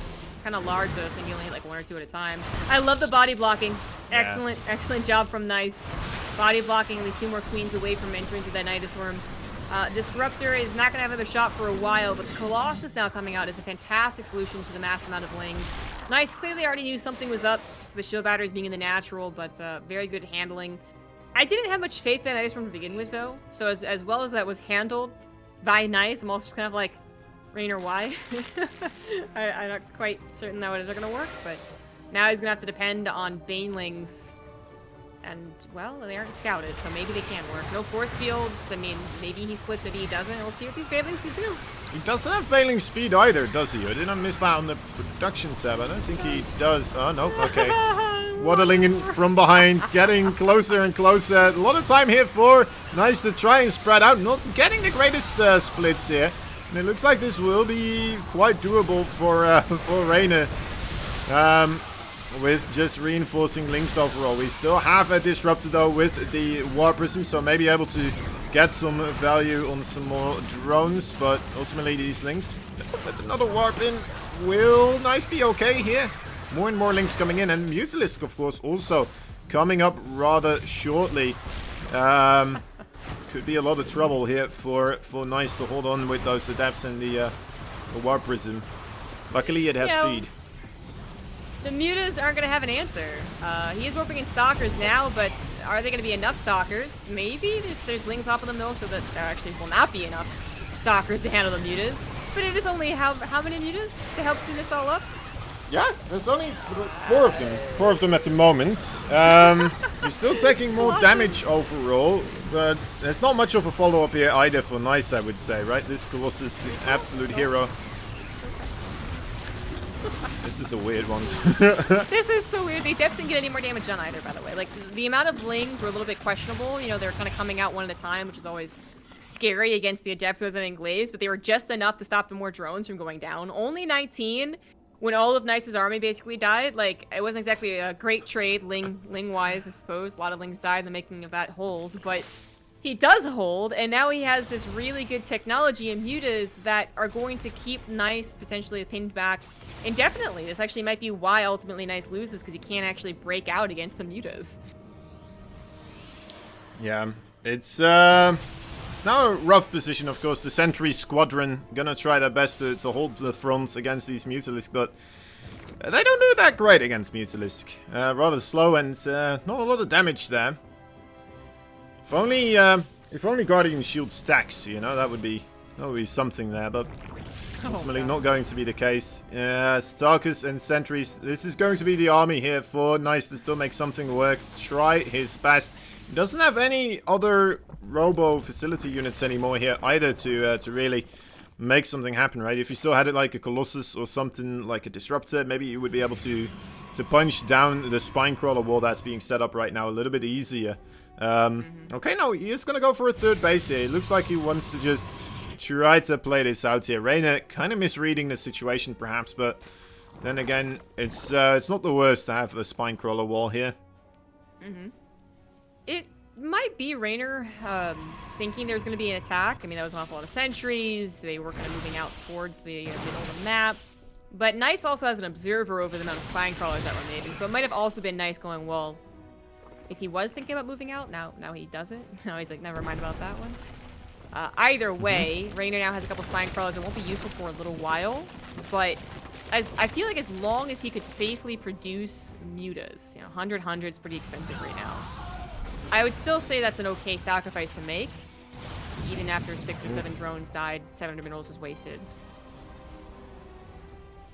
Yeah. Yeah, the double Phoenix here is probably the correct response as well. Maybe able to start trading out very efficiently. I don't know. It just does feel once again that Raynor kind of in the reins here. Right, has control of this one. Once again, going to just outproduce Nice, perhaps, and he's gonna have to dig deeper in the bag of tricks, in the micro especially, as he only has like what, 4 Phoenixes, 3 Phoenixes in fact, and a handful of Stalkers. It's not a bad count though. The fact that he was able to get to double Phoenix, the production wasn't stalled out, or Stalkers didn't lose their lives, they're warped in, is actually really big. The mutas, they do snowball. If the pros player says, you know what, I can handle this with only blink Stalkers, that also just kind of, I guess, encourages a base trade. But when you actually have Phoenix, and double Phoenix or single Phoenix with the range, I do think mutas get a lot easier to handle. That's kind of a surprise maneuver from the right side, catching one of those Phoenix. But with the army now in the middle of the map, Raynor has to wonder, how do I defend? Do I have enough of an army that's not based on mutas to actually defend a push? Looking to intercept the reinforcements with those links, or maybe even just go straight up for a little bit of a harassment to link run by right there. Finding quite a bit of efficiency.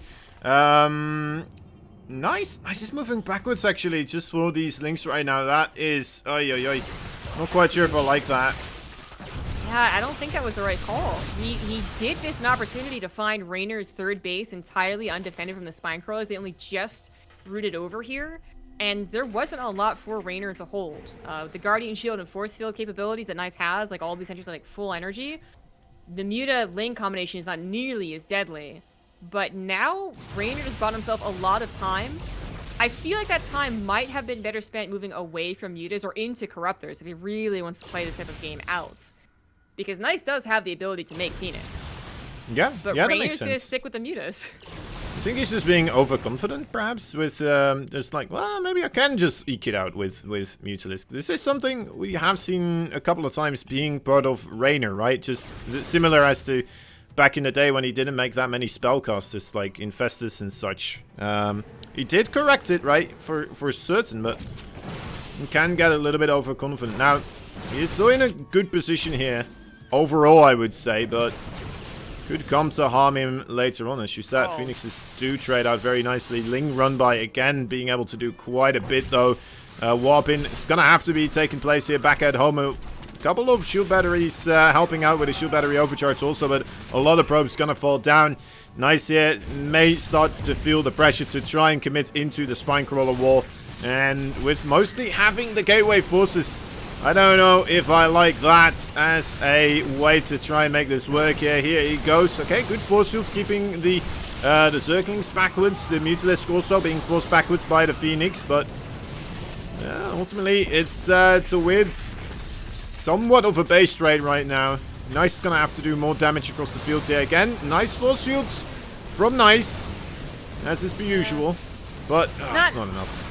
Not enough of them, yeah. The sentries virtually, I think, can be target fired by the Mutas. Raynor's gonna win out versus Nice 3-0 in a very awkward game.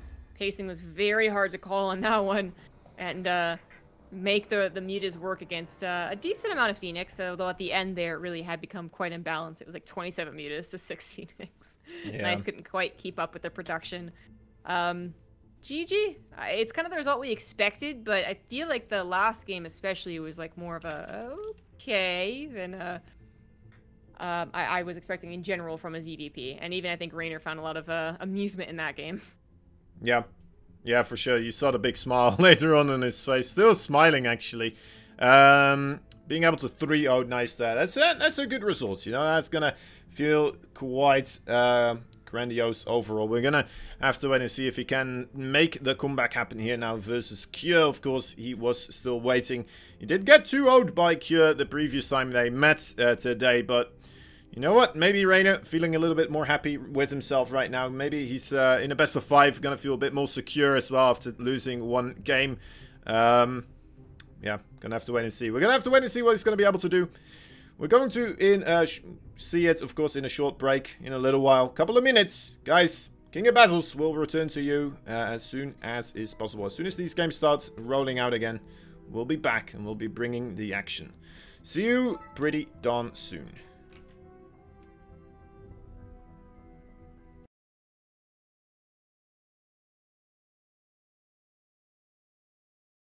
Nuclear missile ready.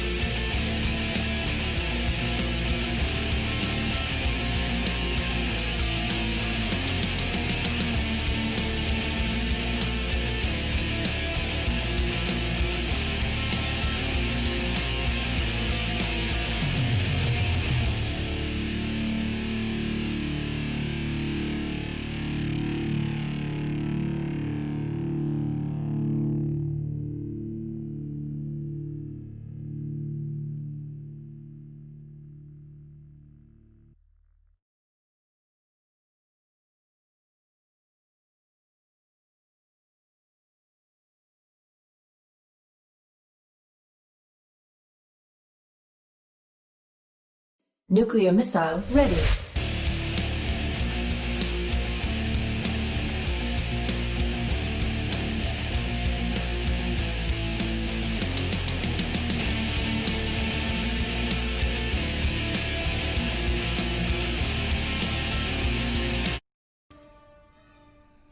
Alright, and we are back. What's up, everybody? You are watching the King of Battles, the final group stage. We are in the deciders match pretty soon as well. One more player can move onwards and participate in the playoffs. It's going to be a tight one. We already saw these two combat one another, but it was a bit of a scrappy one for sure. Anyway, I'm Kozen. With me, of course, is Zombie Grub, the one and only. Fantastic casting being provided right now. Very much appreciated. Anyway, what's your thoughts between these two? Well, I'm sure that Raynor is glad to get the rematch. I mean, most players would be. I think, you know, they have more to show most of the time. But Raynor especially, I think, just like in a very like not, you know, a not negative way, has a bit of an ego. I think it's actually fantastic, and I think he wants to prove that he is better than Kier in this matchup, which I think that he can be. And I think now after the best of 3 kind of revealed a few of Kier's not tricks, but just the way he's going to approach the matchup, plus it now being a best of 5, I think Raynor has a stronger chance to show us why we consider him the best player in the world. You know, Korea included a lot of the time, or one of the best. Yeah. But Kira's going to try and prove that, like, that wasn't just a fluke, you know? TVT didn't go so great, but that TVZ was very great. Yeah, for sure, for sure.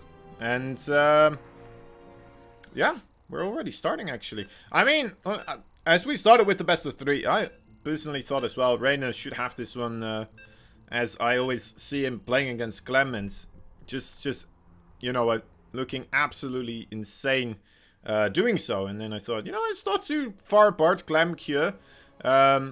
So I think that would translate fairly well. And then Kier just doing some interesting stuff overall with the Hellions, with the Hellbats, into Blue Flame, into just continuous Widowmine drops. Anyway, we're starting off on the same map, so perhaps a little bit of bad voodoo here for Raynor, but who knows? Who knows? Maybe he's going to be able to make it work this time around. Lightshade, once again, opening up here in the top left side. There's that blue Zerg, the Italian Stallion, fighting for Clash. And it's being represented by Red Bull as well, of course. He is Raider. In the bottom right, and is the Red Terran. He is DPG's Kier. Alright. I mean, yeah, just because, you know, you expect Raynor to do well, because not just the games that we see from him and Clem and the other previous results, he's the top 1 on Illegal. Like, he's been taking out Serral. Raynor's been taking out Serral. Can't take himself out, although, you know what, maybe you can in some capacity. But anyway, so yeah, you know, he is just going up and up in the rankings, continuously proving himself over and over again as being one of the best players in the world overall. We've all said Serral was the best player in the world for a long time now, and then, you know what, you kind of would expect the player that takes him out to kind of maybe take over that throne, but the way he kind of got, don't want to say dumpstered, but he kind of got, how would you put this politely? he kind of got rolled over in the first initial best of 3 right there. He was convincingly 2-0'd. Yeah. The result really did reflect the actual games. Yep. Yeah, no, but it's some power needs to be put into that, because it really wasn't just like a 2-0, but it was really tight, it was really close, a couple things here and there. Sure, a couple things here and there go differently. That's any StarCraft game. It would have been better for Raynor, but I actually think that from start to finish in both games, Kier just played really well. In point with his multitasking, his harassment, his aggression, his you know, keeping control of the map, to his transitions and his build order and his composition changes. Widowmine's tanks really perfectly timed.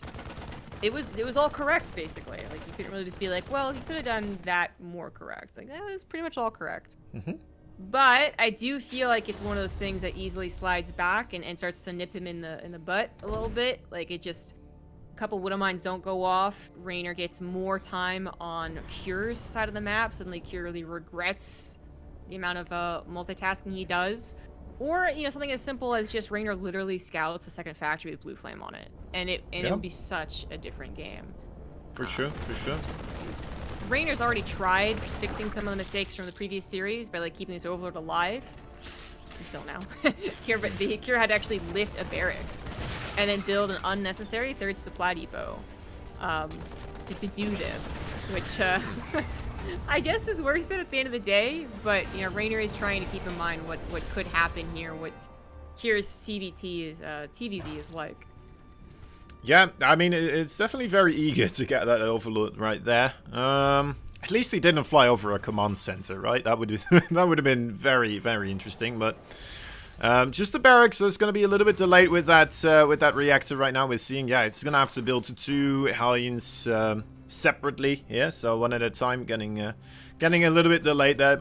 So that would mean he has 2 Hellions less overall than he would normally have in the initial part of the aggression. And is that worth it, getting the Overlord instead of maybe getting like an extra creep tumor or 2, or getting maybe some extra links, getting some drones with a run by, something like that, you know?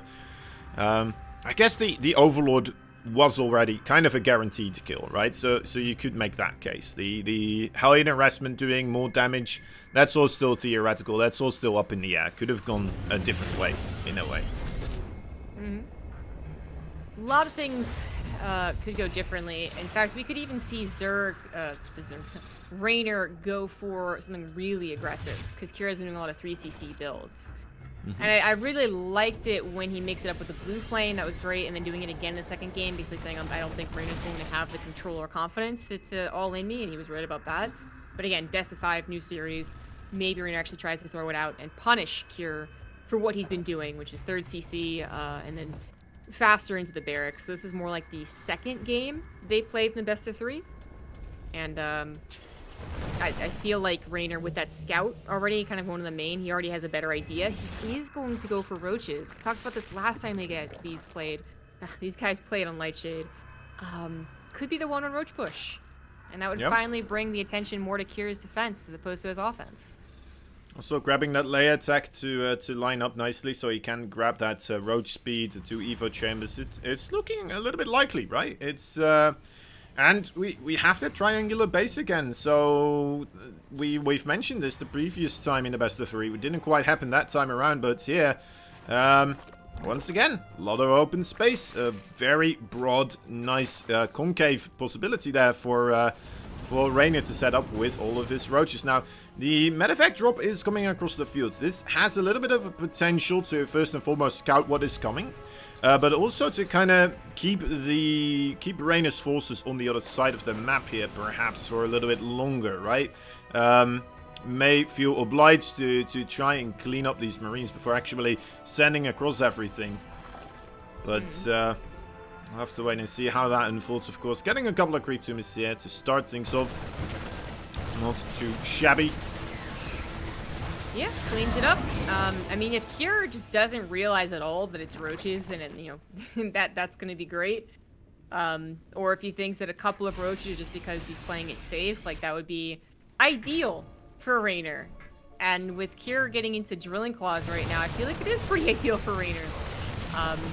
It's maybe Cure's time to be tricked. It's best of 5. He's already building up the roach count. His 1-1's closing in on finishing. I don't see Cure defending this, like, honestly. It's, like, pretty far ahead for me to call, but this does not seem like a good setup for the Terran. Yeah. Yeah, it's definitely looking very tricky. And the longer he's just kind of combating the Queens and the Lings, the more worried I get. I suppose he is, you know, whittling down the circling numbers, which is still a benefit, but ultimately the army composition he's going for, exactly, right, is more so orientated to combat those circlings instead of the roaches. And that's exactly what Raynor is getting right now. He's been able to keep them hidden as well for a very long time. Single medevac, wouldn't it be funny if that's the medevac that scouts the roaches? Not going to be the case here for now. We'll try to get some more drone damage, but of course drone damage is going to be obsolete if he loses absolutely everything at home. Okay, I mean, sees the Roach more, and he gets some damage done with the Widow Mine. Actually, some pretty nice damage, but it's just like nothing to defend. Third CC is going to have to be lifted. That's a no-brainer. But can the natural hold? He's got a handful of Widow Mines, a lot of Marines, no siege tanks. Widow Mines do get some okay shots, I suppose, but like, this was just, I think, total blindside. Like, here, a couple drops he's trying to depend on to get some even, like, more damage to equalize, but he's about to get his natural broken.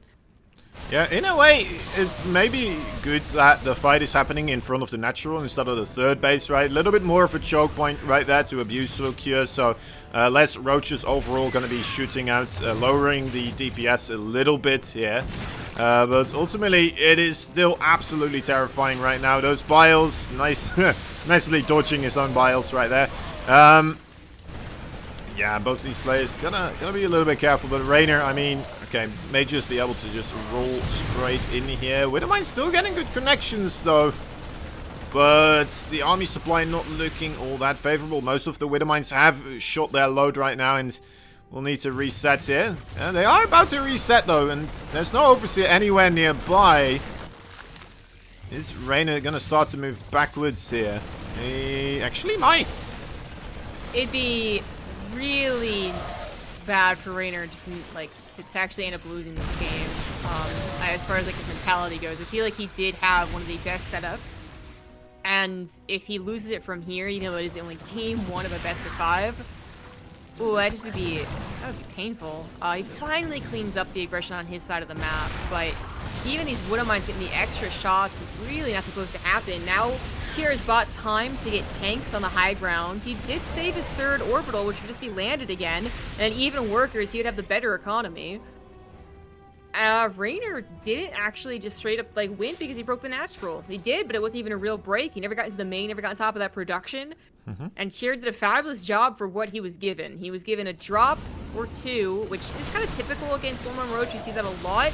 And nothing defending his 3rd, but he took that, bought time with it, and he now gets to play out an actual macro game where Rainer's only on, well, now 58 workers. That's definitely better than he was at, but still only on 3 bases. You think Rainer was just still preoccupied as well with the counter aggression, right? Continuous Widowmine drops and such in his own mineral lines. Perhaps that's why he didn't feel comfortable really committing to the attack, not going in as quickly, and then, you know, the Widowmines start to reset. He takes more damage and such. He's slowing down even further because he has to bile those down. Yeah, I don't know. It's definitely a rough spot. +2/+2. Maybe +2/+2 roaches will be able to break him, but it's going to be a lot more preparation here for Kure this time. Yeah, I'm afraid that's not going to quite work out as well. I think that is what Rainer is thinking of doing if he was going to play like a more of a macro game, like late game. I think we'd see a Baneliness already added on. Yeah. And researching Bane speed, so I think it is just about that 2-2 follow-up. And that could still be very powerful because, like, usually, like what I was kind of hyping up in the last time they played was that Lightshade has this huge concavable area around the 3rd, means that tanks aren't as effective. So even though Kure has the better composition now, and he'll have 2-2, which is really important against the Roach army, he's still going to have a large concave to deal with. So there's definitely still a chance for Rainer to make this work, but Kure really fighting back, getting that cancel on the 4th. I think now realizing that it is going to just be that 2-2 follow-up all in. He's got to go back home and defend, but I think he has the means. He certainly has a better composition now. It's just about that positioning. Can his tanks actually get some nice shots? And I like his positioning, I think, the best. Like, he might have to lift his 3rd again, but that's going to be okay. Maybe able to survive indeed. Already losing some of those supply depots. Here we go, the Roaches and Ravagers committing to this location here. The Siege Tanks with the Liberators holding on strong though for now. A little bit of counter aggression on the other side, forcing Rainer to pay attention there elsewhere for a moment. Pulls backwards in turn. Okay, there is the splitting up of the units. Biles for the Liberator. Does take that one down, but still a lot of Siege Tanks on that high ground. Rainer moves backwards, and during all of that, actually, +2/+2 was not done quite yet, so... I mean, he did deny the mining there for quite a while in that 3rd base. It's still kind of long-distance mining at the moment. But ultimately, that's another base right there for, yeah, it already has another 4th base here. And Rain is still sitting on a 3 base. Rainer needs to break him here with this army. He's going to set up 2 flanks, one on the top and one on the low ground. I very much like that position. Maybe going to be able to get that still quite a big concave here. And in he goes. Roaches and Ravages every single which way he can muster. Let's see how much he gets done. Siege tanks under fire by the Biles. Not that many of them go down just quite yet. Does not get the Biles that he's looking for. And yeah, once again being pushed out of this location. That was a lot of tanks to run into. And he even tried corrosive biling down 2 at a time, because some of them were stacked very close together. And yet he actually couldn't even do that. Didn't even take down the tank count for a follow-up push, which wouldn't have been that impressive anyways, I think, unless literally every single tank had been taken down. Here, I think that's the best position he could have hoped for, and while maybe Rainer could have tried playing out to the longer game, it is so awkward for a Roach player, still on Roaches, to play out after that. Like, it's so awkward. It used to be done. I remember Cham actually used to be quite good at it, but I think nowadays, like, Zerg players are like, yeah, if the 2-2 thing doesn't work, I'm not even going to try. Yeah. Rainer is going to try, but it seems like it's going to be based around just hoping that Kira takes a very bad engagement. But with yet another killed hatchery. There's a 3rd actual killed, not cancelled hatchery. Kira's won this game. And I am so impressed. Like, the last 2 fights, like, it was just he had the better composition, he had tanks in the right place, and that was fantastic. But I'm so impressed with the first defense. The one he used on Will Mines, and nothing defending his 3rd. I thought he was a goner, but... Yeah, same. Yeah. I mean, just everything looked in favor for Rainer at that moment in time, but just overall Cure moving backwards to his natural base, ensuring that that massive concave around the 3rd base wasn't as much of an influence. The Widow Mines with the drilling claws, I thought that was going to be a bad thing. Ultimately, it turned out to be a good thing. Rainer not quite on top of the cleanup there. And that was pretty much remarkable. Now we're seeing Drilling Claws and Burrow. Maybe a little bit of a desperation play here for Rainier, trying to get something done across the field, right? He has to do something to equalize the score here and hurt Cure as much as he's been hurt at home as well, economically speaking. But, and again, I mean, this is a big attack. All the siege tanks now across the field, shooting down the hatchery right here. Once again, another hatchery force. That's the 4th one here.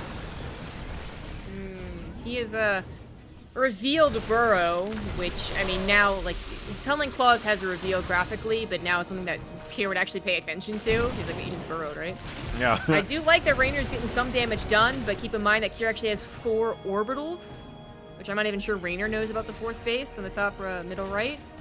So Rainer lets that base die without losing, I guess, as much as he could. He actually tried to save it, but can he ever take a really good fight? It's not really supposed to happen when the Terran has 3-3, like 30 seconds, Medivacs and Bio.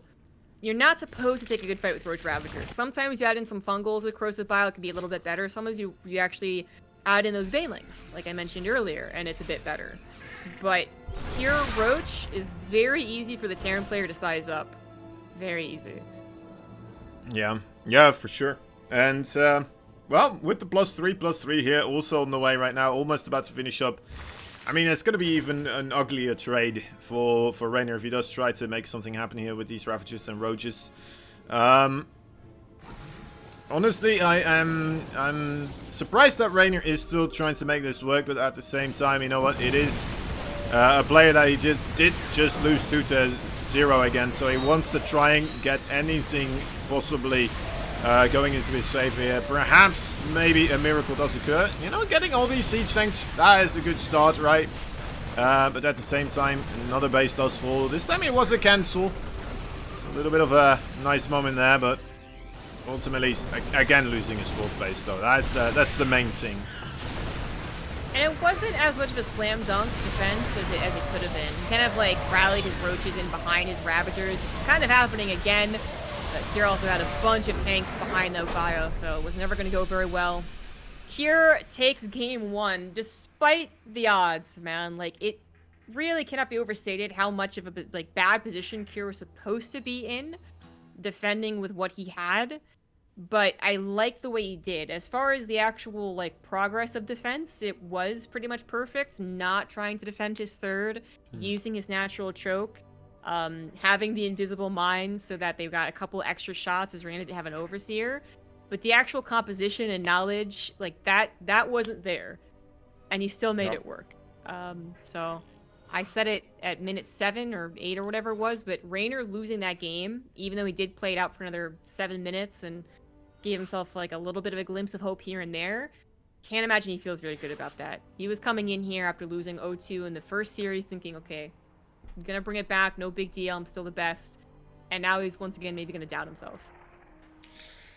Yeah, I hope not. You know what, Raynor, he is one of these players that, you know, sometimes we'll be able to just shrug it off and be like, all right, yeah, puts on a big smile on his face once again and just goes into the next one. We've seen amazing comebacks in series, also games from Raynor. Maybe he will be able to set it up this time again right now, but already pretty much in total 3-0 versus Cure today, so it's not looking all that sharp. Pillars of Gold going to be the next one. Again, a little bit of a bigger map than Lightshade. Maybe going to help out Raynor here a bit overall. We're loading it up. Well, I wonder if Rain is going to try and play the same style as the last time they met on Pillars of Gold. Raynor actually did make a tweet after his loss in the best of 3 saying, I forget what he said about the first game, but the second game he actually said it. I think what he said was that it wasn't really aggressive enough when he could be against what Kira was doing. So he is at least, he's got something in mind to make it a better map for him. Speaking of him, bottom left, he is Raynor. In the top right side, a red Terran player fighting for the Dragon, the Phoenix, and the Gamers as well. He is Cure.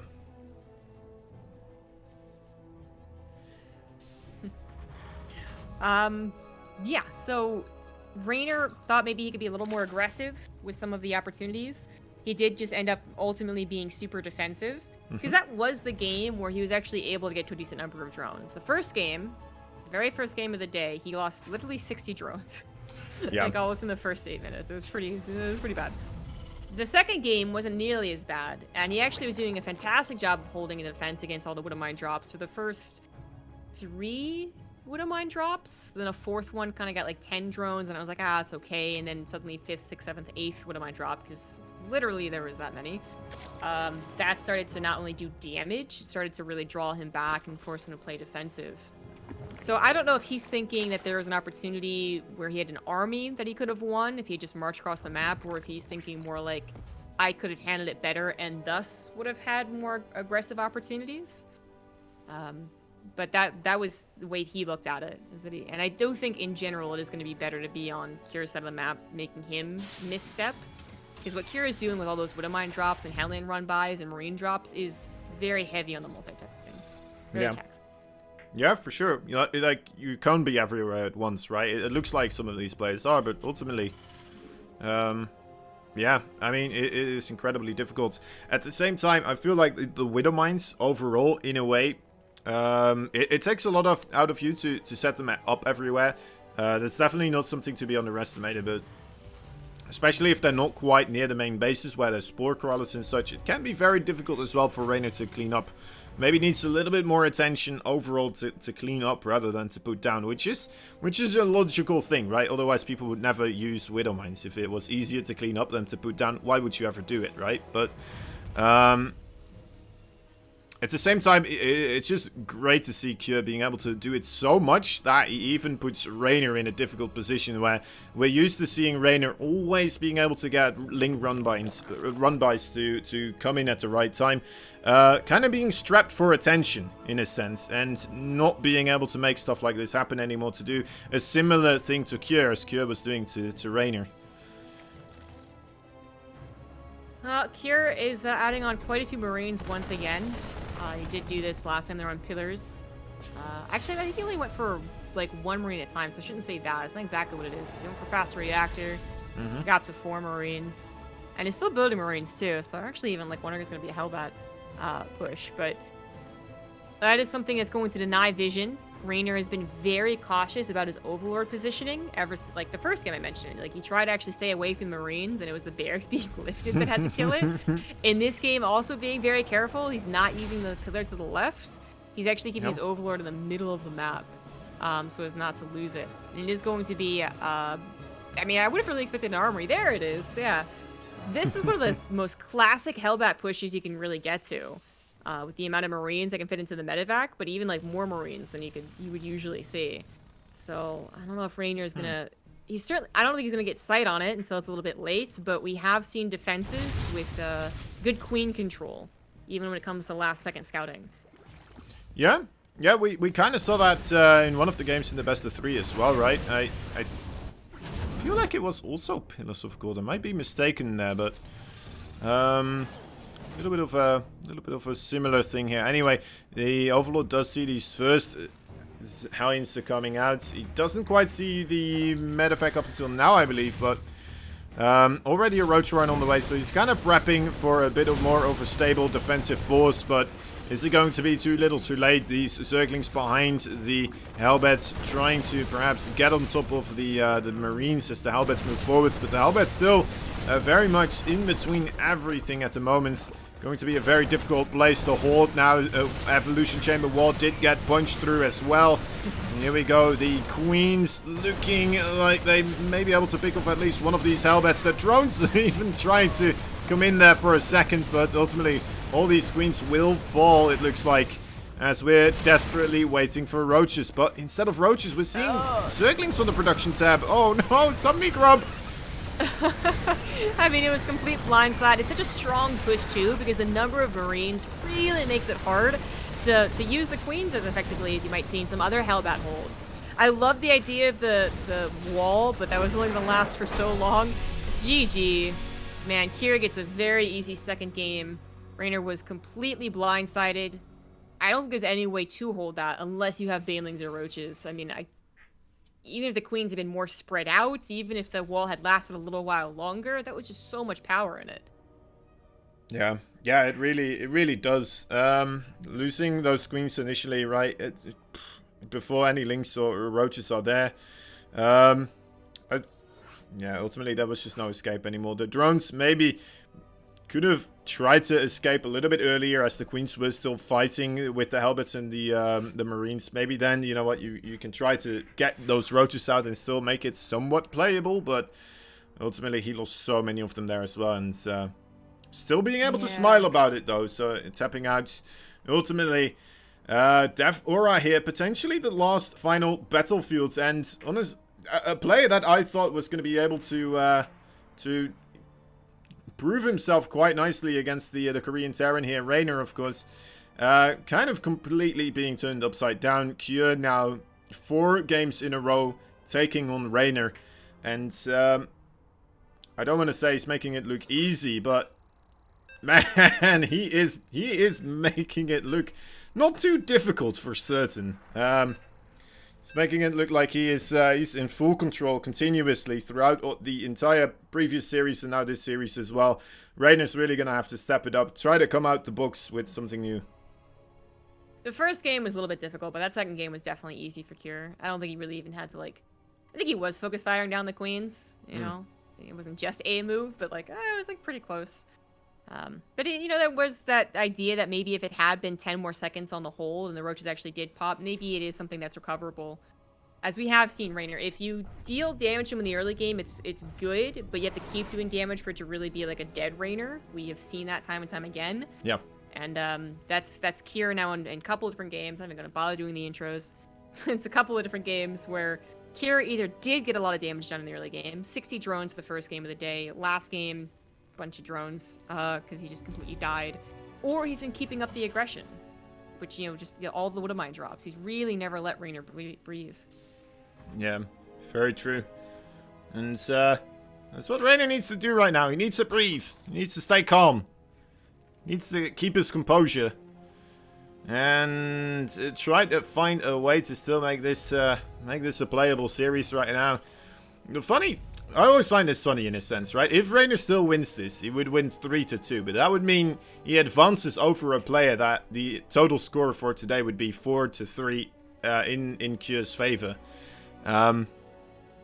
Always something that I'm just always like, well, I mean, that's gotta be quite sour then if that were to be the case. But we're still quite a ways off from that occurring here, of course. are curing. No, sorry. it's gonna- Caught myself. You bring up the whole, like, the idea that Kier would actually still have a winning record in the group, and I don't think about it too often, because growing up in StarCraft is the only, like, really tournament I ever paid attention to. Yep. Like, I did sports, but, I mean, it was really simple, single elimination bracket sports. Yeah, I just, like, I never really see it as, like, a weird thing or whatever. I don't even think about it. Like, oh, yeah, I would have a favorable score. Yeah. But I remember, like, occasionally people will come into my chat, or I'll read, like, chat while I'm hosting or something, and they'll be, like, really confused about how GSL-style groups work. And they'll be like, but I don't understand, because this person had a better group score. Yeah. Because they come from, like, I don't like, I feel like Magic the Gathering is mostly, like, round robins, or something along those lines, right? Like, come from esports or tournaments that it's so much more about the end map result, I guess it would be equivalent to. Anyways, it's funny. I'm so used to GSL style. I still call it GSL style. Yeah, we do as well, honestly. Like, whenever we try to explain it, it's easiest to just say, like, GSL style. So it's GSL, but then best of fives, right? Yeah. People know what you mean, because everybody in StarCraft watches the GSL, so... Or has seen it, at least at some point. I think even a couple of, like, other esports, because so many esports had people that started off in StarCraft. I mean, I feel like for a while in the 2015, 2016, I still heard other esports saying GSL style. That's pretty cool. Yeah. So, you know, this game we got Kier doing something more akin to his previous games. So last game, no third CC, obviously. Gas first. The Hellbat attack that was so brutal. This game, back to the third CC, and... It's not going to be the end to third CC, right? Because Pure has been doing some really tricky things, or just keeping up the harassment. So it's like, which one is he going to do? True. No second factory, so I do expect he had the barracks and then just the aggression, the harassment. But that does mean that if Raynor were to lose here, he never really got his chance to punish this type of build. You know, he wanted to do something aggressive in the first game with the Roach push, and that really should have worked. I'm going to say it really should have worked, but no, he's not going to get any chance to straight up punish like a early Ling Roach Ravager build, right, against this. Yeah. So he's going to have to deal with Kier getting a strong start. Yeah, but then again, I mean, I would favor Raynor the most here still in a later part of the game. I think he should be doing okay as long as he doesn't take too much damage in the early parts of the match. I think he should be okay overall. The Overlord does get an alright scout, sees that there is that third base right now, but yeah, ultimately I think that is where Raynor needs to look towards. Just get himself into that late game. Just try to avoid unnecessary damage in a sense. Just start to work with that unit composition that he's so well equipped with, right? The Lurkers, even just Mutalisk, Baneling, maybe into something else like Ultras. I don't know, but that's where I want to see him take this one. That's where I still think his strengths lie. Well, Kier is going to be going into some harassment again. He knows he was going to be pretty scouted if he was going to do something tricky, like not swap the Starport off and do that Hellion build. He's going to go into the faster factory, so that's going to be a lot of Widow Mines with invisibility with Drilling Claws. We're familiar with this, which Raynor also, once he confirms that this is actually what it is. It's not something trickier, it's not something Hellion-based or something even weirder than that, right? Eventually he's going to realize, oh, it's Widow Mines again, and then we can talk about what he could fix. Because we did talk about it in the first game, and it tried to be Roaches anyways, so it was like, oh, whatever. Pillars of Gold didn't go so well for him. Yeah, because it just happened too early. And now finally we get a decent macro map, Death Aura, Ling Baneling versus Kier, drop-in Widow Mines left, right, and center. And Marines, because he did a lot of drops. Yeah, this is what I was asking for, but I guess now Raynor's gonna have to prove me right, please, Raynor. Drilling Claws already on the way, so the Baneling speed still a little bit off, preferring to get that that Spire and such, of course, a little bit earlier. But yeah, I mean, 0 damage taken right now, right? So may still ramp up rather quickly as soon as the Widow Mines start dropping everywhere, but so far, you know, maybe the best place Reynor has been in, except for that one time when he started attacking with the roaches in this series so far. Yeah, in this series. I mean, it is kind of akin to their first series Pillars game, though, where it was like, you know, at first it really was not bad at all. It was really the third or fourth drop that started to do damage. That's true. But especially if you could actually clean this up, like catch the Marines off guard, not being micro, that would be the best scenario. And Reynor is not going to try and go for lurkers, which do kind of put you in a more defensive situation. You don't really have a lot of hydras out on the map doing damage, do you? The mute is going to give him a little more flexibility of being out on the map, of doing harassment, of making Cure look in more than 1 or 4 places at once. He is usually dropping in 4 different places. Well, now he's going to have to potentially look at 6 places. Ling's running into his third, Mute is in his main, as well as his own 3 drops. Yeah, and I think it's a good choice overall as well, because the Mutilist is going to make it a lot harder for these drops to actually get in there, get out again, right? Because that was one of the main problems, because Cure was continuously just being able to pick up these Widow Mines again and drop them elsewhere, continuously just being able to enforce more multitasking out of Reynor here. It gets 1 drop for drones, not the end of the world here whatsoever for Reynor so far. Yes, Spore Crawlers in all the bases as well. Looks like, you know what, overall, starting to look a little bit better here already. Oh, Let's keep pulling away from these. Oh my, that was a nice That was a sick cancel. Yeah. Well timed, well timed. Oh, that might get a juicy shot. Nice. But, you know, once that Widow Mine is cleaned up, Reynor might have time to go across the map. This is the next drop, the only drop I see right now. So, with 5 more mutas, Reynor should have a decent amount.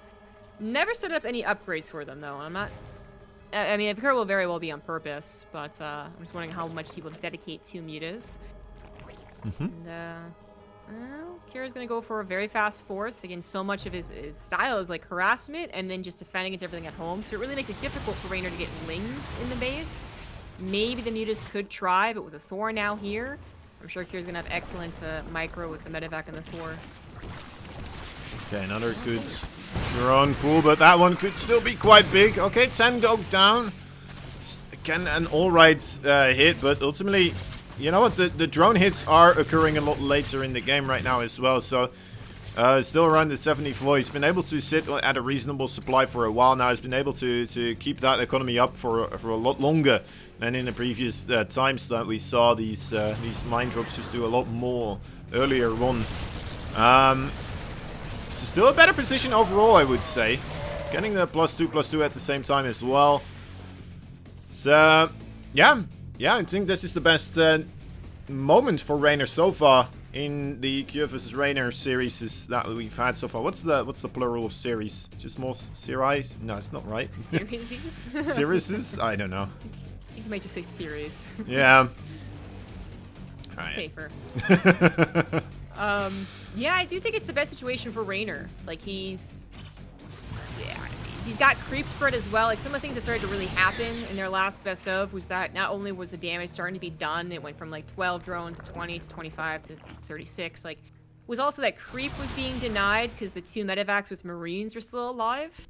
And then also the lurker count couldn't really ever grow, and he had to have it on Hive as well, so that was like resources he had to spend getting to the best type of lurker to then have the best defense, which never really happened because he kept on losing stuff. Now he's more mid-game focused. He can actually have a maxed out army to maybe move around more, swamp a push a bit better, and yes, initiate a counterattack perhaps even faster when Ling on by is maybe more accessible now. So I do think it's the best situation for Reynor so far. Yep. Theoretically, that means we'd favor him if we were still thinking that Reynor had really good ZVT. But that's kind of a question now after 4 losses in a row to Cure. This 5th game is finally his chance, his moments, the best Reynor he possibly could be. Can he actually win with it? Yeah, you know what? I'm gonna say yes. I'm gonna already go out on a limb here, but no, I mean, you're right. Cure has been proving he is quite capable of handling Reynor here very nicely, but overall, it seems like the adjustments are finally kicking in for Reynor. He's kind of figuring out exactly the movements and the overall harassment that is continuously happening from Cure. There is a bit of a nice trading of resources right now. Although the attack of Kyo not quite being able to do as much just quite yet. Although that's only 8 SCVs, I thought they would get more there. My apologies, this base still under a little bit of pressure right now, but everything is moving in position to try and clean this up right here. Please don't roll into the Thors, Mr. Banelings. Okay, they won't. Where is the rest of Rainer's army? I know he's maxed out, and he could maybe even initiate a counter as he chases down a lot of Kyo's reinforcements. Only a single Widowmine burrows, and it is... Nope, actually gets the shot, because many of the mutas, there's not enough Marines, and the Thors are just taken out, so this is going to be a pretty bad punish. Kyo, maybe actually not ideal to reinforce at that moment. Loses a couple extra units in that supply. Is of course going to stabilize. Still got a lot of structures to burn through. He's got a 5th base being slapped down as well. But Raynor has bought himself a lot of time to breathe. So 3-3's already started. Ultras will finally come into play, and while I don't doubt Kier will have an answer for that, again giving more options for Raynor's late game. Yeah. Yeah, I very much enjoy that Ultralisk Kevin indeed. Mutalisk being zoned out a little bit here. Perhaps that did have a shot at that 3rd base once again, as Kyo is maneuvering himself more so on the bottom side of the map right now. On the left side right there. But at the same time, Raynor, he's on the ball as well. Look at that, already in position with these Lynx and the Banelings. As he is positioned on the right side with his Mutalisk, making sure nothing's moving across there. Getting ready with the Zerglings and the Banelings on the left side. May there be more aggression coming in from this angle. And so far, I mean, being able to nip everything in the butt for the time being, and doing rather nicely on the efficiency as well, right? He's playing Baneling Mutalisk, and he's ahead on the units lost tab right now, so that is quite impressive indeed. 93 workers. Things are looking still very, very nice here. Oh, but you know what? That is those Widowmines still being able to get a couple of connections here and there. Needs to be careful of Thor shots right now. I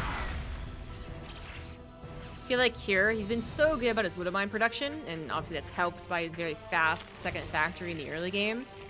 I feel like 4 Widowmines there actually would have been doable, and then that would have killed the entire Mutaflock. Yeah. Oh, imagine that. Imagine that. Hindsight 2020, but that is going to still not be a whole lot of damage and not a lot of distraction for Kyo either, right? Like, he can go back to focusing entirely on the push. Or maybe I should say that with an asterisk. A bunch of Banelings gonna roll into a would-be... No, it is a planetary, so I don't know about that. Just sending the SCVs away already. Oh, the Mutalisk getting caught out here. A couple of them do fall. Does open up a bit of supply, perhaps, for more Ultralisk. Let's wait and see this. Already putting down a base here. This is very, very uncomfortably close right now for these two bases. They are not meant to coexist, and that's why Raynor is coming in right now to shut this down. Will be able to do so rather nicely. Still being ahead in the overall trading, and, well, it does look like he's going to lose the same base on the opposite side of the map without much more of a contesting force right there.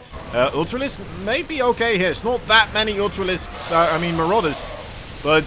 the Banelings from the backside. That was rather marvelous right there for Raynor. We'll be able to protect that other base on the 1 o'clock location. Eventually. 2 lanes at a time does not clean that up, but eventually everything will get together. And Ultra's finally going to help out. So that was a pretty powerful blow there from Raynor. He takes down a base, and a really important base. Like, not just because it's a 6th and he's going to need to expand, but just like, if you let that base get up to planetary, a bunch of stack defense, with the army just like paying attention purely to that, you're going to get slowly pushed into your own 3rd and then even into your own natural. So that was a pretty important moment. And then he only loses a hatchery. Doesn't even lose drones. There's nothing there. While dealing so much damage to the economy of Kyo to kill SCVs as well. It's definitely a position where Kyo can recover, but now we're kind of in that moment for ZVT where you start to really worry about the amount of bank that the Zerg player has. Now Raynor should really feel confident with the creep spread a decent amount out, with bases taken left and right, with burrowed Banelings ready to pop. Yeah, nicely done. Raynor should feel very confident about taking even some of the riskier engagements. Yeah, I would love to see him starting to take those bases and starting to mine from there. I mean, even if that means less efficient mining on the other bases, it's still going to be okay. But here we go, another engagement right now. The Banelings trying to get on top of these forces, but it's mostly Marauders now, so maybe going a bit more heavy on the Zerglings would benefit him right here. Ooh, careful around those choke points, of course. But yeah, I mean, even being able to just kind of get as much money from those locations on the top right side as possible, right, will benefit you. And then even if those bases get cleaned up, and you will still have those other bases to fall back onto if you stopped mining as efficiently there.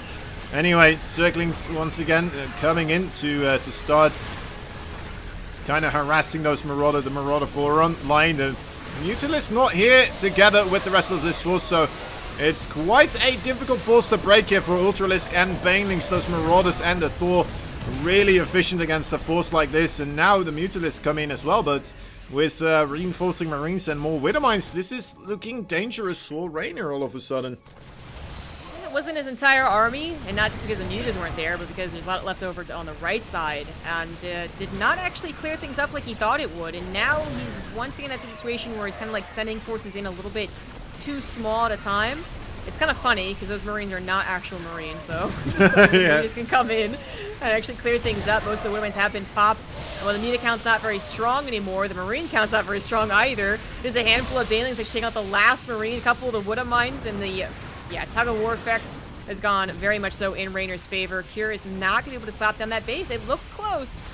He did take an okay engagement, but he's not going to get that base up. But if he can't get that base up, I don't think you try to go to the right. I just don't think you do as a Terran. Then you just lose control of the left entirely. He really wants to get this base up, and if he never can, then that's going to be why the game is decided. Yeah, it's very impressive how Raynor is maintaining control here on the left side. I mean, the continuous pushing of Cure here, and still that base has not gone down a single time for the time being, of course. But yeah, more Ultralisk, more Banelings coming to reinforce. Again, the Mutalisk leave that location, which you know what, it does seem to be like it's going to be under pressure once more. Raynor taking full control of the top right side, though. That means he will have an entire base advantage if this does continue onwards, and he manages to mine that out entirely. Missile turrets here, not that many, and with the +3 Mutalisk attack, of course, very quickly do fall. Cure may have to start moving backwards with those Marines there. But no, let's that base go down. It's going to try to focus more so on this base here, which is the more important one. Okay, there's the Marines right now. Yeah, that was only Ultras right there. Banelings are being formed, so only Ultras. A little bit better for the Terran to focus fire down, so Raynor wisely pulls back. He still got a planetary, just wasn't the forward one. Also loses a lot of his mutas to the Marines, but I guess at the end wanted to take that trade. Rebuilds the mutas, which is still a very steady bank for Zerg, especially as he takes the right side. A little bit of harassment's always good. And if Cure ever did get fully maxed, his army supply would be a bit better than his opponent. A little less so now, I suppose. And actually, oh, well, he's not fully maxed and he's taking the engagement. Only a couple of Widowmines, and none of them really getting any good shots. Cure is going to try and use this choke again, but with the choke, he can't defend his planetary. So that's still not going to actually happen. Planetary kind of needs to happen, and it's going to get destroyed again. Oh, and the Banelings from behind. Oh, God, that was nice. Yeah, if Cure never takes this base, I mean, Raynor's not going to be ahead with one base. He's going to be ahead with two bases, right? Because, well, even if he doesn't mine from that location, those resources are just kind of in limbo right now. Not really being utilized by anyone. Nice cleanup on those Widowmines again. These missile turrets not as efficient anymore with these Mutalisks being so highly upgraded at the moment. 19 workers in total going down together with probably also still some of the on the left side right there, but yeah, Cure is not in a location where he is allowed to just lose SCVs right now. Doesn't have that many orbitals, nor does he have that much of a bank. Pretty much no bank at all, actually. 100 minerals, that's 4 SCVs or 4 Marines that you can make. Yeesh. Not very much. Not no. Very much.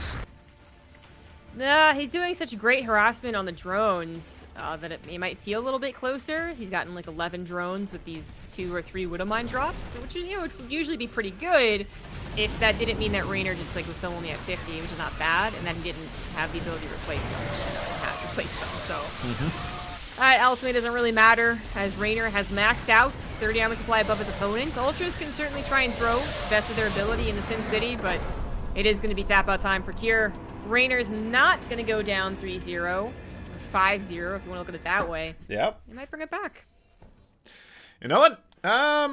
with that game right there, it does seem doable, right? If he doesn't take that early game damage, if he doesn't fall to the very early harassment, to multitasking and all of that stuff, it looks like he will be able to kind of get things rolling into his favor and get himself, well, in a position where it is very much doable and just in full control of the rest of that series. Yeah, here and there we saw still some Widowmine drops going to the top right side, but he is a player that likes more so to favor the full-on engagements. Just bring his entire army to one location and keep trying to drill one place down. Instead of some of the other Terrans that we're seeing, right, splitting up their army and then coming in from the right, coming in from the left, switching it up, moving back and forth, keeping continuously moving backwards wherever the Zerg seems strongest, and then make it more so a battle of how well do you split up your army, Mr. Zerg, how well do you allocate your forces to these locations, and slowly but surely you find dents in the defense and get good trades that way. But yeah, more so just continuously going forwards, being like, alright, everything together, get an as efficient as possible fight going, and then ultimately, I'll be able to eke it out into my favor. But not being the case there. Not quite. I mean, I didn't mind his game plan. It's just that he wasn't quite able to secure that base in the middle. Yeah. Again, like if that's secured, I feel like it's a little bit more in the opposite direction for the momentum.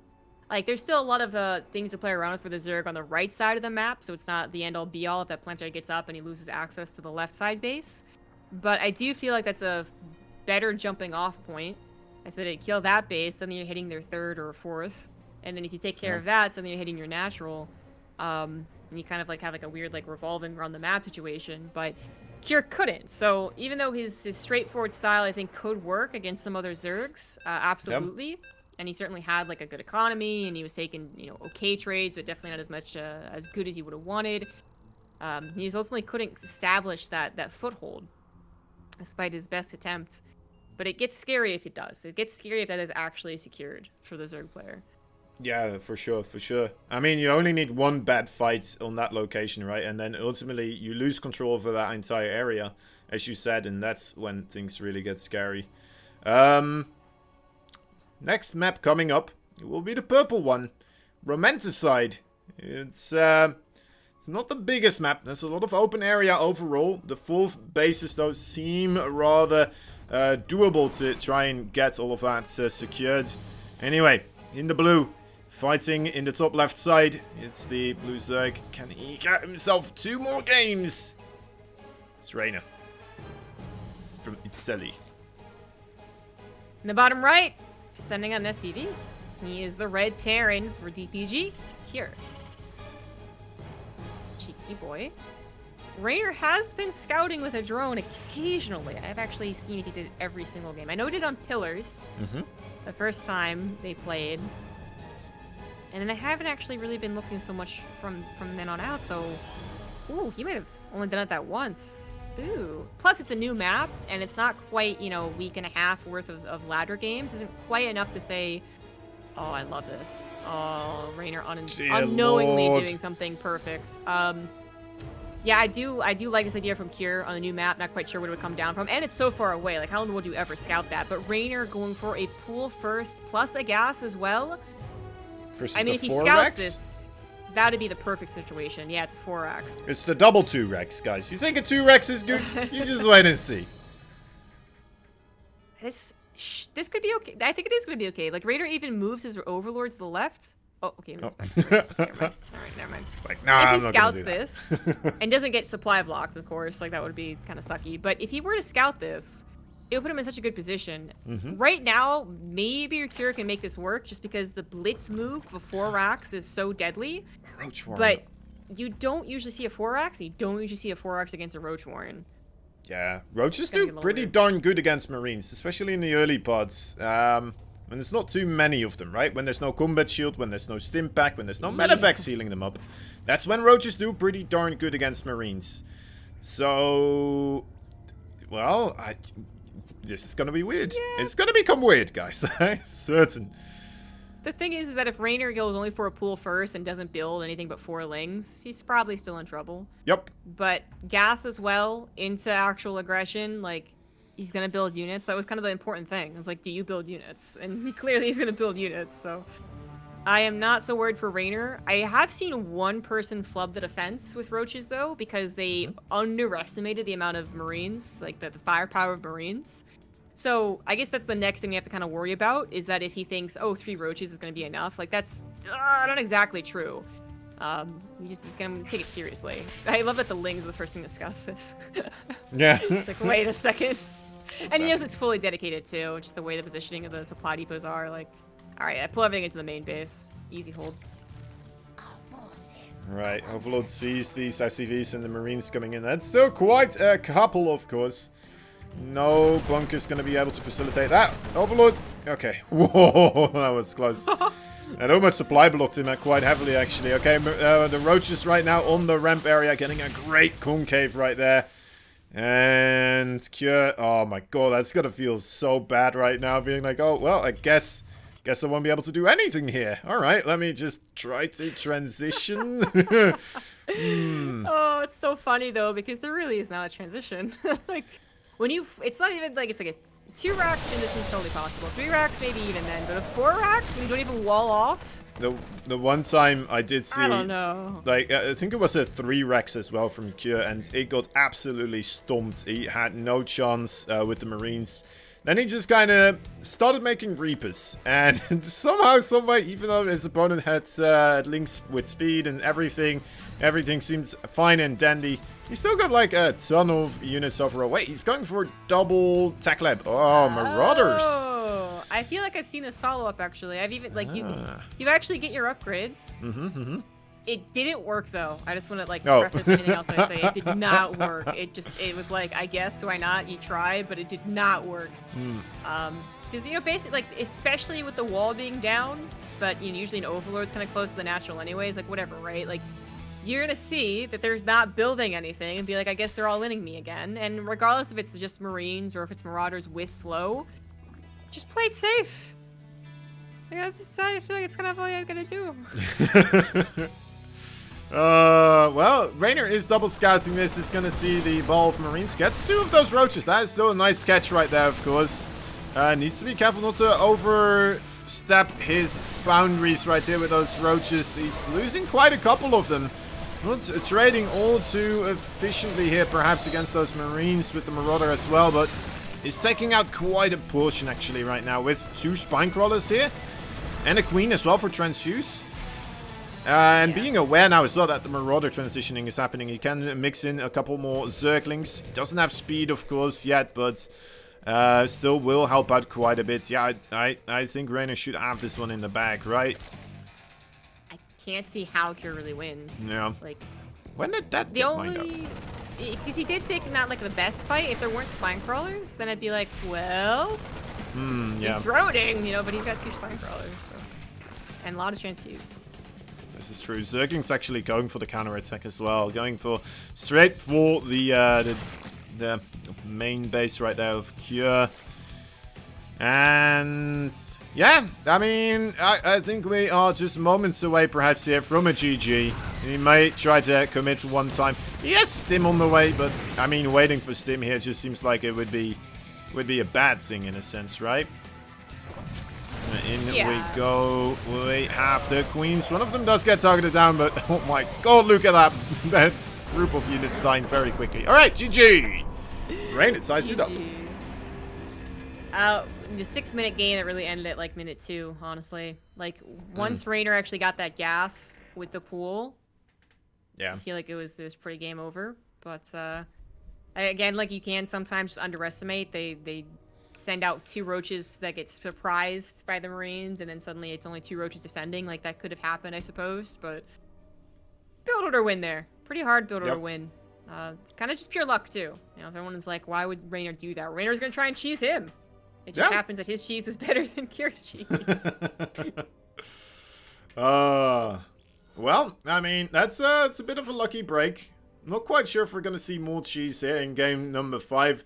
I can see, I think, yeah, I don't know if you can see this. Yeah, I mean, he's thinking hard right now, isn't he? He is with his, well, he was actually sitting like the thinker, actually. He was actually like, right there. But anyway, what do you even do right now? We are on Oxide. It's a surprisingly small map, Oxide. When I started playing it, I always thought like, oh, seems okay, a bit of a mid-sized map, but then I realized how quickly my creep was reaching the other side of the map, and so I was like, oh my, it's already almost at the other opponent's base. I did not have to creep very hard to do that, and then I kind of got the real feel about how small this map actually is, just rush distance-wise. I think it's only a couple seconds shorter, seconds longer. Yeah. Sorry, than submarine. So yeah. Yeah. Right. Happens quickly.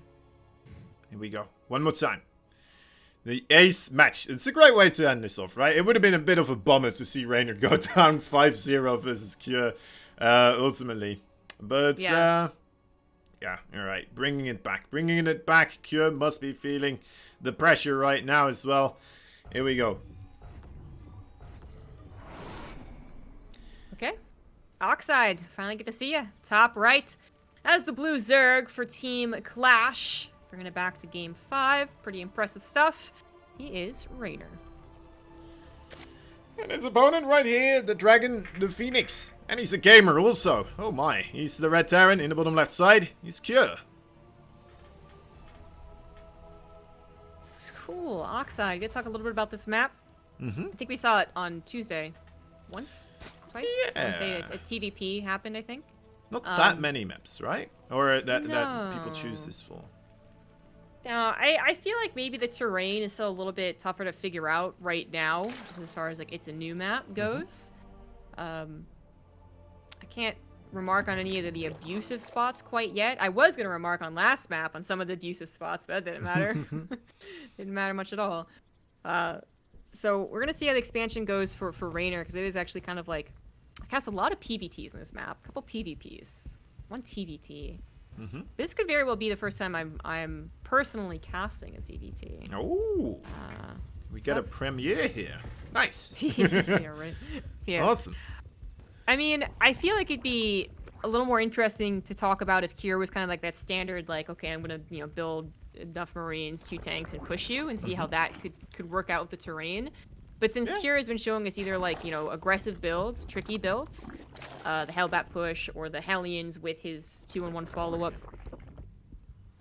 or he's been doing like the massive drop thing, I guess I'm more so paying attention to his build than I am about the terrain right now, because definitely, as Raynor does not throw down anything suspicious, it's like, okay, what is Cure going to do? And it is going to be a 3rd CC, without that second gas being taken. Unless he does it literally right now. Actually, I shouldn't have said that so fast. I think a lot of notable things of this terrain as well are like certain locations, like this one example, the shrubbery right there with the rocks in between as well. They seem like very good overall siege up positions, but they're also still fairly far removed from any real important location, right? I mean, it's nice real estate, but ultimately you're not really close to any base that you can get to cancel on then, or get the kill on for an opponent. It is a location where overall, if you are there situated, it becomes more difficult for stuff to rotate from the 3rd base to the 2nd base.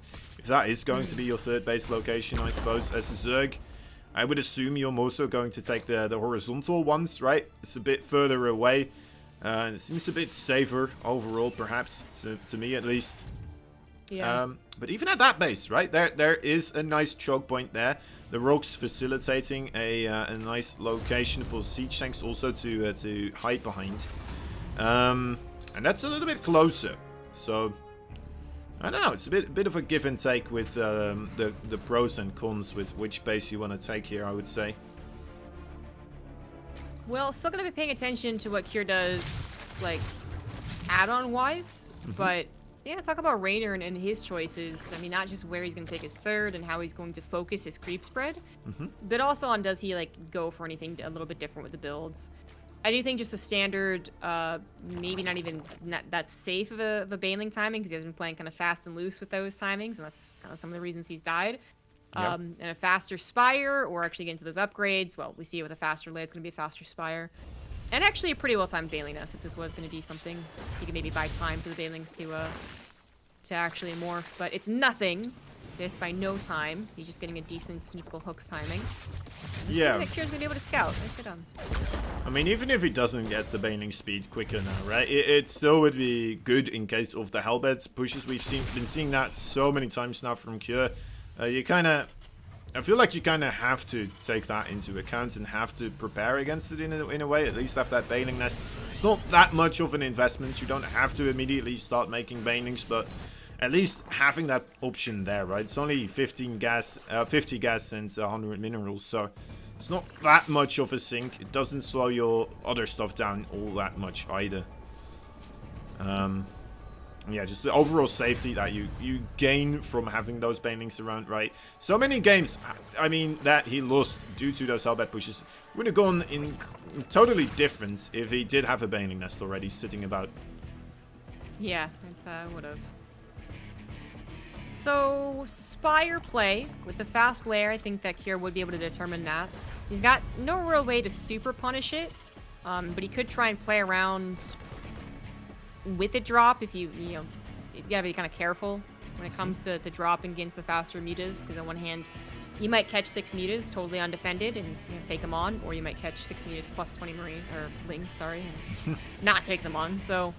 we'll see if he plays the defensive style. He did not go for the faster second factory, right? So it should be some type of drop or push into the 3rd CC, already on location, into a follow-up push.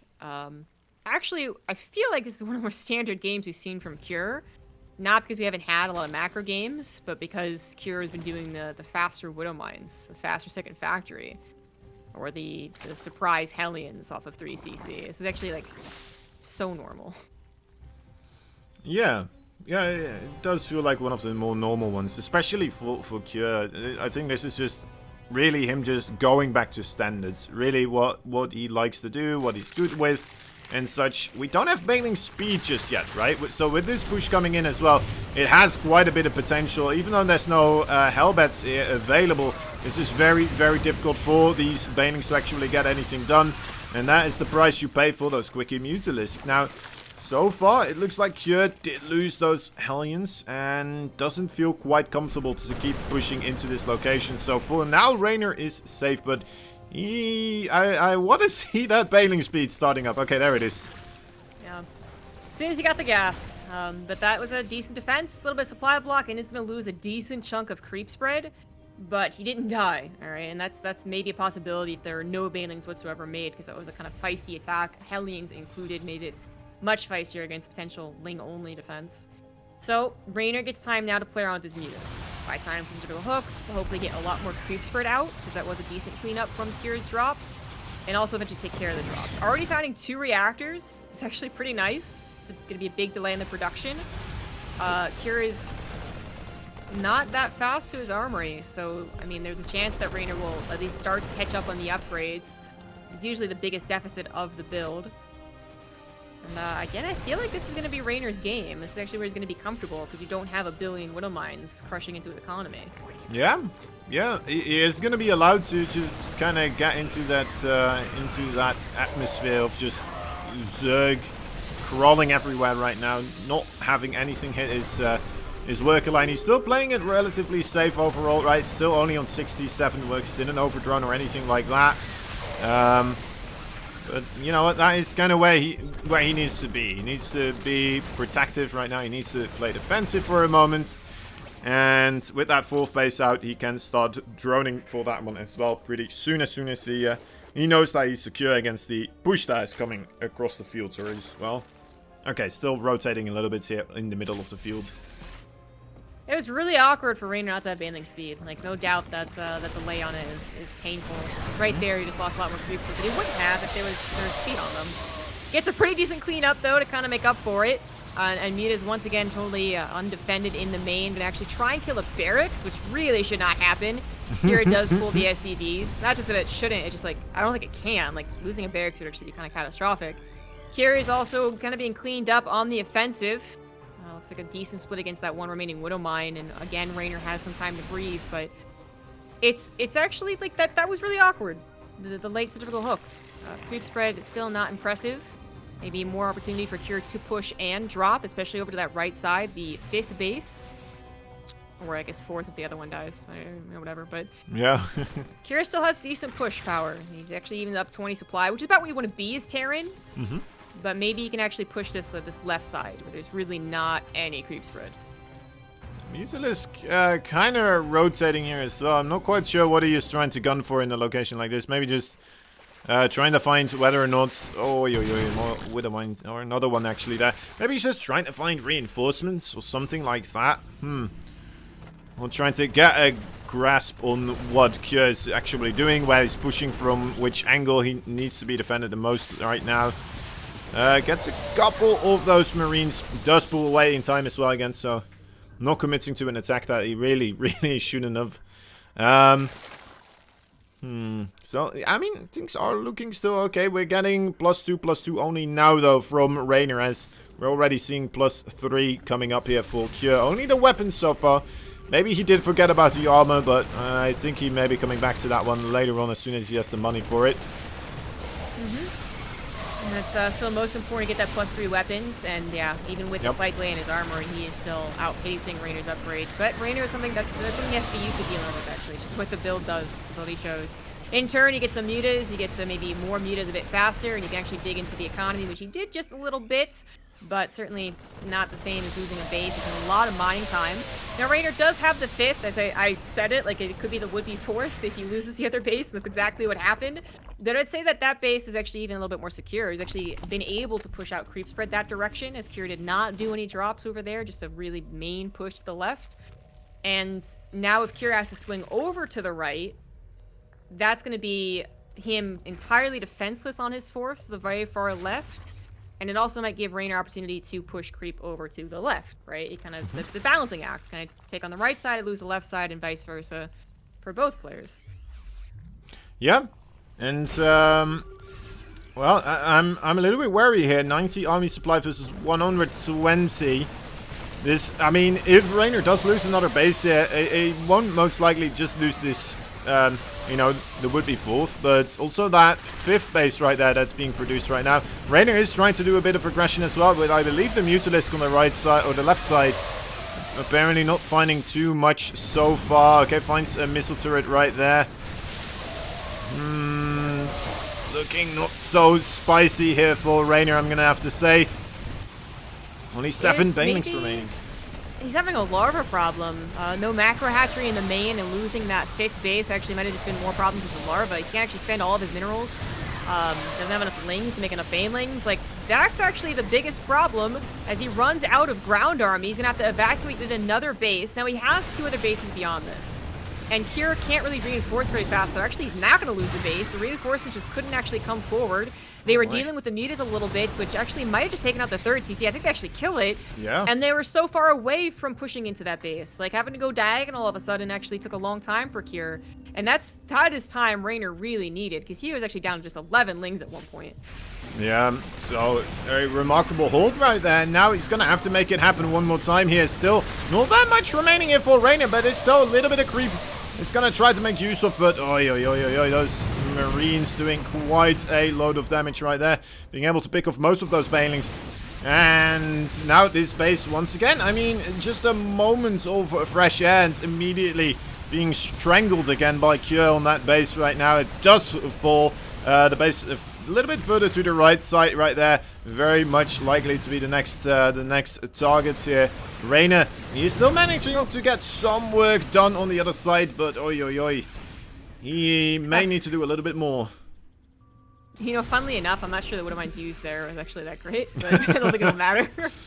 Like, he would have no splash if actually Raynor could move into him, but Raynor can't. Like, Raynor has not been super comfortable, never able to max out, or certainly never getting a bank, so rolling off of creep is not going to happen. But there are 4 Widow Mines that, like, maybe want to, like, rejoin or do something else besides just sit there. So that base, it feels like it is probably not going to mine, right? Like, it is so easy for here to get 1 drop over there, which this is actually that drop. And then Raynor is just down to 4 bases, with the left side going to be, again, the push point for Kier, which means he's, again, defending his left side, too. So I feel like just with the positioning of the bases and that lack of creep start on the 4th again, Kier is in a really good spot, despite losing an entire 3rd orbital. Yeah. Yeah, most certainly. And I mean, he did kill, what is it, 3 bases himself as well, so Kind of making up for that fact. More Widowmines denying this base right now. Finally, we do see that 5th base being recreated on location, but is it still in a place where Reynor will be able to stabilize at this moment in time? He needs to get a couple of good trades, right? He needs to get himself some favorable engagements here, get a good couple of bailing hits. Right now, I don't know, it's not looking all too shiny for Reynor. It's very difficult. I mean, he's not on a hive. His Kira has finished up his 3-3. He's gotten 1 base down and a decent number of SCVs, but he's also losing 1-2 bases, handful of drones himself. So now Kira's again comfortable on 4 bases, denying Raynor's 5th. Reynor, he could still take a decent fight, you know, but I don't see Burrow bailing. He's got no Burrow. He's certainly got no hive tech. He needs to just find Kira not split, not paying attention.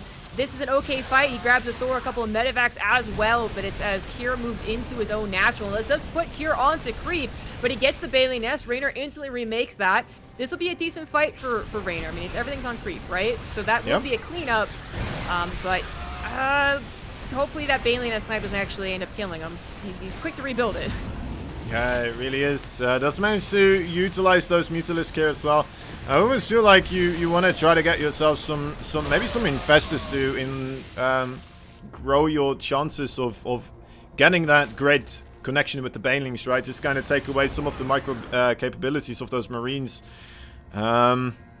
Just something. But right now, yeah, I mean, that is not a great looking units lost tab right there for Reynor at all. The supplies looking pretty horrendous as well. Cure behind this on the 5th base right now will be flying over. Actually, that may be his main base that's flying over right now, unless if that also got sniped some way, but don't think that's the case.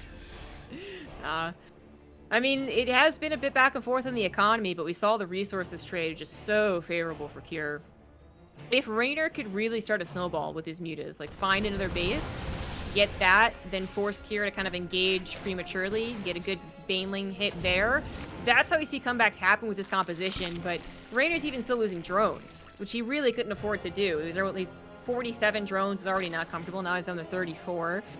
You can see it in his camera. He knows that he's pretty much dead. The only thing that would go wrong is if Kira, again, prematurely engaged, you know, pushed in on creep and went like, I can A move, then maybe a comeback can happen. But Kira's been playing it smart. He's been playing it very patient as well in a lot of these series in terms of the main engagements. And it's going to reward him in Game 5. Yeah, once again here on this base that so desperately needs to be created. No cancel either. Resources desperately needed here for Reynor. He does get an alright engagement, but on the left side more units were pushing in. GG is called. Cure will be able to take down Reynor here and move on into the playoffs. Very, very well played there by Cure. I mean, honestly, the overall games he was taking off of Reynor looked so incredibly clean. Even this last one, right? Oh my dear lord. He was being able to pick off bases left, right, continuously moving back and forth. The creep didn't have any chance to get anywhere. My dear lord. Clinical session there for Cure in the end. Reynor only being able to take 2 games off of Cure. Yeah, Cure really proved that his TVZ is not just fantastic, you know, in terms of his decision making, but it's really spicy. Like, it's got really good pushes, you know, strong openers, different openers, even starting from Gas first to second, Hellions to Hellbats. I mean, he had a lot to show in those 2 series. And while it got a little bit close at the end, it still ended up being that he was a great macro TVZer as well. Playing the standard stuff still got him a win. And he certainly deserves to go on. Yeah, for certain. We have 2 more Terrans right now, actually, joining us then for the playoffs right here. That means, guys, the final lineup that we have going for us in the playoffs, it will be Serral, Maru, TY, Clem, Zaun, Rogue, Innovation, and Cure. That is 5 Terrans, 2 Zergs, and a single Protoss. It's looking a little bit dangerous for the non-humans right now.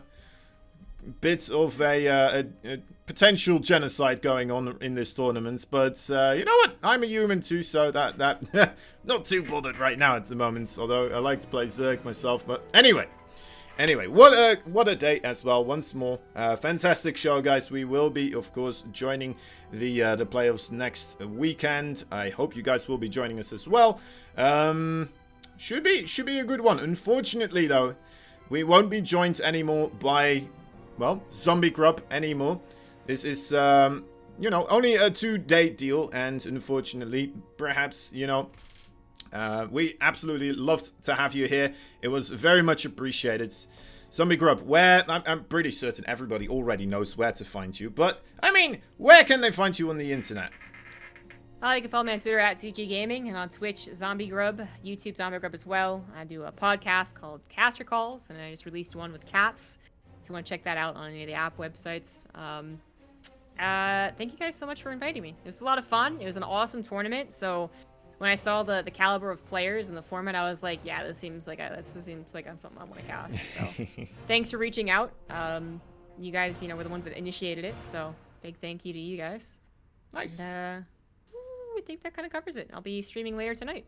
Awesome. All right, guys, go check out that stream, of course, and yeah, go check out the rest of the tournament later in the weekend. Hope to have you guys there. I've been Kozen, and well, cheers for watching. See you next time.